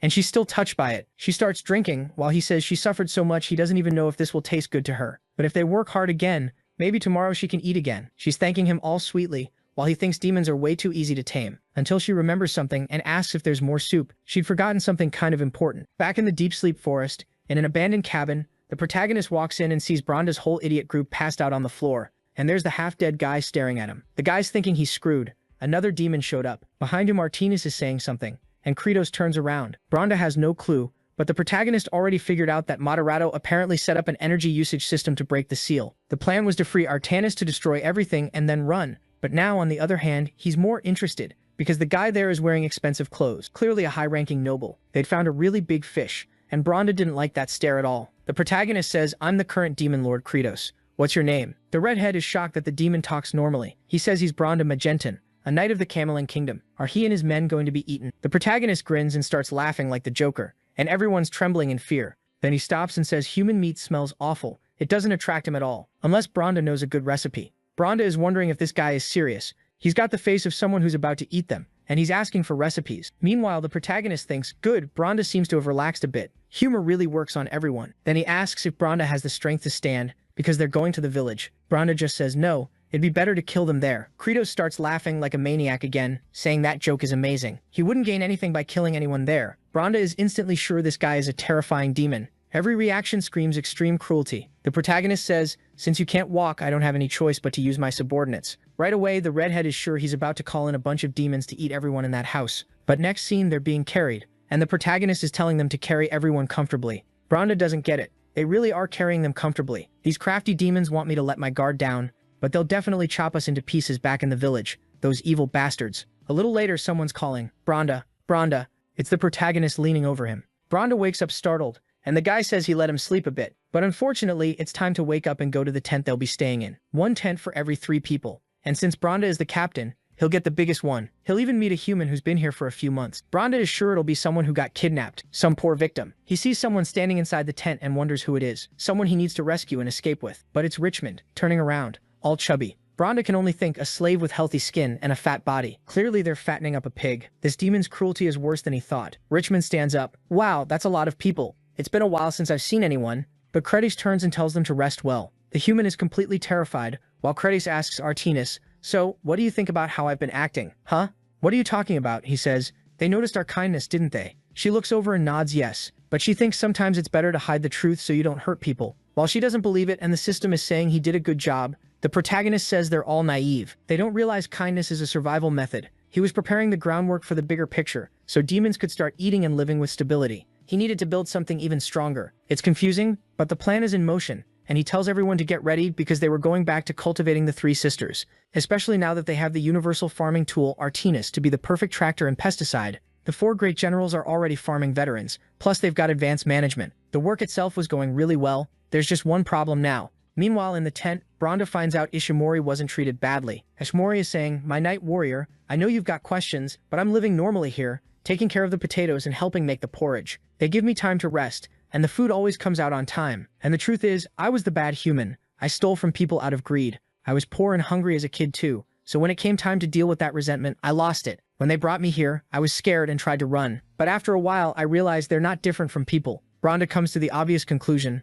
They brainwashed this poor human. He had to get out of this place before he ended up like that too. And he probably would. He wouldn't get out. He knows if everyone moves together, they'll be discovered. First, he had to check for a perfect escape route. Grabbing his sword, he thinks these demons are careless. Look, his blade is right here. He slips out of the cabin and sees there aren't any guards. They really underestimated him. But then he stops and sees a cornfield in front of him. As far as he knows, the demon lands are a place where no plants grow. He hears the sound of plants being stepped on and immediately drops to the ground. He peeks to the side and sees someone walking by. It looks like a young demon girl. With evil-looking eyes like that, it'd be hard to avoid her. He can't waste time, so unfortunately, he'll have to deal with her right now. He sneaks up behind Flute to strike, but right as the blade is about to hit, someone asks who's there. Flute turns around, no one. So she smiles because it's Asherat. He immediately asks what the brat is doing there. She's supposed to be at home. Why is she coming to the plantation at night? Branda is on the ground, breaking out in a cold sweat, while she explains she got worried the corn might get sick again. Asherat looks and says that's the demon lord's job and the adult's job. Hearing that, Branda wants to know why demons are farming. Maybe it's preparation for war. They want to guarantee minimum military supplies to lay siege to humanity. But Flute says all the adults are working hard, and she feels bad just eating and playing. Asherat tells her to remember what the demon lord said. Kids' work is to eat and play. That's the only way she'll grow up strong enough to farm too, and take care of newborn kids when she's a little older. But if she stays awake in the middle of the night, she won't grow, and she won't be good for anything. Branda thinks it's weird. This sounded like a dad lecturing his kid or something. And then he remembers what Ishimori said, that demons aren't that different from people. But to him, that's impossible. These guys are demons who eat people. Asherat is still there scolding Flute, saying that the other day she was digging and hurt her hand, and then all of a sudden she starts crying right there, until Kratos shows up and says that's exactly what he expects from one of the 4 Celestials. Zero emotion, even if it means making a poor little kid cry. Kratos walks past while Branda is still lying there, half asleep, already wanting to ask what Asherat is doing there. Asherat, blushing, says he was worried about the corn too and came to check on it. The protagonist says he's another damn guy trying way too hard. He really isn't resting properly. Branda still wants to understand what this conversation is even about. Then Hartok appears out of nowhere and asks Kratos to understand Asherat. He's only just starting to change now that they've begun farming, so they don't have to spill human blood anymore, and don't have to devour other demons either. Brahmin is listening to everything until Sergi shows up and says that's why she came to the field too. She doesn't want to go back to those times. Even Bale pops up out of nowhere, saying that running away was primitive and farming is the beginning of everything. The protagonist thinks this damn Bale always says stuff that makes zero sense. But seeing everyone awake, he wants to know if they're all really worried about the corn. It's a shame, because as the Demon Lord, he orders everyone to get out of there right now and have a good night's sleep in peace and good health. Tomorrow they're gonna wake up and plant even more, and everyone leaves celebrating. Meanwhile, out in the middle of the cornfield, Bronda starts to sit up, trying to understand what the hell he just heard. These guys look evil, but there wasn't much evil in that conversation. During his military life, he met countless feudal lords and farm owners, people who looked kind and gentle on the outside but did all kinds of exploitation. The truth is, demons invaded humanity a long time ago, and everything he knows is the stories people tell, that they're cruel and wicked. But he hasn't seen any of that personally. What if these guys really want peace? Then he remembers what the king said. He didn't need to bring anything back from Demon Land. His job was just to investigate and bring back valuable information, and if he found something interesting, they'd invade and take it all. That's when Bronda gets serious. A while later, there's a guy in a tent who calls him over. Everyone's in a meeting, and one of the soldiers says there aren't any demons watching them. They can start moving now, so if they attack by surprise, they can cut off the Demon Lord's head. Bronda tells him to be careful with what he says. Until they're fully recovered, they need to rest and stay quiet. He's still observing the area, and listening from outside is Kratos, smiling to himself, because the operation was a success. In the kids' improvised castle, he says everyone did great. The acting was incredible. That idiot Bronda's opening up. He figured they'd react like that after seeing that guy collapsed on the ground. Sitting on Asherat's shoulders, Flute says it was fun, and Asherat answers that he never wants to do something that's stupid again, like babysitting a child. The protagonist says that's just how Asherat normally is. Meanwhile, Baal is saying that unfortunately he forgot his line and just said whatever. Hartok, on the other hand, says maybe it was a waste of time, using 4 generals just to stand around praising agriculture. The protagonist says everyone's complaining, and that's why he prepared something.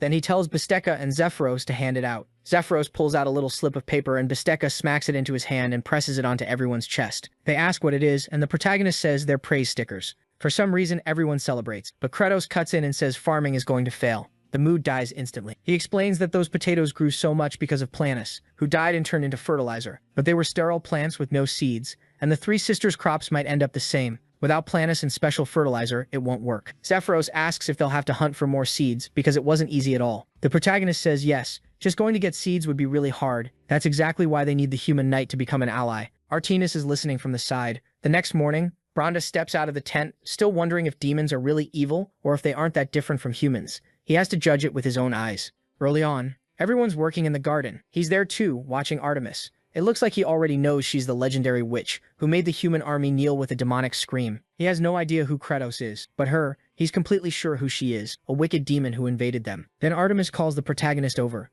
and he answers that it's not mealtime. She says she has a complaint, and he asks what's bothering her. She tries to say it's not exactly bothering her, and he tells her to stop stalling. Suddenly she asks why she didn't get a praise sticker. The protagonist and Bronda just stare, confused. He takes the chance to ask what she even did that was so great. She says obviously she did a bunch of amazing stuff, like mixing fertilizer, loosening the soil, and even eating a little during her snack. The protagonist says anyone can do that, and besides, she was the one who started it, so she lost punishment points. She asks how many punishment points she got, and he says 1 million. She calls him evil, but he tells her to get it through her head. It's hard to praise an adult. She's not a kid he's going to clap for, just because she farted. She gets all sad, realizing there's nothing she can do. Bronda is trying to figure out what this sticker is that has the legendary witch so depressed. Then Artemis calls out, "Hey baby dragon, sorry about earlier. Could you give me a stamp with your little paw?" But the little guy gets grumpy and floats away. Sergei shows up and asks the demon lady to move aside. Artemis apologizes and starts walking, and ends up bumping into Flute. Asarat immediately tells her to be more careful. She's poking and kicking kids. A real tyrant of a woman. She tries to apologize, saying it was kind of an accident, when Hartok appears asking why she's taking so long after mixing the fertilizer. She apologizes and says she'll go back to work, but then she runs into Baal, who asks why she's using her feet when flying is way faster. Everyone's calling her lazy and she flies off. It's confusing. Why is she getting humiliated like this? Bronda, watching, is trying to understand too. As far as he knows, Artanis was the strongest of them all. A while later, next to the stinky fertilizer, she's crying, thinking that if she'd known farming would go this well, she wouldn't have been so cruel. She never imagined plants would actually grow in this land. But then she starts wondering how that guy knows so much about agriculture. She tried countless times and failed. Then she remembers him when he was little, calling her Demon Lord and saying that with the farming tools she made, he'd definitely be useful for agriculture. She looks to the side, gets happy, and says that together, they discover a lot. She thinks he's that little demon, but did that kid really manage all this? Someone calls her, it's Kratos, saying she looks like she's having a rough time. She gets dramatic, saying how could she not be when she has tons of punishment points and everyone says she's a lazy, slow tyrant who gets in the way. The protagonist thinks this woman's mindset is way too fragile. Then he says he thought of something that could reduce those punishment points a lot. Of course she wants to know what, and he says, I know you tried to grow crops a bunch of times, right? That's why there were farming tools scattered around. Thanks to that, we could plow the soil when we had nothing. Imagine how long it would have taken if we had to dig all this by hand. So even this field, when you weren't here, you still had a part in it. She looks at him with teary eyes. He says that for that contribution, he'll subtract 1 million points. She blushes, happy, and the protagonist calls by Steka and tells him to give her a praise sticker. He makes a grumpy face, but she blows him a kiss. He puffs up his cheeks, slaps his paw down, and sticks it on her face. No idea why they like these stickers so much, but she's thrilled with it on her forehead, dancing and saying she's finally a worthy demon lady. Then she jumps and hugs the kid, and he turns red, asking why she's so happy. She says the little demon has grown so much. He proved farming was possible, and that they could live in peace. Branda, watching all of it, thinks, yeah, something's off. But seeing Kratos, Artanis, and the others makes him sure these demons are pure. They must have a nature that's infinitely good or deeply evil, and that's why he wants to help them all. So they follow the path of purity for the sake of good. He totally fell for the act. The next chapter starts with Bal holding a huge ear of corn. Look at the size of it, and the size of the cornfield. Flute is amazed, saying everything is gigantic, and Sergei, all happy, says they'll be able to eat for years. The protagonist yells that harvest time has come, and they should have fun. The demons charge in with scary faces and start ripping everything out. The protagonist turns around and walks off. In the middle of all that, Artanis watches him. One of the demons calls Hartok and says the harvest was plentiful. Hartok says no, the truly plentiful harvest is still far away. The protagonist is walking through an abandoned lake, saying it's just like he expected. The corn, the pumpkin, and the beans were sterile. Sterile as in they grow, but they don't produce good seeds for the next crop. So the only option now is to develop a rice paddy in the swamp. The problem is the swamp is poisonous, so obviously rice won't grow there. They need more stable seeds and a way to remove the poison, and only then could they turn it into a rice field. He has no choice but to cooperate with humans. The system replies that he talks about humans like he isn't one. The protagonist stops to think and says it's true. He's lived so long in this body that he even forgot he's human, not a real demon. But whatever, he's the demon lord in the end, and he has to support a family. Meanwhile, everyone's roasting corn and having fun eating. Ashurat turns to Richmond, mentions the humans, and tells him to eat this delicious thing. The old man finds it kind of peculiar, but then Zephyros asks if Kratos isn't going to eat. Kratos says he already ate earlier and they can eat as much as they want. Zephyros thinks it's weird that Bisteka and the protagonist look kind of sad. On the other side, Cheetah, Nox, and everyone else is having a great time, and the protagonist keeps gaining points. The more they fill their stomachs, the more points he gets. Then Artanis asks if he's the person from the records, and he says yes. She noticed he's the only one who isn't mean to her, but she feels like Kratos is worried. Zephyros asks if she finished harvesting Sector 7. She looks over, tears through it, and says yes. He comments that she probably thinks Lord Kratos should join them, but he's just standing in the cabin saying he has a lot to think about. Artanis says maybe that's not the reason. It seems like he's the kind of person who doesn't know how to rest and have fun. The protagonist is up on the table saying he made all these plans, but he doesn't know if everything will go the way he planned. They're going to take him down, aren't they? Zephyros shows up, calling for Kratos. They turn, asking what it is, and Zephyros tells him to come out now because there's a huge problem in the field. They rush over and the protagonist asks what happened. Zephyros tells him to look and he'll understand. When the protagonist looks, it says, "Thank you for feeding us." He reads it, not really getting it at first, while everyone thanks the kid. He wipes at his eye and says, "This place is full of dust, how awful." And on top of that, they're wasting manpower. Zephyros apologizes for lying, but everyone said he wouldn't come out otherwise. At least that's what Artanis told him. She said there was no point leaving him alone in there thinking. Right then, they needed to help him stand up and say thank you. Kratos looks to the side and sees she's still working, harvesting everything. So he calls on all the demons and says that starting today, on this day, every year they'll thank the heavens for the harvest. This would be the official day where you're only allowed to eat and have fun. It would be known as Harvest Day. Everyone celebrates, and Zephyros is wondering if they'll really be able to celebrate it again next year too. And the protagonist says yes, for sure, because tomorrow they're going to the human kingdom to set up diplomatic relations. Next chapter, he says, "You're gonna say I've lost it, aren't you, Zephyros?" Zephyros says no, he'd never dare. Kratos had already said earlier that they need a stable supply of seeds. And the protagonist says, yeah, this is the most peaceful way. Hartok, on the other hand, says, we've been enemies of humanity since ancient times. I'd say that's impossible. Kratos, though, says history is always changing. Countries that used to be desperate to kill each other end up cooperating right after that because it benefits them. And besides, he says, tell me, Ashurat, when was the last time you attacked a human? Ashurat stops to think and says that actually he's never attacked a human. He asks Sergei, and she says he shouldn't be asking her embarrassing stuff like that. He doesn't get why, and she says it's embarrassing that she's never killed a human. The protagonist tells Hartok to give his version, and Hartok says, yes sir, I'm more of an intellectual strategist type. Yeah, he's never killed one either. Then Bal yells that he's never killed one, and the protagonist tells him nobody asked. So the protagonist looks around and sees everyone blushing, and he says they're hilarious. They've never even fought humans, and they're out here talking like we're the 4 great generals who are gonna wipe out humanity. Anyway, what he means is that this demon war happened a long time ago. Maybe they can start changing things in a more positive direction. Bal, though, says confirmation bias is going to be brutal. They'll get attacked the moment they're spotted. The protagonist notices that Bal suddenly starts dropping philosophy like that, like he's hiding something,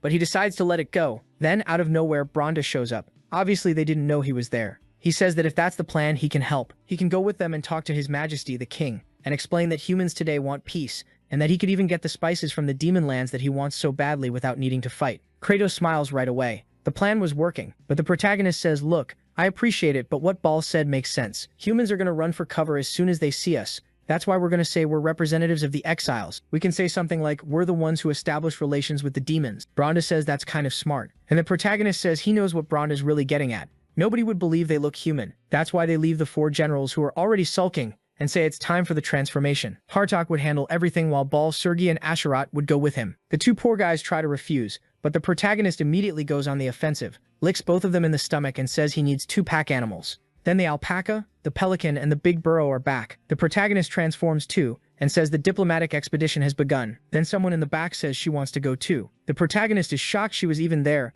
and she explains she's been there since the beginning. He doesn't understand why she didn't say anything, and she awkwardly says it's because his generals are always picking fights with her. Everyone keeps arguing, saying she's a really gloomy woman, that she gives them a reason to listen, and the poor thing gets even sadder and starts crying. So the protagonist asks what she even has to do in the human lands. Artini says she actually invaded their land once, so if she got the chance, she'd like to apologize. The protagonist sees that and says, alright, I'll give you credit, but if you could please step out of that shadow in the corner, that'd be better. Then he removes her mask and hands her the little worm. He's excited to see what she'll turn into, since it reflects what's inside. As soon as she tastes it, she says it tastes awful. There's a burst of smoke, and when the protagonist looks, wow, she turned into this kind of giant winged cat. Krezl celebrates immediately. He wanted an excuse to get past the fortress, and this solves everything. They head straight for the capital. The protagonist praises her, saying thanks to her they'll get there fast. She blushes and lets out a meow, while the other generals say it's shameful. How can a woman her age be meowing like that? Then Bronda says, when we get to the capital, you stay on the outskirts while I talk to His Majesty. The protagonist says he's counting on him and thinks, good. Bronda can introduce these mysterious animals to the king and even offer the giant beans and corn.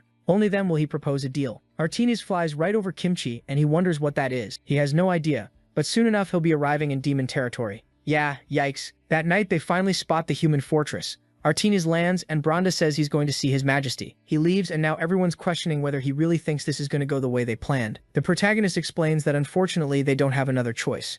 All he can do is hope the king he saved countless times in the game is someone who wants peace. From what they've seen, that doesn't really seem to be the case. Right at the castle entrance, everyone's saying Majintang, who went to demon territory, has returned. In front of the throne with corn and pumpkins, the king asks if that farm guy is waiting outside. Bronda says yes.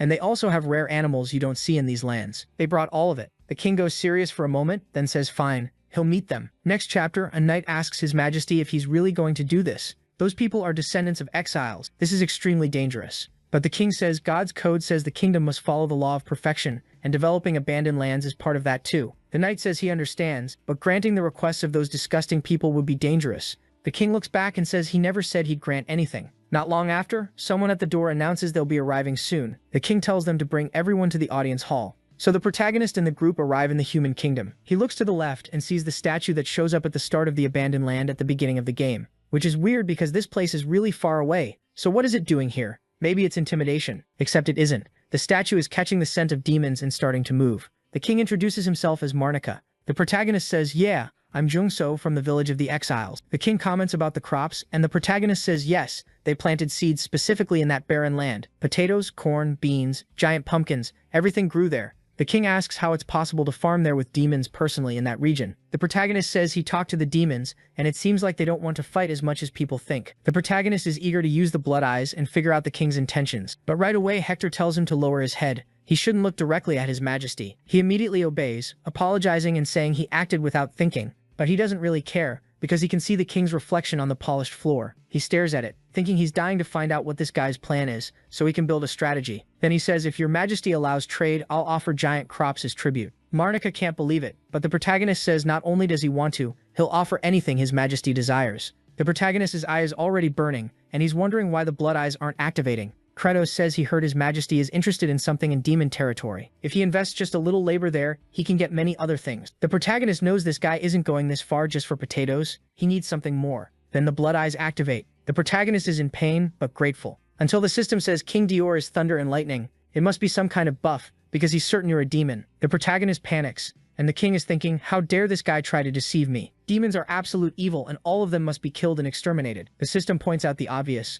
The king wants to kill you to conquer demon territory. Then Marnika says, all right, I liked your story, leave and go rest for now. But the system warns that in 3 hours the sword master and hundreds of soldiers will hunt them down. The protagonist just replies that the king's grace is immeasurable, while thinking that even if a fight happens, they won't lose. They can escape, but that also means war becomes inevitable later, and that's a problem, because the hero will start hunting them. At least Kimchi asked them to plant peace, but it looks like this plan to join the community was overconfidence. The system tells him to understand that human kings would attack them sooner or later, and meeting this guy in person is still a good opportunity. A real leader is someone who turns any situation into an opportunity, and he has a family to protect. The protagonist remembers being a little kid and crying and says the system is right. He really has to do whatever it takes to protect them. Suddenly he stops. Sergi bumps into him and he tells Hector he wants to see His Majesty one more time. He knows they're trying to kill him, so they probably won't miss the chance to isolate him from the group. Hector looks at him and says fine, he'll announce him again. Martinis though wants to know what Kratos is thinking. Meanwhile, the whole group is outside, completely surrounded. She's standing there confused too, with soldiers all around. When he kneels, the king tells him to say why he came back into that room. The protagonist says the servant told His Majesty a lie. The king tells him to explain, and then he reveals he isn't Kim Jong-soo from the village of the exiles. In truth, he's the leader of the abandoned land and the demon lord Kratos.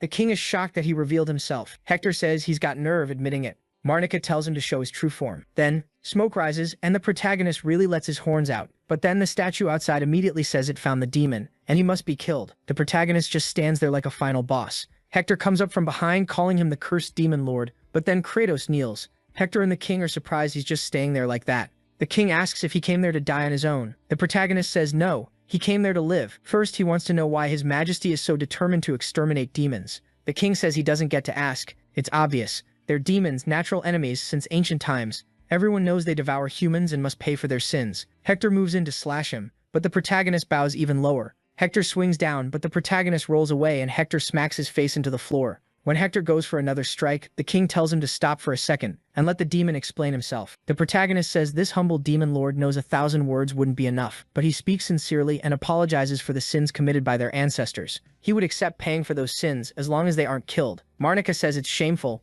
How can the king of a race beg like that? Does he have no pride? Kratos says he has no pride because pride doesn't fill anyone's stomach. And while he thinks the king is acting tough, he knows from the game's records that Marnika is wise and respected. Because of the tyranny and exploitation of the nobles, the people were poor. After the previous king died, Marnika took over and established the law of perfection. Through that, he created abundance and poured resources into every land he passed through. The idea was to build the perfect kingdom, and for that, nobody could go hungry. And the protagonist figures this guy has to understand him, because he's going this far. The protagonist says he cultivated and plowed the abandoned land where nothing grew. It was extremely hard to make crops grow, but surprisingly, huge things were born there. The problem is that strange land doesn't allow certain seeds, so almost nothing else is growing. Hector tells the demon to shut up, saying His Majesty would never listen to him, but Marnika tells Hector to be quiet and leave. This is a conversation between kings. The knight is furious, and Marnika tells the demon king to stand up, asking what he truly wants. The protagonist says he wants to obtain seeds through trade with the kingdom. All he wanted most was to save the demons who were starving. The king then says that making any kind of deal with him would be really difficult. He can see in Kratos' eyes that he's genuine, but he also expects Kratos to understand the sincerity of the human king. Does he even know the reason he has to kill all demons? Kratos answers,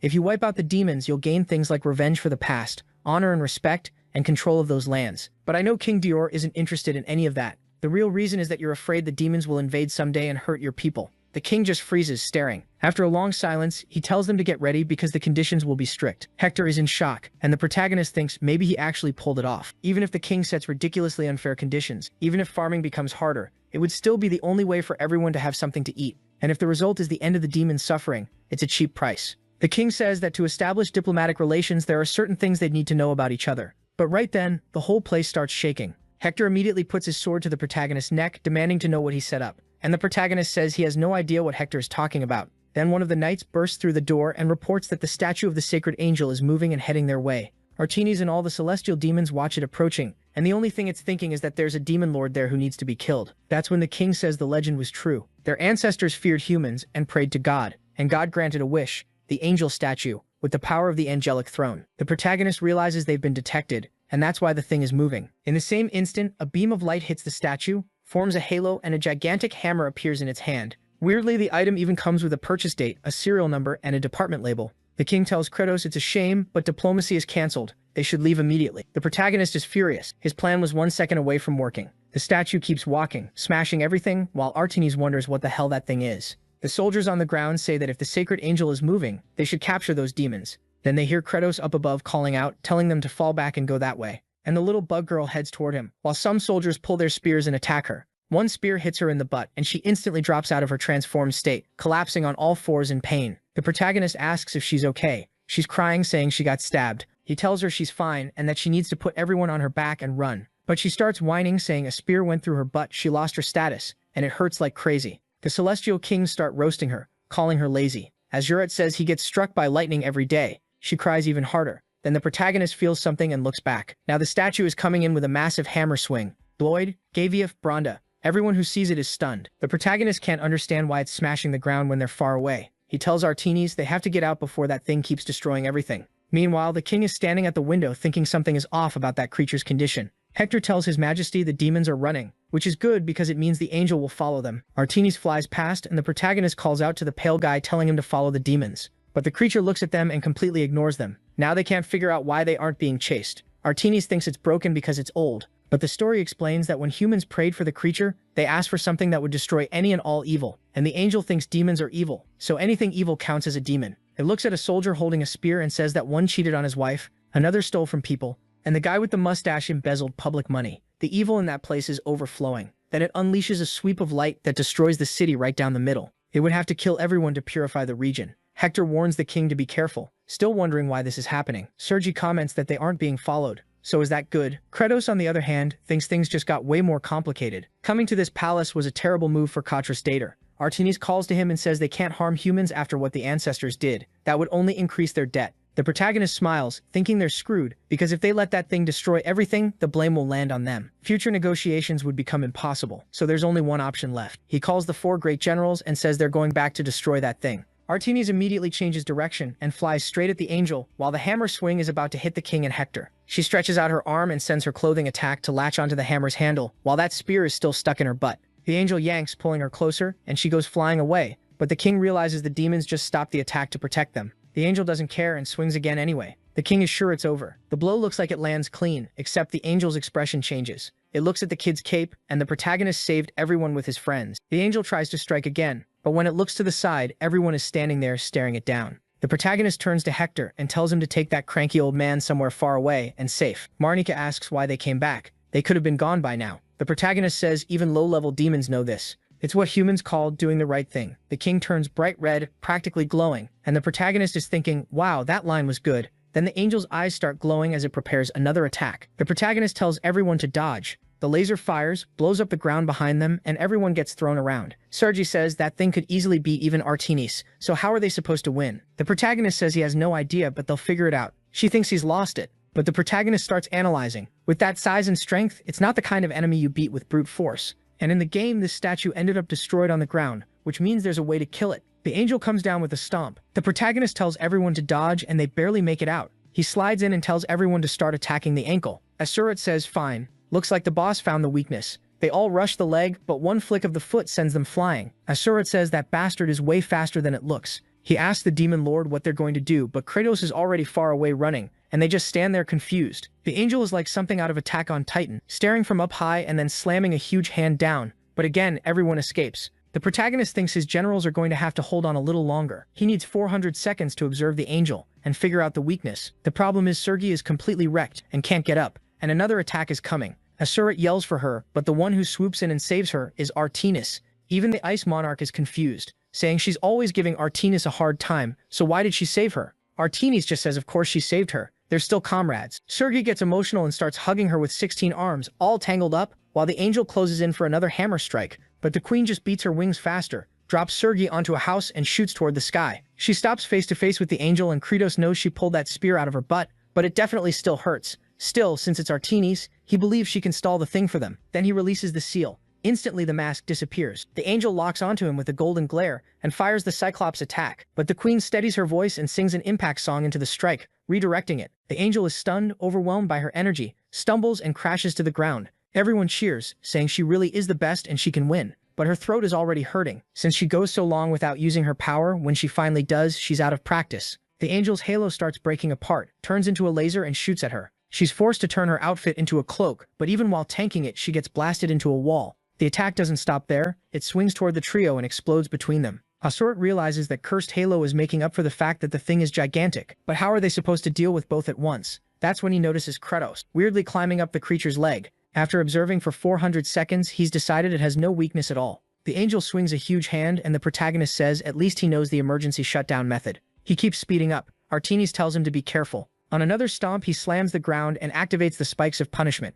The hand gets stuck on the spikes and the angel jerks in pain. The protagonist asks everyone to cover him. He needs to reach the thing's head. The halo attack comes at him, but Artemis throws her clothes out, creates a barrier around the halo, traps it and forces it off course. The protagonist jumps toward the giant as it comes in, and he grabs onto it. Massive fingers close in on the kid stretched out, looks like he's caught. Artemis screams, everyone is shocked, but it's exactly what you'd expect. He uses his phasing power and ends up stuck to the thing with his butt hanging out. Artemis has never seen anything like it and doesn't understand. Asurat, Sergei, and even the angel are blushing, wondering why the guy suddenly unequipped everything. The protagonist glitches from the slide, re-equips, and when the angel tries to grab him, he unequips again and slips away. Now the boss loses it, screaming and flailing, trying to get that disgusting thing off him. The protagonist is yelling with this awful face, until one of the generals says they need to help him and use the opening to bring it down. Everyone throws themselves at the back of the knee, landing 3 or 4 attacks at the same time, and the creature starts to stumble. At the same time, it's swaying side to side, trying to shake the protagonist off. Asura is freaked out that all 3 hit together, and the creature still didn't fall. Then someone tells them to strike together one more time. It's Hector, saying the kingdom's master swordsman will support them. The halo keeps pulling Artemis and she starts getting dragged away, but everyone braces and hits the back of the knee together again, and finally the creature buckles and drops to one knee. The protagonist pouts and says he finally made it. With the bloody eye, he's confirmed the way to stop the angel. He leaps in, gives the Titan a quick kiss on the cheek and says the bloody eye revealed the human's legend. Artemis is confused, asking if the angel really wanted something like that. Hector tells everyone to be careful and the angel collapses into the ground. The hammer falls too, starts breaking apart and the aura disappears. The protagonist celebrates the win. Hector says he'd heard that a sincere kiss calms an angel's fury, but he never imagined the legend was real. Asura, of course, complains that the idiot should have mentioned the legend earlier. As the protagonist climbs down, he thinks this thing must have been a problem in the game too. Someone knew the legend, did it, and then it got left abandoned. The problem now is it'll be a huge pain to clean up this mess. Hector says it could have been worse when Artemis shows up asking if they really defeated it. The protagonist looks at her and tears into her, telling her she needs to pay more attention. She asks what she did, but before he can answer, the angel starts shaking again, thinking it's a sacred creature that must exterminate demons, and it's going to finish the mission with self-destruction. A flashback kicks in with the angel's story. It was created by ancient humans and gained power through mana, but for a long time it was nothing more than a chunk of stone. Then one day the celestial kingdoms heard the human's prayer and granted it the true power of an angel, and now it's going to use the power in its chest to blow everything up at once. Sergei asks what the hell it's about to do, and the protagonist says it's obvious that beeping sound means self-destruct. Right away the protagonist takes off running, telling Artemis to cover him and that glowing thing with her clothes. She's going to ask what he thinks he's doing, and he says they don't have a choice. They're going to have to do that. I'm picturing it. I remember that if he puts all the points into vitality, he becomes immortal. Wasn't that how it worked? We saw an earlier conversation where she asked what he was trying to test. He explained that there's a skill he wants to learn about the Demon Lord and everyone's busy. She complains, saying she's busy too. But the protagonist doesn't care. He wants to use the new skill he got after stopping that attack back then, the one called Accept Everything. If he puts all his nutrients into HP, in theory it should activate. The skill starts absorbing outside attacks while restoring HP and mana, and he needed to know if it was actually good for emergencies, so he had to confirm it. So he puts all the points into stamina, and the system warns that the skill has been activated. Then he tells her to hit him once.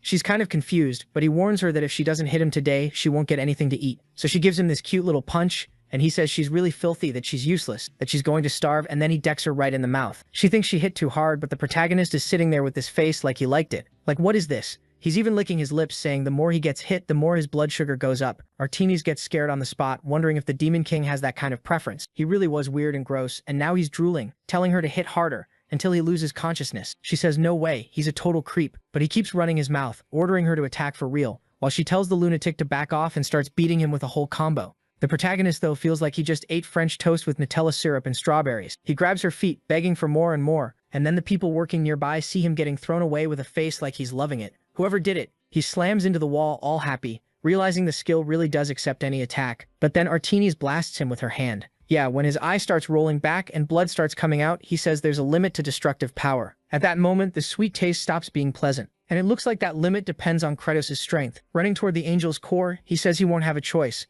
He needed to max everything out, and he starts spending all the points he'd used during all those days of abundance. All the demon's happiness was going to turn into the Lord's strength. Then it starts. Increase mental strength, physical strength, stamina, mental, physical, stamina, points dropping, 80%, 70%, and he's left with 127 points. He latches onto the angel's core. Artini says he's an idiot, but then she starts merging him and the core into one. The protagonist activates root nutrient and has it put everything into stamina while the core starts glowing. He's there enjoying it, saying it's sweet, but in the same instant the feeling changes. Her clothes start getting pierced by the angel's power, and she realizes she won't be able to hold out much longer. Everyone screams, calling for the demon lord. The thing keeps shining. The core starts cracking inside the creature, until suddenly it's like it goes out. Artemis is there with her arm hurting and starts tugging at her clothes, and from the middle of where the orb used to be, Kratos' body drops out. Oh man, everyone runs over calling his name, but the body hits the ground like a piece of trash. The guy is completely crumbled. Hector asks what happened, and Artemis explains that the power source of that statue was about to self-destruct, and if he hadn't done that, the entire city would have been devoured. All of it was only possible because the Lord managed to stop that attack and absorbed more than half the power. He saved everyone in that city.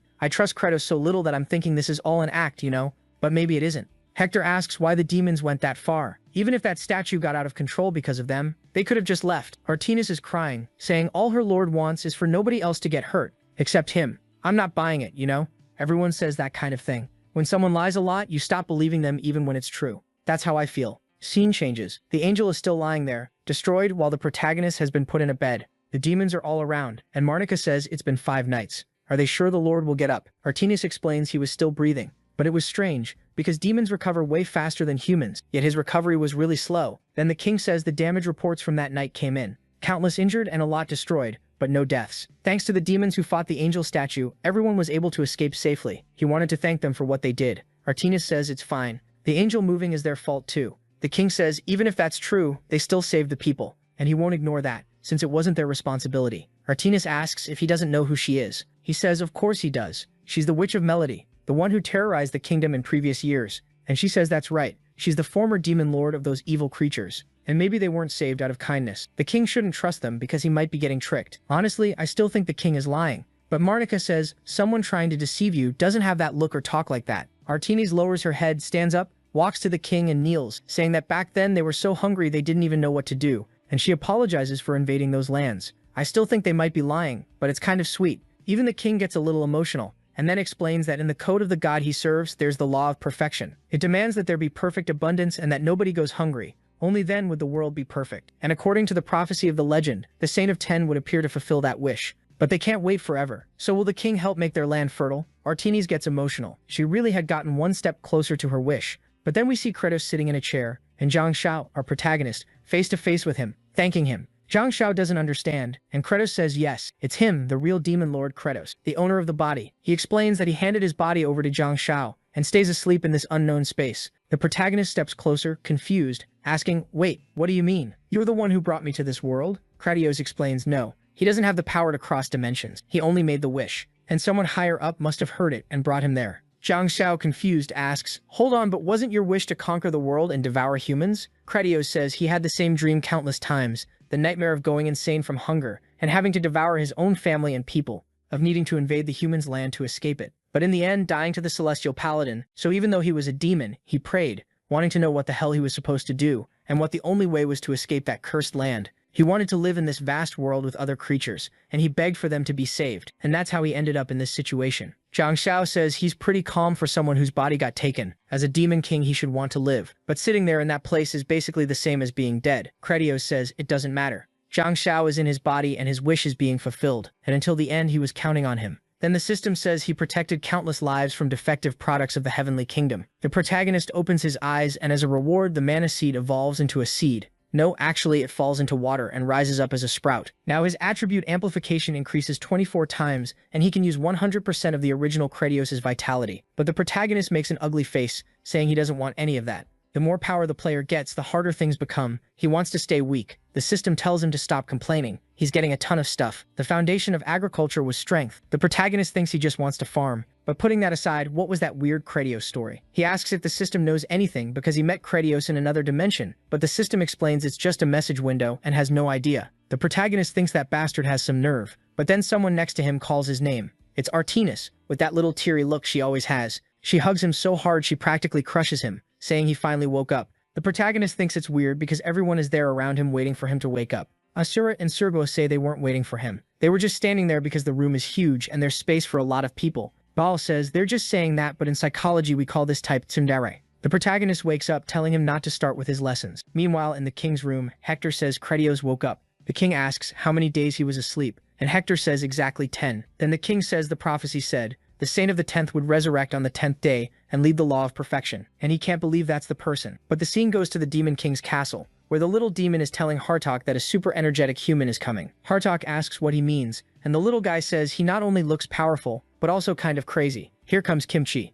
The problem is nobody has any connection to him, and I thought it wouldn't be an issue. But as soon as Hartok saw him, he screamed that that bastard is insane. Everyone should get ready for battle, because that one isn't right in the head. Meanwhile, back in the city, people are tying the angel down on the ground. The castle and everything is still completely wrecked, but some people want to celebrate. The king says that since the demons saved the city, he wants the citizens to know and feel grateful too. Since it all happened in the middle of the night and everyone ran in panic, most people have no idea who actually solved the problem. Kredios says it sounds like an interesting idea, but maybe it's not a good one. First, no human in this world would accept demons easily. They might suspect the king is lying, and that would just create more fear and anger. Marnika asks if he really prefers keeping everything secret, even if his achievements are forgotten. He says he didn't do it for credit, and if a select group of people accept them, that's enough. For example, Your Majesty, the king. Marnika gives him a look and gets all red, while the protagonist thinks the line landed. He really did learn in college how to suck up to the professor. He's got talent for it. Marnika clears his throat and says even so, they can't pretend nothing happened. The protagonist just says establishing diplomatic relations is enough. But the king insists, saying he is Dior,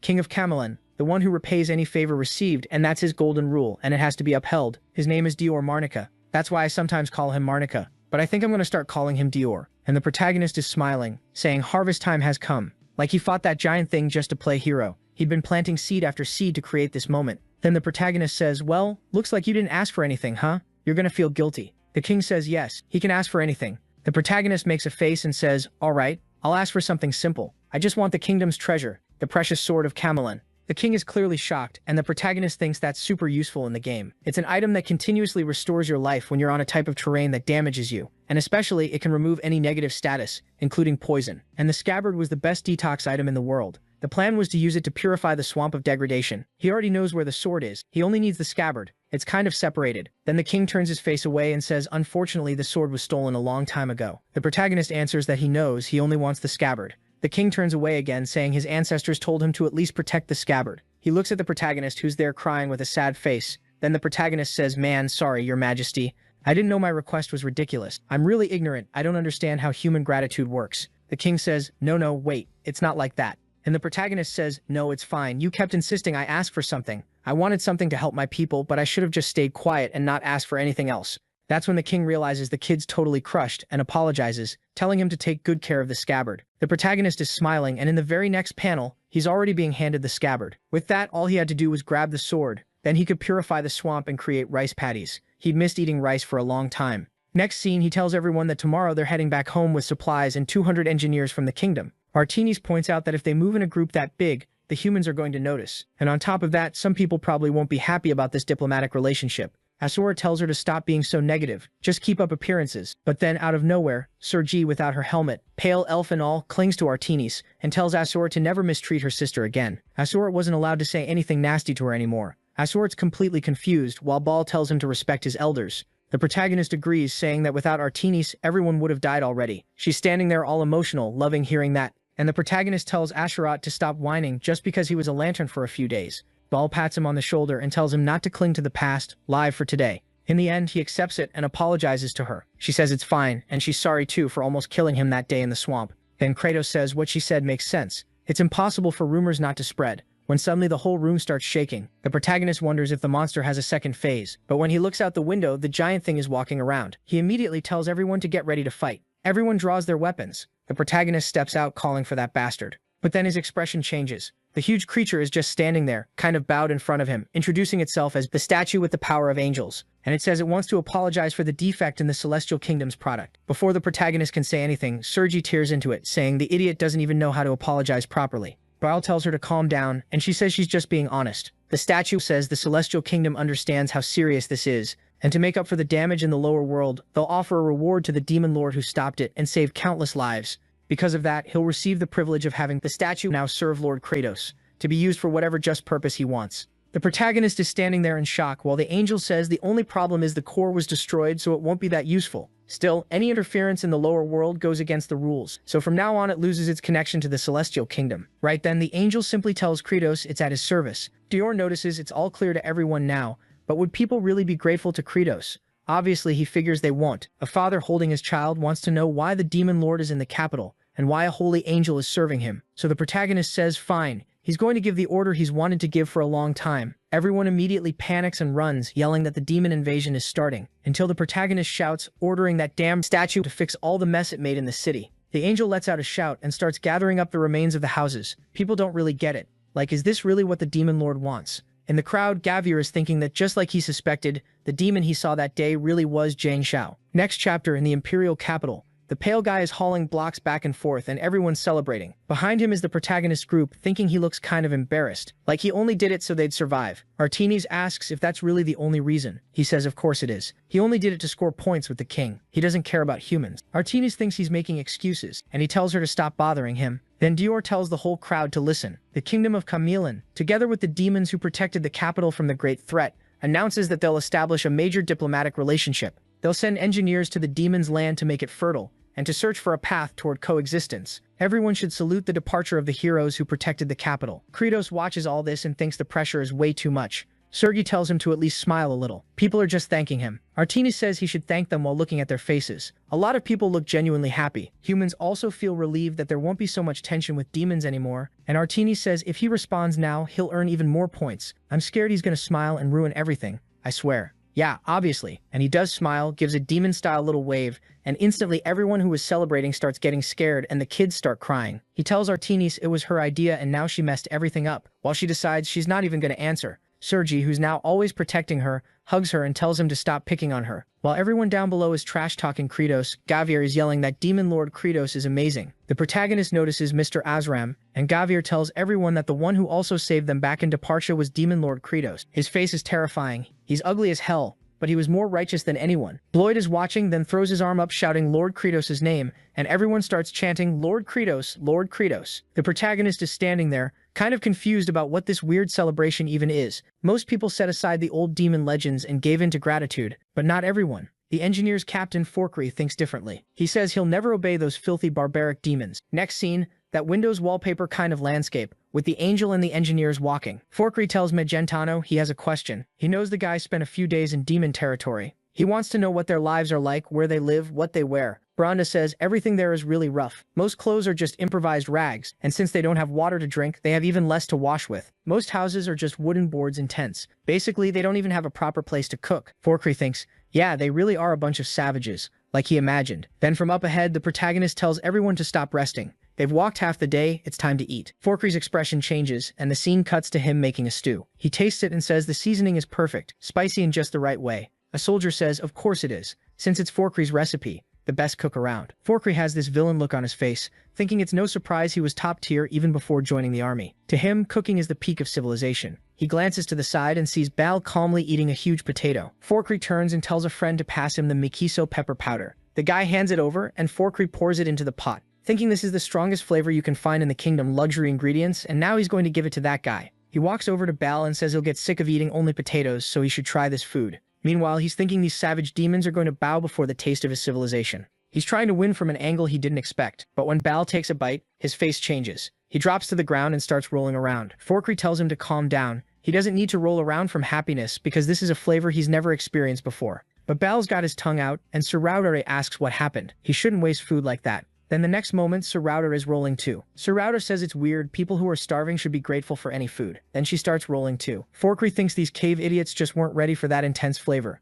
until Artinis shows up behind him asking if this is bullying. The captain turns and says never. His food is just too advanced. There's no poison, so why doesn't she try it? Artinis says the human is underestimating demons. Then the next second, she's got her tongue out too, burning up and rolling on the ground. Forkry says it's a shame. Looks like demons will have to eat what they always eat, until someone calls for the captain. When he turns around, Kratos is walking up saying he wants to know what this flavor is that has everyone losing their minds. Can he try some? The captain thinks he's going to suffer, but the guy is Korean. Koreans love spicy food. They stare each other down and Forkry says he was going to offer a bowl, but it doesn't seem to suit demons. This is civilized people food. The protagonist smiles, thinking this guy didn't have that nasty look on his face for no reason. He activates the blood eye and sees Forkry's heart is dark, thinking he's going to show these damn barbaric demons the difference in level. The protagonist thinks, this guy fed spicy food to my crew. They're not used to seasoning, so of course it'd be hard to handle. Forkry hands over the bowl, saying if the great demon king wants to try it, he won't refuse. The protagonist takes the jar, thinking there's one detail this guy doesn't know: he's Korean, from a nation obsessed with chili. He asks Forkry if he's ever heard of kimchi. The blonde guy doesn't really get it, while Artenis tells Kratos not to try that. Too late, he starts tipping the jar, and everyone cries out that it's going to be humiliating. Forkry is just waiting for him to freak out, but Kratos keeps drinking it. Forkry doesn't understand. The protagonist empties the jar, smoke coming out of his mouth. Artenis is sitting there with her tongue out, crying in shock, and the protagonist, out of breath, says this is kind of boring. The blonde guy is stunned. He put in double the normal pepper. How is it boring? The protagonist thinks this is like a 7,000 on the heat scale, maybe a bit less than super spicy ramen, and he wants something stronger. Then the system activates Berserker. The protagonist looks to the side, snatches the little container from the guy's hand, opens it, and dumps everything into the soup, while Forkry screams that he'll die like that. But Kratos drinks it again and says unfortunately, it's still missing something. He asks Forkry what this powder is, and the guy says it's miso pepper. Kratos immediately says he must be grinding the placenta. The placenta is the spiciest part of all. The blonde guy says obviously if you leave the placenta in, it becomes impossibly spicy. Kratos smiles and says he just admitted he's weak with spice. The blonde guy doesn't get what that means, but for some reason he feels humiliated. Then the protagonist walks over to the miso pepper cart. The blonde guy tells him not to eat it like that, but the protagonist just takes a bite, and the idiot freaks out. For some reason, Kratos is enjoying it, making that little pouty face. The poor guy wonders how this is even possible, then drops to his knees asking how a demon can handle more pepper than a human. The demon leans in and says, now that he proved he can eat spicier things, that means he's more civilized, apparently. Forkry realizes it. This bastard knew his plan from the start. Kratos keeps going, saying Forkry's standards are weird. It makes no sense to judge people by spice level, especially since the purest form is food that isn't even cooked. If there's a good engineer in his unit who can't eat pepper, does that make him useless? Kratos believes there are useful and useless people in this world. Sure, but Forkry's standards are trash. He looks at Artenis and says she looks like a complete idiot who deserves to get scolded, but she's stronger than anyone. She gets all happy at the compliment. He keeps talking. The pale one, who looks like she has a virus, has a sword faster than light, and that other weird one likes taking care of kids. Plus, the superjack guy is sometimes weirdly smart. And Forkry, even if he's weak with spice, is a good, maybe even the best engineer in the kingdom. And Kratos just needs him to help with this. Forkry is shaken. The demon handled it with class and walks off, still eating the pepper. Then Branda shows up like, Forkry, I get it. You grew up hating demons, but they changed, and we need to change too. It's time to leave the old stories behind and make a new one. Forkry frowns and says fine. He'll have to teach some dishes that fit their taste. Then the protagonist yells that they're marching back to their land. After a few weeks of marching, they finally get home. But look who's already there doing gardening. Kimchi, fully geared up. The protagonist looks over and asks why that guy is here. Next chapter, we see the moment he arrived. Hartok asked what a human was doing so far out and who he was. Kimchi says he came to meet the demon lord. Hartok realized this guy didn't seem to have any hostile intentions, but his clothes were weirdly intimidating. Kimchi just stood there staring until the lizard said it might be that guy, the human who vaporized the Fourth Lord's room back at Magrath Fortress. The human had been torn apart and destroyed with a single strike. Hartok was stunned when he heard that, and Kimchi said he hoped they could understand what happened back then. The Fourth Lord had invaded human lands and tried to attack, going against Kratos' own orders. It was just the outcome of a battle. Hartok got tense again. This guy could still be an enemy. Then he says the demon lord is missing, and asks what Kimchi's intentions are in wanting to meet Kratos. Kimchi pauses for a second, then says he wants to find out who he is. Himself, that is. Hartok doesn't really get it until someone behind them says they know exactly who he is. It's Zephyros, saying that guy is the paladin who fell asleep in ancient times, the one who would awaken when demons invaded humans, the nameless hero who would wipe them all out. Hartok starts shaking on the spot. He's heard of that ancient sleeping paladin from the Tower of the Seal, the thing that shows up when the demon lord awakens. Nobody knows since when or why he exists, but the legend says all demons would always be exterminated by him. Since demons couldn't enter that tower because of the barrier, they always sent someone to keep watch. Even so, one of the strongest among them was completely crushed by some incomprehensible force. Hartok remembers telling Kratos it would be best to find and kill that guy, but the Lord said that if they left him alone, they wouldn't provoke him. So why is he here now? Kimchi asks how they know about him. Zephyros explains that all demons know the legend, and that he also knew what he looked like because of reports from the general Kimchi killed. Kimchi asks if that's all he knows, and Zephyros says yes, except for the fact that he knows Kimchi isn't here to fight everyone, because if they don't harm humans, the paladin won't attack them either. At least that's what the demon lord said. Kimchi answers that they can trust that. He just wants to stay there for a while until the Lord comes back. Zephyros asks Hartok what they're going to do since he's standing there staring, but then he drops his powers and says it's fine. He'll allow Kimchi to stay. After Hartok gave permission, Kimchi went to meet Bronda's soldiers who were stationed there and said he was counting on everyone. Everybody kept thinking this guy was scarier than any demon. Kimchi, meanwhile, thought it was strange there were humans there, but it was obvious they weren't hostages. Sympharos explained they were staying to help with farming. Kimchi had already heard about that, so he asked if he could help too. The demons watching, though, knew that was the ancient paladin who exterminates demons. One look from him, and everyone trembles and looks away. He glances to the side, and the other demons are all pretending they didn't see him, just continuing their work. Kimchi closes his eyes and starts remembering. Every demon he sees brings back memories of the moments he killed them. He really did kill everyone, even that poor little cheetah, and it looks like Kimchi gets kind of sad. Suddenly someone calls him Bisteka. It's Flute calling him to play. The little dragon flies off, and Kimchi watches the two of them having fun and feels down, because he remembers perfectly well when she was there, kind of demon-possessed, chasing after her father, and he just showed up and blew her dad apart. She lunged at him, and what you'd expect happened. He just stretched out his arm to cut. Now he's in shock seeing the difference. Her smiling now versus her screaming with her head being cut off back then. All of a sudden, everyone looks over, and Kimchi kneels in front of Flute apologizing, saying he was wrong. He stays there asking for forgiveness while everyone else has no idea what's going on. Next chapter, the protagonist shows up, and Kimchi says he came to ask something. He wants to know who he is. The protagonist is confused and says, wait, Hartok and Zephyros didn't tell you? You're the ancient paladin. But Kimchi says he wants to know more than that. The protagonist says, well, you're insanely strong and you're going to wipe out the demons. And the protagonist is thinking that in the game there really isn't much more info than that. Kimchi just keeps staring, and the protagonist thinks this guy doesn't have hostile intentions, but he's still terrifying. Then Kimchi starts explaining that he vaguely remembers past lives. Dozens of times he lived a life where he slaughtered demons, but none of it felt like it was his own choice. He never wondered if the demon in front of him had a family, or if they even wanted to fight. Those doubts never crossed his mind. He just killed everything, but he doesn't understand why they made him commit that massacre. Who could be cruel enough to do that? Kratos is sitting there in shock, thinking this guy must know he was the player. He already has an idea that he was a character in a game, but there's no way Kimchi has the concept of what a game is. He probably just has a vague sense that he acted under someone else's orders. So what is Kratos supposed to come up with here? If he says he's the hand of fate that ordered the massacres, everything will go wrong. Then Kimchi starts crying, and Kratos says his name is Kim Jiangshao, and that he's someone who came from another world. Kimchi doesn't understand, and the protagonist knows this guy won't attack because of that. The only option right now might be telling the truth, and apparently the protagonist tells him everything, because the human is there under the moonlight trying to understand this whole thing about being an invented story, a character in something called a game. He asks, so you're saying I'm something that doesn't really exist? The protagonist explains that maybe he also is something from a story or something else entirely. That's basically breaking reality. Now that you think about it, the protagonist is a character in the story we're reading.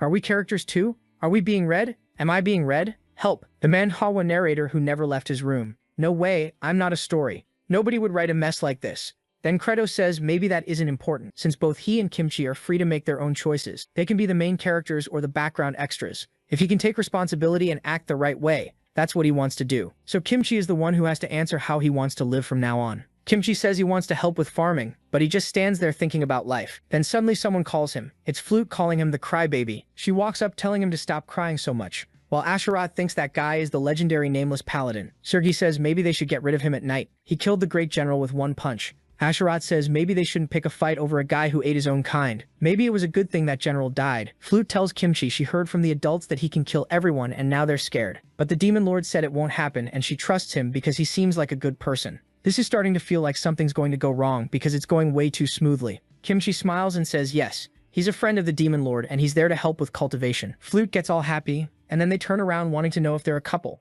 Asherat immediately yells that that's impossible. Demons don't fall in love, and Sergei tells him to shut up. Flute says they're a beautiful couple, and the two of them start tugging at her head. Kimchi watches them bickering and laughs, and he starts remembering when he fought Sergei, when she came asking if he was the one who defeated Asherat. She showed up crying, saying he'd have to prove his power to the Ice Monarch. He proved it by driving his sword into her chest. She started falling apart, saying she hoped to meet Asherat in a life where they wouldn't go hungry. Back in the present, Kimchi asks if there's Sergei and Asherat from the Four Generals. They say yes. And Kimchi replies that in this life his wish will come true. The two of them don't really understand. Then the scene shifts to the swamp, and Kimchi is walking around there. Kratos said he was going to turn this place into a rice paddy, but since Kimchi doesn't know anything about farming, there's nothing he can do except wait. Suddenly a light appears beside him, and that eye shows up, asking if Kimchi isn't going to question Kratos about how to use that power. If he became the true sword instead of that ridiculous magic wand, he'd have enormous strength. Kimchi says he's already strong enough and isn't that interested. Besides, wasn't it the eye itself that wanted him to help with farming? The eye says yes, it wants this land to become prosperous because it's the god of abundance, but it's worried about Kimchi. Does he really trust Kratos? Even if it was a game, Kratos was the one who guided him down the path of massacre. Kimchi says he'll keep watching, but the eye tells him to be careful. Kratos will get stronger and stronger, far more than Kimchi imagines. And on the day Kimchi needs power to face that demon, he can count on it,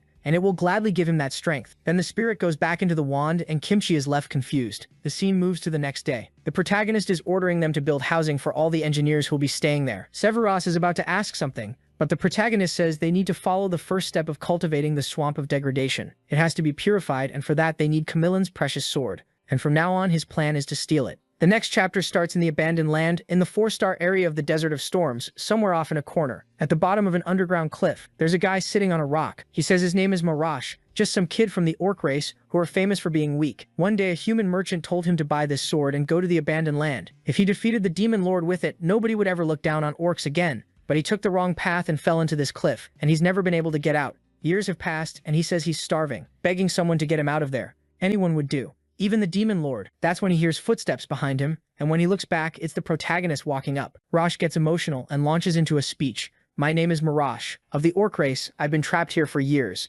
He just won't shut up. If you go, you can say I'm an idiot, but I've been keeping hope deep in my heart. He keeps going. The protagonist just stares at the wall of text and smacks him right in the mouth. Marash falls, puts a hand on his face, and starts talking again. The protagonist walks up and tells him to talk slowly. From now on, he's forbidden from saying more than 3 sentences. And if he goes past that, he's getting punched. Marash says he understands. It's just that it's the first time he's been beaten like that, so he's getting used to it. The protagonist says one more sentence, and he's getting hit again. He can't understand why this kid can't hold a normal conversation. Then he says, hey kid, hand over that sword on your belt. If you do, I'll get you out of here and give you food. Marash says, unfortunately, anything but that. Kratos asks why. Does he want to starve to death down here? And the little orc says Lala doesn't want to be away from him. Immediately, Kratos is considering killing this guy who named his sword. In the game, it was ridiculously easy to get this thing. You find Marash here, a ton of dialogue floods the screen. You skip all the sequences and kill him. Done. You take the sword and that's it. But here, since it's the real world, in theory, you can't just kill him. He's alive, so that plan is off the table. That's why he's going with another plan. He says, Marash, if you stay here, you're going to die. You know that?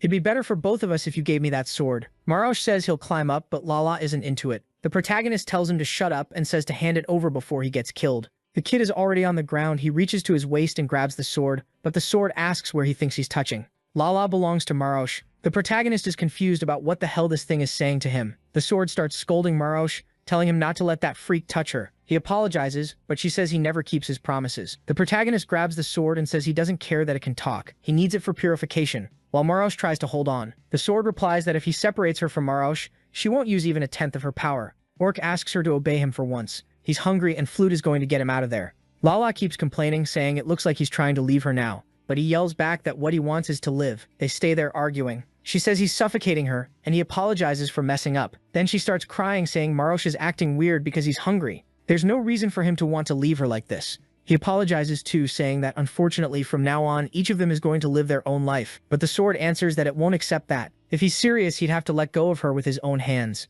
Marash looks scared. He turns to the protagonist and comments that the orc race is weak, but the protagonist says, hold on, let's focus on what matters. If you let go of the sword, will it go looking for a new master? Lala says that's what happens, but Marash would never have the strength to do it. Wait, so he's too weak to even lift the sword and drop it. Is that it? Then the protagonist says he knows the perfect person to make it happen. The scene cuts to him calling for Baal and saying he's got a special mission. Take this skinny orc and turn him into a jacked monster. Packed with likes on this video that helps Mamoru make more juicy content for his viewers. Activate the cheeky little bell and I'm out.